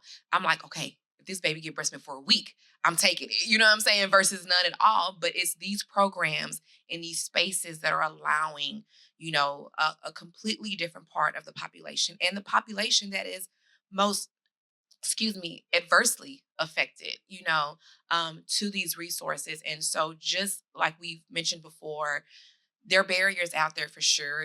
There's the lack of information, the lack of the available resources. Sometimes we have a resource that's really good in January, right? But by the time February comes, they may have lost funding, they may have lost staff, things like that. So we have to be really proactive in continuously engaging with these resource partners so that before we give out a number or a card, we know that if they call, they're going to get an answer. I just also wanted to bring light to, as a byproduct of Texas becoming a restrictive state, and I'm not getting ready to get on a soapbox about access to abortion or not abortion, but I just want to have people remember that there's a population of women who are being adversely affected, and those are women who have not been able to carry their pregnancies to term and are having miscarriages, ectopic pregnancies, pregnancies that the water bag is breaking before 20 weeks. And these people are being jostled between facilities because no one wants to touch them because everybody's scared, especially providers, that they will be prosecuted criminally because someone will say that they were trying to provide an abortion. And so there's a whole population of women that are being adversely affected, and it's actually really dangerous. And I just want to make sure that we remember this group of women when we're talking about our maternal health, because these are still maternal mothers, who wanted pregnancies, or some of them may be unwanted. It doesn't matter whether they're wanted or unwanted. They are pregnant and they're having complications of pregnancy, and they're not being cared for appropriately because of a byproduct of our restrictive laws in our state. And I just want to piggyback on what everyone says. But our biggest barrier is just like we were talking about people not knowing about the public health, right? Harris County Public Health have so many services. I remember when we brought the community doulas into Ben Taub to meet. The doulas and the people who are working out in the community didn't even realize that Ben Taub had so many services. They didn't know that they had a prenatal clinic. They didn't know that we had just started a program where we were trying to reach mothers to give them food, at so many weeks. And so it's just everybody's doing great work, but no one knows that they're doing great work. And so we're like trying to figure out, hey, where are we going to bring this person? I didn't find out about access until somebody from a clinic called me about a doula. I'm like, I'm not like over the doulas. But because of that, I was able to find other things. So we're all doing great work. How do we get this information to all the facilities? How do we get it to all the private doctors? Like, how do we get it to everybody? Because we're all doing the good work, but nobody knows about it. And it's not disseminating down to the people who actually need it. So I think that's one of the biggest barriers. Like, no one knows about what's going on right here at TSU. Me and Dr. Greeley sitting there like, wow, we didn't know they were doing all of this, right? So we need to be able to like disseminate that information. That's one of my biggest frustrations. Just related to that, that's something we have a charge to address with that.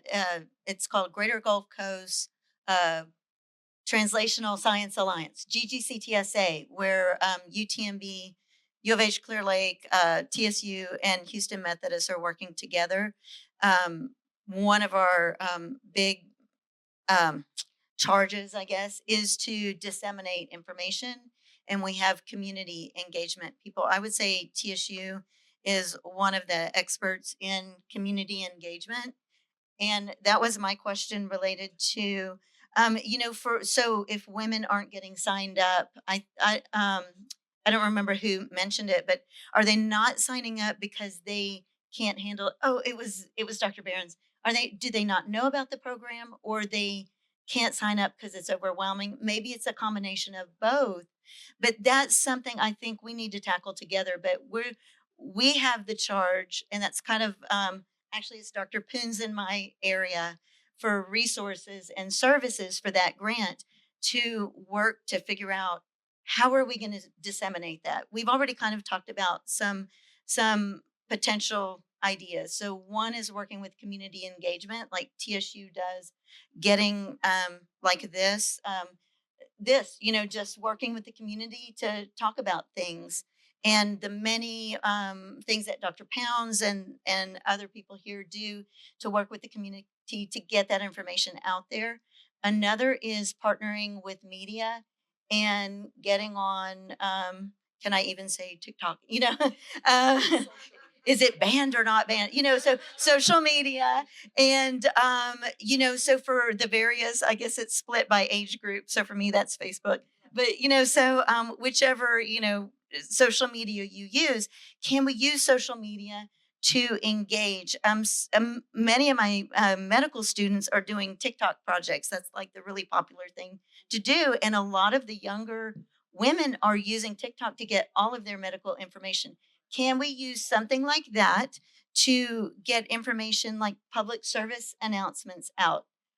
So that's I think such an important question, because that's also happening with when we talk about other things like in research translation, like for HIV prevention, or earlier someone was talking about her patients who had syphilis and then congenital syphilis. Syphilis has gone up like 1,300%.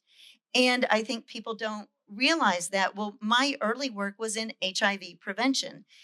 And we have, over my 20 plus year career, we have actually developed HIV prevention or PrEP. But you know what? Only about 15% of eligible people, women, use it. So we have a big issue there. We have this and people aren't using it. So we're having to rethink the way we do things. We have all these services. We need to partner with people, marketers, media people, community engagement to figure out how we get the message out. I think that's a critical question, because we can talk about what we can do and make great programs, but if people aren't going to use it, we can make great drugs, great prevention, great devices, but if people aren't going to use it, we're just spinning our wheels. That is so true. Okay, so the next question is, what is the process for recommending social or additional services for your patients at your practice?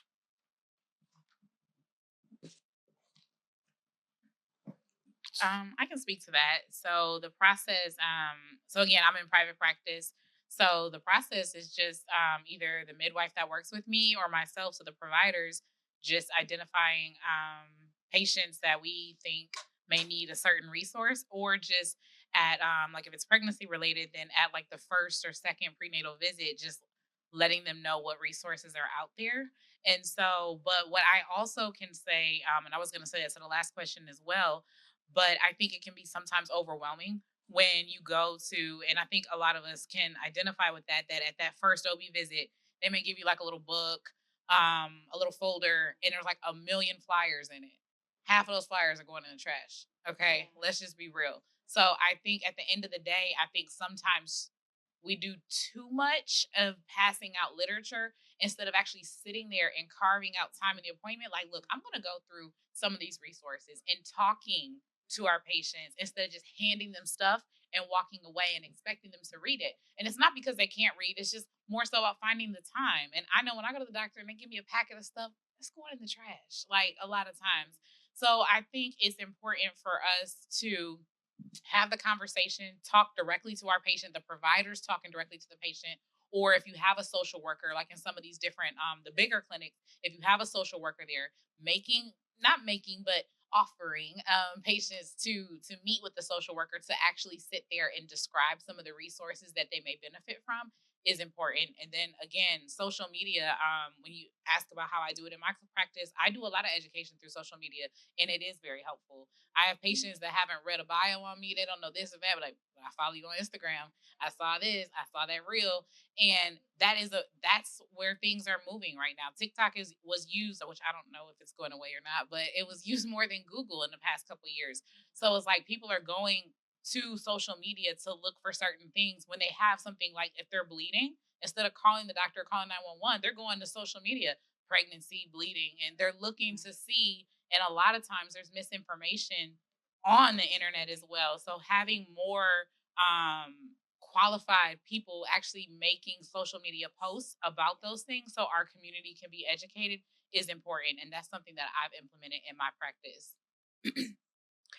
One of the great things about Nurse Family Partnership is that we're seeing the client for about 2.5 years.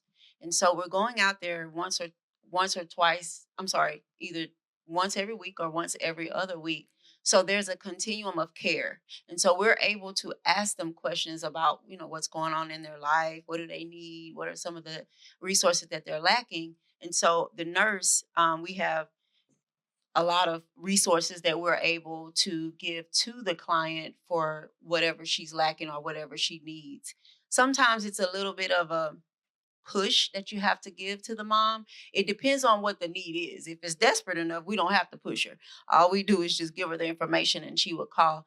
And in other instances, if it's especially if it's something like mental health, if she's not necessarily in a crisis, but she needs mental health, we may have to push her into that by sitting there while she calls the resource that we gave her or something along those lines. But we're able to continually, every visit, ask her what's going on in her life. We can sometimes walk in the home and see what she needs. And so we're able to connect them at every visit if we have to.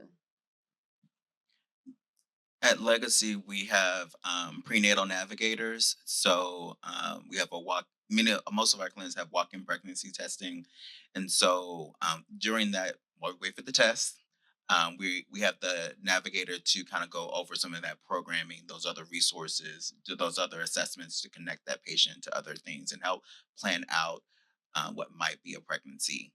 I think the other thing we do is our clinicians. So they are, again, university screening. So every time you come in, we're going to ask, even though we asked you this question 2 weeks ago, we're going to ask the same questions just because something might have changed. And even if maybe that particular time it hits differently based off what's happened in the last 2 weeks or last month since I've seen you.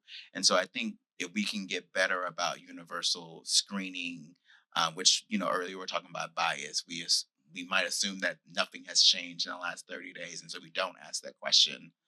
But asking that question a third time, just hits differently. Oh, yes, I am experiencing intimate partner violence, or I am experiencing homelessness. I didn't want to show you before because I was scared.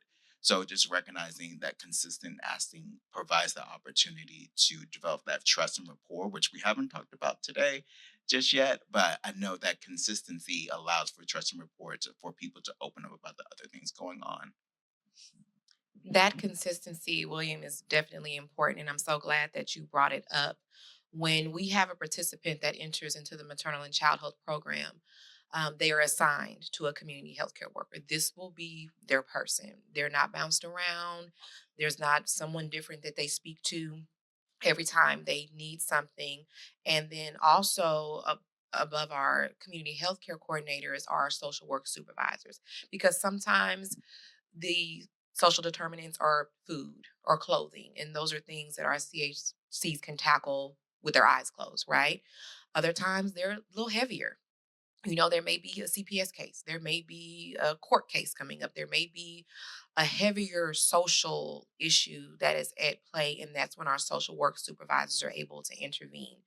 But to William's point, each time, whether it's our community healthcare coordinator, whether it's me, the lactation consultant, whether it's our program managers, whether it's our social work supervisors, anytime we're interacting with the participant, whether it's in their home, if they come and they engage with us at an outreach event, we're going over that checklist. Hey, how you doing? What's going on? Has anything changed? I know last time we talked about this. What have we done to address this? Have you called? Why not? Things like that, establishing that rapport, establishing that trust, so that if something does come up, they're calling, they're texting, they're like, hey, I need you. Also, I think it's really important that that referral process is seamless, right? Like a lot of people have stated, nobody wants to have to fill out a form every single time they talk to somebody and go home with a million different things to read. As our community health coordinators are going into the homes and going to these visits, as they check these boxes, as they assess these situations and these family dyads, we're referring out. We're going to Black Maternal Health. We're going to Access. We're going to all of the different resources within the Harris County Public Health Department for the participant. We're not giving them the pamphlet and saying, here, call this. We're putting the referral in, and then someone from that department is reaching out to them. And again, it's not to say that it's not something that they don't want. It's not to say that they're illiterate, that they can't read, that they're uneducated. They're overwhelmed. I got to pick up my kid at 3. I got to have dinner on the table by 6. There's a lot going on. So sometimes just really establishing that rapport, easing the process of learning these social determinants and things like that, the trust that builds between you and this family, it's mind blowing. We have so many testimonies of families who started in our program, have been in for 2 or 3 years. They've gotten, degrees and licenses and GEDs and jobs. And, it's amazing to see, but it starts with those little things that we kind of overlook sometimes. I just also wanted to echo a theme that I keep hearing, is who is a member or who all are part of the team for the pregnant and birthing person. And this team is constantly expanding because we realize that the clinician can't do it all, the lactation person can't do it all, the community health worker can't do it all, the social worker can't do it all, the person who's registering them at the front desk can't do it all, but we all have to be there to catch as the person doesn't fall through the cracks. And so whatever moves forward from these discussions, I do want to make sure to bring emphasis to the birth team or the team that is helping to care for the mother, because it is overwhelming and the mom can't do it by herself. And the more that we the more that we victimize the victim and say, why didn't you do this? Why couldn't you do this? Why couldn't you do this for yourself? We're just going to stay in the same state, as opposed to saying we, the team, the community, that everybody needs to take ownership over these pregnant and birthing persons so that we can help make sure that they are successful, that their babies, their infants thrive, and all of these things, and it will make our community greater. So I just want to kind of bring light to the theme that we keep talking about, is this team and how we expand that team and make it an integral part, because I can say, even though I think we do an excellent job in Harris Health, every person doesn't have every member that we are talking about today as a part of their individual team. The resources may be available, but every person is not getting a contact from every member of that team that we're discussing today, and that may be something that we all need to look at in the future. Yes, that is so important. So, my next question is, does your organization assess non medical drivers of health for patients, and how effective has this been? So yes, we do here at Legacy. I think what was a game changer for us was when we switched to Epic, because what came from like just being a satellite program was universal across all our clinics.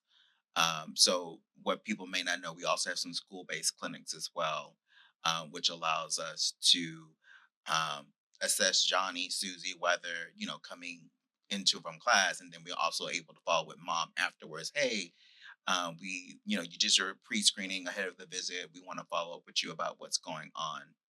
I think what's been a challenge is the space, because that clinic visit is 15 minutes, and there's sometimes pushback about what is more important. Is it more important to do the medical side or the social side? And we sometimes compete amongst ourselves about how much space, how much time we give with that patient. And the patient, as we said earlier, it gets overwhelmed. Like, well, what do you want me to do? You want me to focus on food? Want me to go to this visit? Do you want me to exercise? Really helping. We're competing amongst ourselves. So I think with more universal screening, I think we can do better about figuring out when is the best time to do that screening, and then how. What also hasn't been finalized is how often to do it. So, do I do it every visit? Do I do it once a year? Do I do it every 6 months? Do I do it every time I come in for my pregnancy, prenatal visit, and so forth? So, in our program, we definitely assess and address the non-medical medical driving factors that can affect our families. I think that for those of us who are in this field, we're all learning and beginning to know that we have to encompass all of that. We can't just look and say, okay, you need to be at your appointment at 12:30. You need to breastfeed your baby every 2 hours. We have to be able to assess what is going on in the home, what is going on mentally, emotionally, socially with these families in order to really be able to design a care plan specific to them. Because one care plan for one family may not apply to another family. And I think addressing addressing those non-medical driving factors, it also helps foster that sense of trust and that relationship, because the family now sees you as not just somebody that's going to give them a checklist of things that they need to do and kind of tell them what to do, but actually as someone who is really invested in not only what they have going on in the moment when it pertains to the pregnancy and the birth of the baby, but also how their 5-year-old is doing and how their mother or father that they may be taking care of in the home are doing and things like that. So we do assess and address those non-medical driving factors. And another wonderful thing that the Harris County Public Health Department has developed is the Maternal Health Bill of Rights. And that is something that we are really pushing. We're getting out there. We have Z cards out at the table in the lobby, but it's a little card and it is passed out to everyone. It's not huge. It's not something you can't fold up and drop in your bag. But what it does is it empowers people. I'm all for educating and empowerment. I don't care what decision you make as long as it's an educated one, right? And through knowing that we need to address these non-medical driving factors and through the different programs that are offered under the public health umbrella, and through things like the Maternal Health Bill of Rights, like the MH Reach program, these are the tools that are assessing and making our families aware, like, oh, okay, this is a thing. I can ask this question. I can advocate for myself. So it can turn from us assessing them for their non-medical drivers to them already being able to recognize, oh, okay, this is important too. This may not be my blood pressure, but this is equally as important. And I think encompassing that is just beneficial all the way around. I was going to say that we have a resident and fellows who have gotten a President's Cabinet Award or an internal grant funding that's not a large amount of money, but enough for us to initiate the program that is looking at social determinants of health and kind of what I mentioned earlier, to institute that program, and then also to start a centering pregnancy program. And I wanted to ask Renee about your program, where you had mentioned that you have the centering pregnancy program. If that, because it's kind of a longer format, and the person who's leading that group, if that gives you more opportunity, because I think that uh, William had mentioned that that's an issue, and we find that as well. There's just not enough time in the visit to kind of go over that every time. Are you finding that you have more time to kind of find those kind of things out, or to explore that? Or as someone else mentioned, you don't find out, until maybe the third time you ask, that they are having these issues because they don't feel comfortable telling you. Like, do you feel like the centering pregnancy helps you with some of those issues? Well, the centering program is conducted in the clinics, so prenatally. Yeah. And so it does give them an opportunity to have a community of mothers and have those discussions. So those questions are being pulled out. I will refer back to Dr. Greenlee and Dr. Behrens to see if those questions, do you all see that they're being able to get the answers to the questions that they need throughout their prenatal visits? Well, I just want to say for centering in Harris Health is led by our certified nurse midwives and not our physicians. Right. One of the barriers that we have is that it's not in every single clinic. It's only where our midwives actually do. And so they spend a lot of time with them. They do it in prenatal. And y'all talked about the group. It's like the prenatal care is done in that group with those groups of ladies. And so one of our barriers is that it's not in every one of our health centers, which we've tried before to, like, get more funding to be able to do that and spread that out. But they do get a lot more time. They do get a lot more time. I'm not sure how to get the social. I was going to say that each centering visit has a focus. I don't do centering, but our midwives do, and I work closely with them. And so each centering visit has a focus. And so, whether it's diabetes or lactation or social determinants, each visit has a certain thing that they're supposed to go over. But I think the beauty of centering is that it builds the community. And so if a woman, just like William was saying earlier, maybe it doesn't come out on the first visit, but maybe 3 visits in, they feel more comfortable with the community. Or they may be chatting with other women that are in the centering group, and another woman identifies an issue and may encourage them to bring up. So that community that is being built, I think centering pregnancy does help with that. One of the things that has come up is centering sometimes is more, I guess, inviting to some ethnic communities and some not. And so culturally, people may want to tell all your business in front of other people, and some people may not. And so it works well with some groups and maybe not always with others, and ages and demographics. So that's something that has to always be considered. The other thing I was going to say about the social determinants of health is that yes, in Harris Health, it is a part of our EPIC, and yes, there is screening.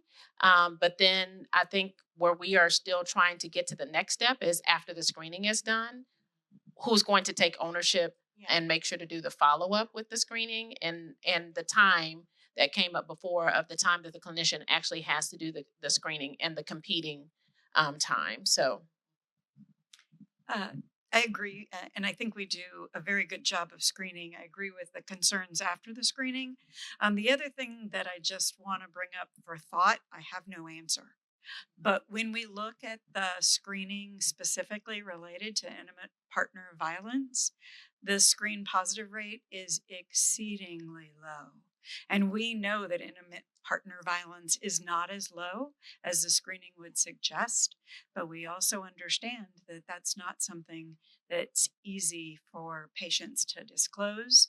And I have no answer, but I think that that's worth at least thinking about.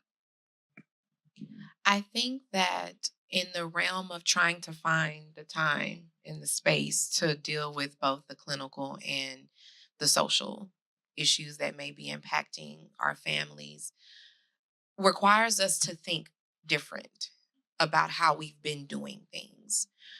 I have found that specifically with certain cultures or with certain demographics that are very private and very separated as far as gender and sex goes. It is often better, I get a better reception, I get a better engagement if I go to them in their space, right? We have to start utilizing our community centers. We have to start utilizing our community groups so that they can bring these people together and that we can go to them clinically. Yes, things have to be done in a certain space, absolutely. But when we start trying to address social issues and when we start trying to build that rapport, we do have to face the fact that a lot of times we may need that space for a televisit. We may need to utilize that space for a community or a group setting. And sometimes an exclusive community or group setting. One week it may be African American moms, another week it may be Arabic moms. We have to be able to go into each of these spaces and provide what each of these demographics need. We can't get caught up in, oh, they didn't come into the clinic and do this assessment, so we have no way of helping them or assessing them.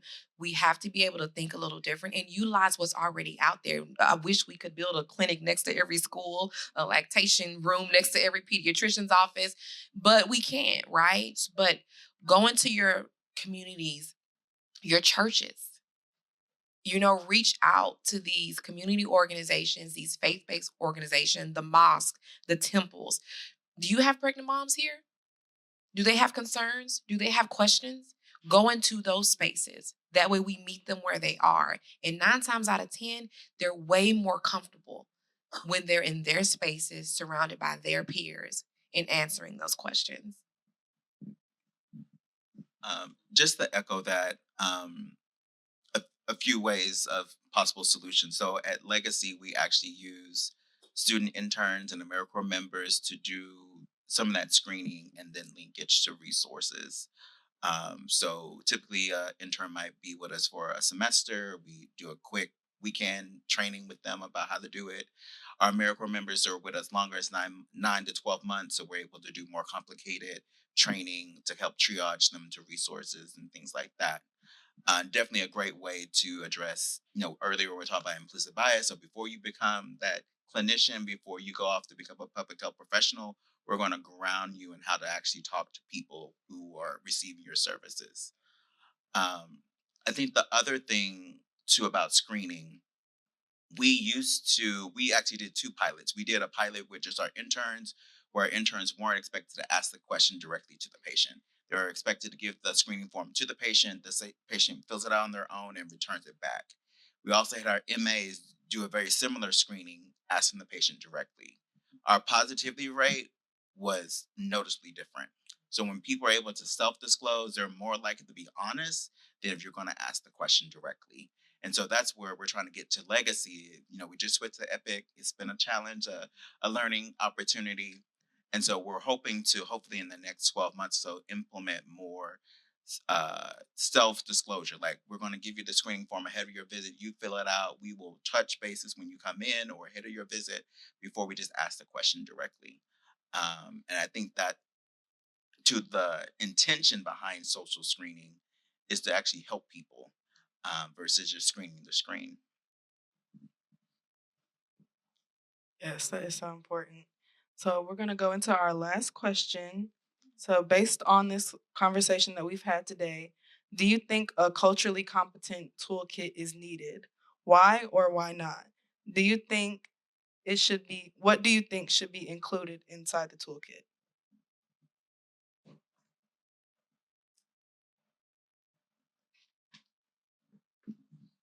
I definitely feel like it's needed. Some of the components of a toolkit that I would like to see, aside from resources for both clinical and social non-medical driving factors, like we've talked about, but also encompassing, right?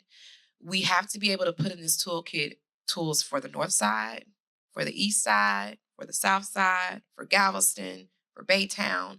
I really think we have to do a lot of work, of course, and make a lot of connections, and in order to push the idea of not working in silos and building those effective teams that can really help take care of these families is going to require us to cover a lot of ground. You know, we can't stay in our comfortable jurisdictions and in our spaces. We have to be willing to engage so that if we meet a mom that lives across town, we're like, oh, well, sorry. The only way I can help you is if you get to this clinic 2.5 hours. You know, we have to be able to provide a resource that is feasible for them to use. In that toolkit, I would also like to see the utilization of our community healthcare workers and coordinators. These are the boots on the ground. These are the people that can step outside of the clinic and can step outside of the hospital and meet the families where they are, can help them with that paperwork, can help educate them on the importance of getting to your appointments. We are in I know Veronica was here earlier with the American Heart Association, with the Mom RX program. All of these things, these people aren't coming to the public health department into our office to get, these are all things that are being deployed out in the community. And so I feel like while we assemble all of these resources from OB-GYNs to therapists and psychologists and psychiatrists that can address Black maternal health, to dietitians and nutrition, to vaccination access, to sexual screenings and prevention and treatment, all the way to doulas and midwives and lactation consultants or peer counselors or lactation counselors, to community healthcare coordinators. We also need to make sure that we build a toolkit that can address the entire Houston area so that we can direct them to places that are close to them and convenient for them.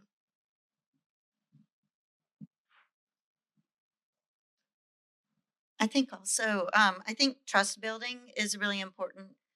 What Dr. Nicole Lee Plenty had said earlier today about neonatal survival being better for Black neonates if they had a Black provider. Like, to me, that, well, first of all, I want to understand why that is. Like, I think it's important, like the 360-degree turn, but that's just how my brain works. But trust building is part of that, because it's like at some point we will have enough providers to meet that need. So that's, that's basically like training the people. But until then, until we have that, we need to build trust. And so as a white person, how can I um, be considered trustworthy when I have an African American patient who just meets me? Like, how can I establish that trust in, like, when I'm not in charge of my schedule and I work for, someone who else who's determining my schedule? How can we do that like that? I mean, you don't have much time. And so, how do we do that trust building? Because it starts like before the patient ever comes to see me, their interaction with the scheduling process or the web page or health grades or however the, or if the person had a fight, the patient had a fight before they came in, or they had their blood pressure taken and it hurt their arm. It hurts my arm because mine runs high. I mean, things like that. Or if we just have different forms of communication, like there are a lot of different things that affect the trust. So I think that's really important, just helping us understand how culturally we may communicate differently, or our body language, how that may just be different, and I may just read something into something that means not what I'm thinking it means at all. I think another thing would be scenarios that could be either like written out by, like, I think Jasmine had mentioned like storytelling, like a scenario that where maybe the patient comes in and is afraid because they've heard all these stories from their friend, and they're afraid they're going to get diagnosed with a specific cancer because they had a friend who had pain, and they're having pain, and they're afraid to come in, and that's their issue. Maybe it's not that they don't trust me, maybe it's that they're afraid. And so just like having, like, understanding where the other person is coming from, and for the patients to understand that, I only have 15 minutes for this visit, so we can just understand each other. I think that's an important part of that toolkit as well, just increasing communication and understanding so we can limit the times of misunderstanding or making assumptions or having unspoken expectations become unmet expectation and disappointment and frustration. And so I think I mean, I wrote a whole like page and a half about this that we can discuss later, but those are my high points. Um, Obviously, yes, we need a toolkit. A couple of things that ring out to me is making sure that before the patient comes, I guess from the toolkit or wherever they're getting their sources, that they know what to expect. Like you're saying, Dr. Vincent, who's going to see me, who's all a part of my team. They are going to ask me all these very personal questions because a lot of times patients are, I think, shocked that we're asking these very intimate details of their lives and maybe a little bit defensive because they didn't even expect us to be asking these questions. So just managing or helping them to know what to expect when they're going to come for the visit. Like I said, who is a part of the team? I'm going to reach back to what happens if my pregnancy doesn't continue. And those moms, who are grieving and having pregnancy loss and not forgetting those moms. And then, of course, the connections of how to access the resources, but not just how to access, but how to navigate and get the access and the care they need after we identify all of these social drivers of health. I think in addition to a toolkit, we also might explore policy solutions that support engagement in maternal health. I've had many friends become pregnant, start a family, and they have disclosed it's a struggle, especially regarding maternal leave. Like literally, something like I got a paycheck cut where I'm not sure how I'm going to pay rent because I've had, I took my paternity leave that ran out and then I was on FMLA. And so just recognizing and these are, professional people. So I imagine someone who doesn't have a professional job where they have that built-in paid time off FMLA. Like, how are you paying rent? How are you paying your mortgage? If you have to, do all the things, right?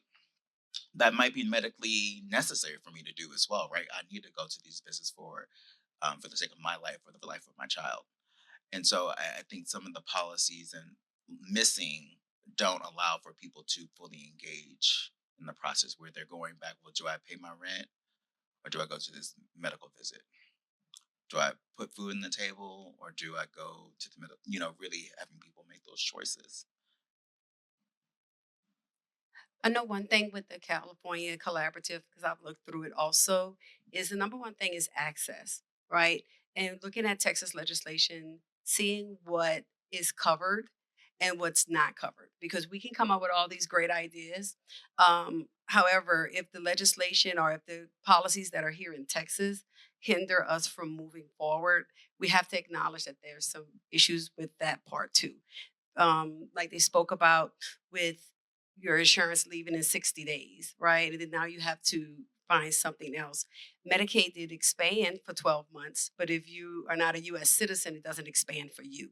And so those are some of the things legislative wise, access to care that we have to really in the toolkit. Because one thing that they did in California is they got insurance to cover more, right? And so we have to make sure that we're going to our legislation in Congress and making sure that in Texas that the things that Medicare covers for in this state too, which I think is going to be an uphill climb. But so and I will say for legacy, Bentai, we appreciate y'all getting on Epic because Lord have mercy, that was the hard part. I just wanted to put that shout out because I was like, thank you, But yes, so that's what I think we should add to the toolkit because the toolkit has a lot of information on that. And I think to that point, I think if we could see each other, if we could see the patient from a different lens, I think we could be more comprehensive. And so that allows for the clinical institutions to see a patient. Oh, you went to Bentab, you've been a Methodist. But if you are like a social services provider, how would I know this patient was in the hospital last week unless they tell me? How would I know this person told the doctor they're experiencing intimate partner violence and they're showing to me not saying anything? So I think if we could have almost like a web of access. I used to work in homeless services, and what was great about there was we had the same universal screening that we were doing. We could see that patient. We can see that you've been in all these places. Not that we're going to, call you out on it, but, it allows for us to, be more empathetic to you. This is not your first rodeo with homelessness. And so I think being more empathetic and, addressing some of that biases we talked about before allows for us to be just more responsive to when they are in front of us. Is there like the electronic medical record, like you speak of? Once it's everywhere, then it doesn't matter if you go to Methodist, if you went to Herman, if you went to Ben Taub, we can still see your record. Another thing that I think would be helpful in the toolkit would be a technological aspect. As we deal with the younger demographic, and social media terrifies me. And it's only because there's so much misinformation. Like there's, you see somebody post something and they say something and it's purely based off their personal experience. It is not evidence-based. It is not, researched. And sometimes it's dangerous. But I have the privilege, I can't recall her name, but I know the name of her organization is called Shiro Nola. And she's a physician who completely stepped away from the clinical aspect of practice and moved to California, moved to Silicon Valley, and literally created an app. And this app she took back home to New Orleans, and she utilizes this for pregnant moms and their families. It's a concentrated space. They do a lot of things virtually, so that ties into being able to conduct in those spaces where we may not have the space or the time in a clinical setting. So I think we, again, back to just kind of thinking a little bit differently how we do things, we have to get on the technology bandwagon because it's coming, whether we want it to or not. And I think if we can curate it and create it the way it should be, then it's going to be much more helpful. And then lastly, I just would like to see a research component. In this, I think in the toolkit, if you're a resource or if you're a provider, if any kind of capacity, throw something about a research study, throw something about a research program. We do not participate in studies. And not to get on a soapbox, but with all of the cuts and things that are happening, we may not be sought out to participate in studies. And there is no way of knowing what is working, what is not working, if a medication, a program, or anything is going to work for our Black families unless we are participating in this research. So I do think that that's also important to include in the toolkit. Thank you, everyone, again. Let's give it up for this amazing team. And by the way, I texted Dr. Ajewale and said, this is our strategic group. This is the group that's going to move the needle in Harris County, Houston, Galveston. And we plead that we would work with you. You guys are amazing brains. And I'm just like I was trying to take notes, and I know Jasmine took a lot of notes as well. So thank you so much for what you're already doing, but coming out here and contributing. These are like major contributions. When we got the grant, I sat with, I think, Jasmine and Cecilia and told them, we're not going to reinvent the wheel. We'll go around the country and see, what's working, and look at parts of the country that looks like us. Don't just go to big California, go to those places. And I'm so impressed. Let's give it up for Jasmine, Cecilia, Kennedy, and Grace, our postdocs, CHWs that really, took it to another level. So please, we will be reaching out to you to serve in this capacity. We're still going to come up with a fancy name for it. But thank you so much. And that's all I have to say. And thank you, Dr. Poon and Dr. Ajewale, for leading our CEC core and hosting this conference with your amazing staff, Dr. Obo. Thank you so much. Thank you. I'm super blessed to be part of this great team, and all our partners, industry, governmental agencies, community members, CBOs, FBOs. We will be going to the churches, the mosques, the temples. We will go there. We will come to them. So thank you all for coming out.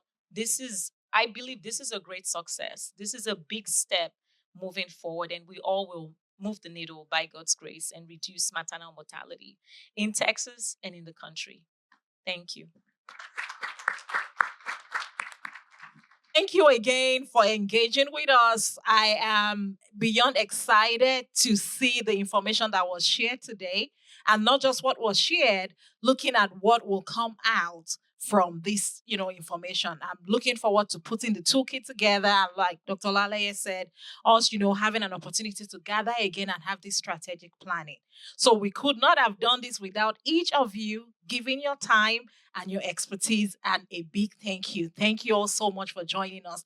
Community members, everybody online, this has been amazing. We have already shared a lot of save the dates for future events. We look forward to you all continuing to engage with us, and a big thank you again, and God bless us all. Thank you.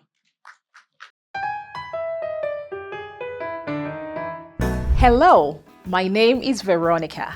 I am the Director for the Community Engagement Core here at Texas Southern University. Thank you so much for taking time to join us for today's program. You could have been doing so many other things today, but you chose to make time to join us for today's program, where we will be focusing on maternal and child health outcome in our community.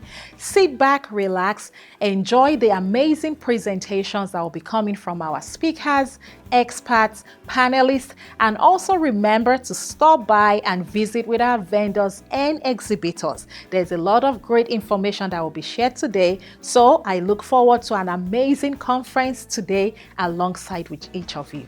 Thank you again, and see you around.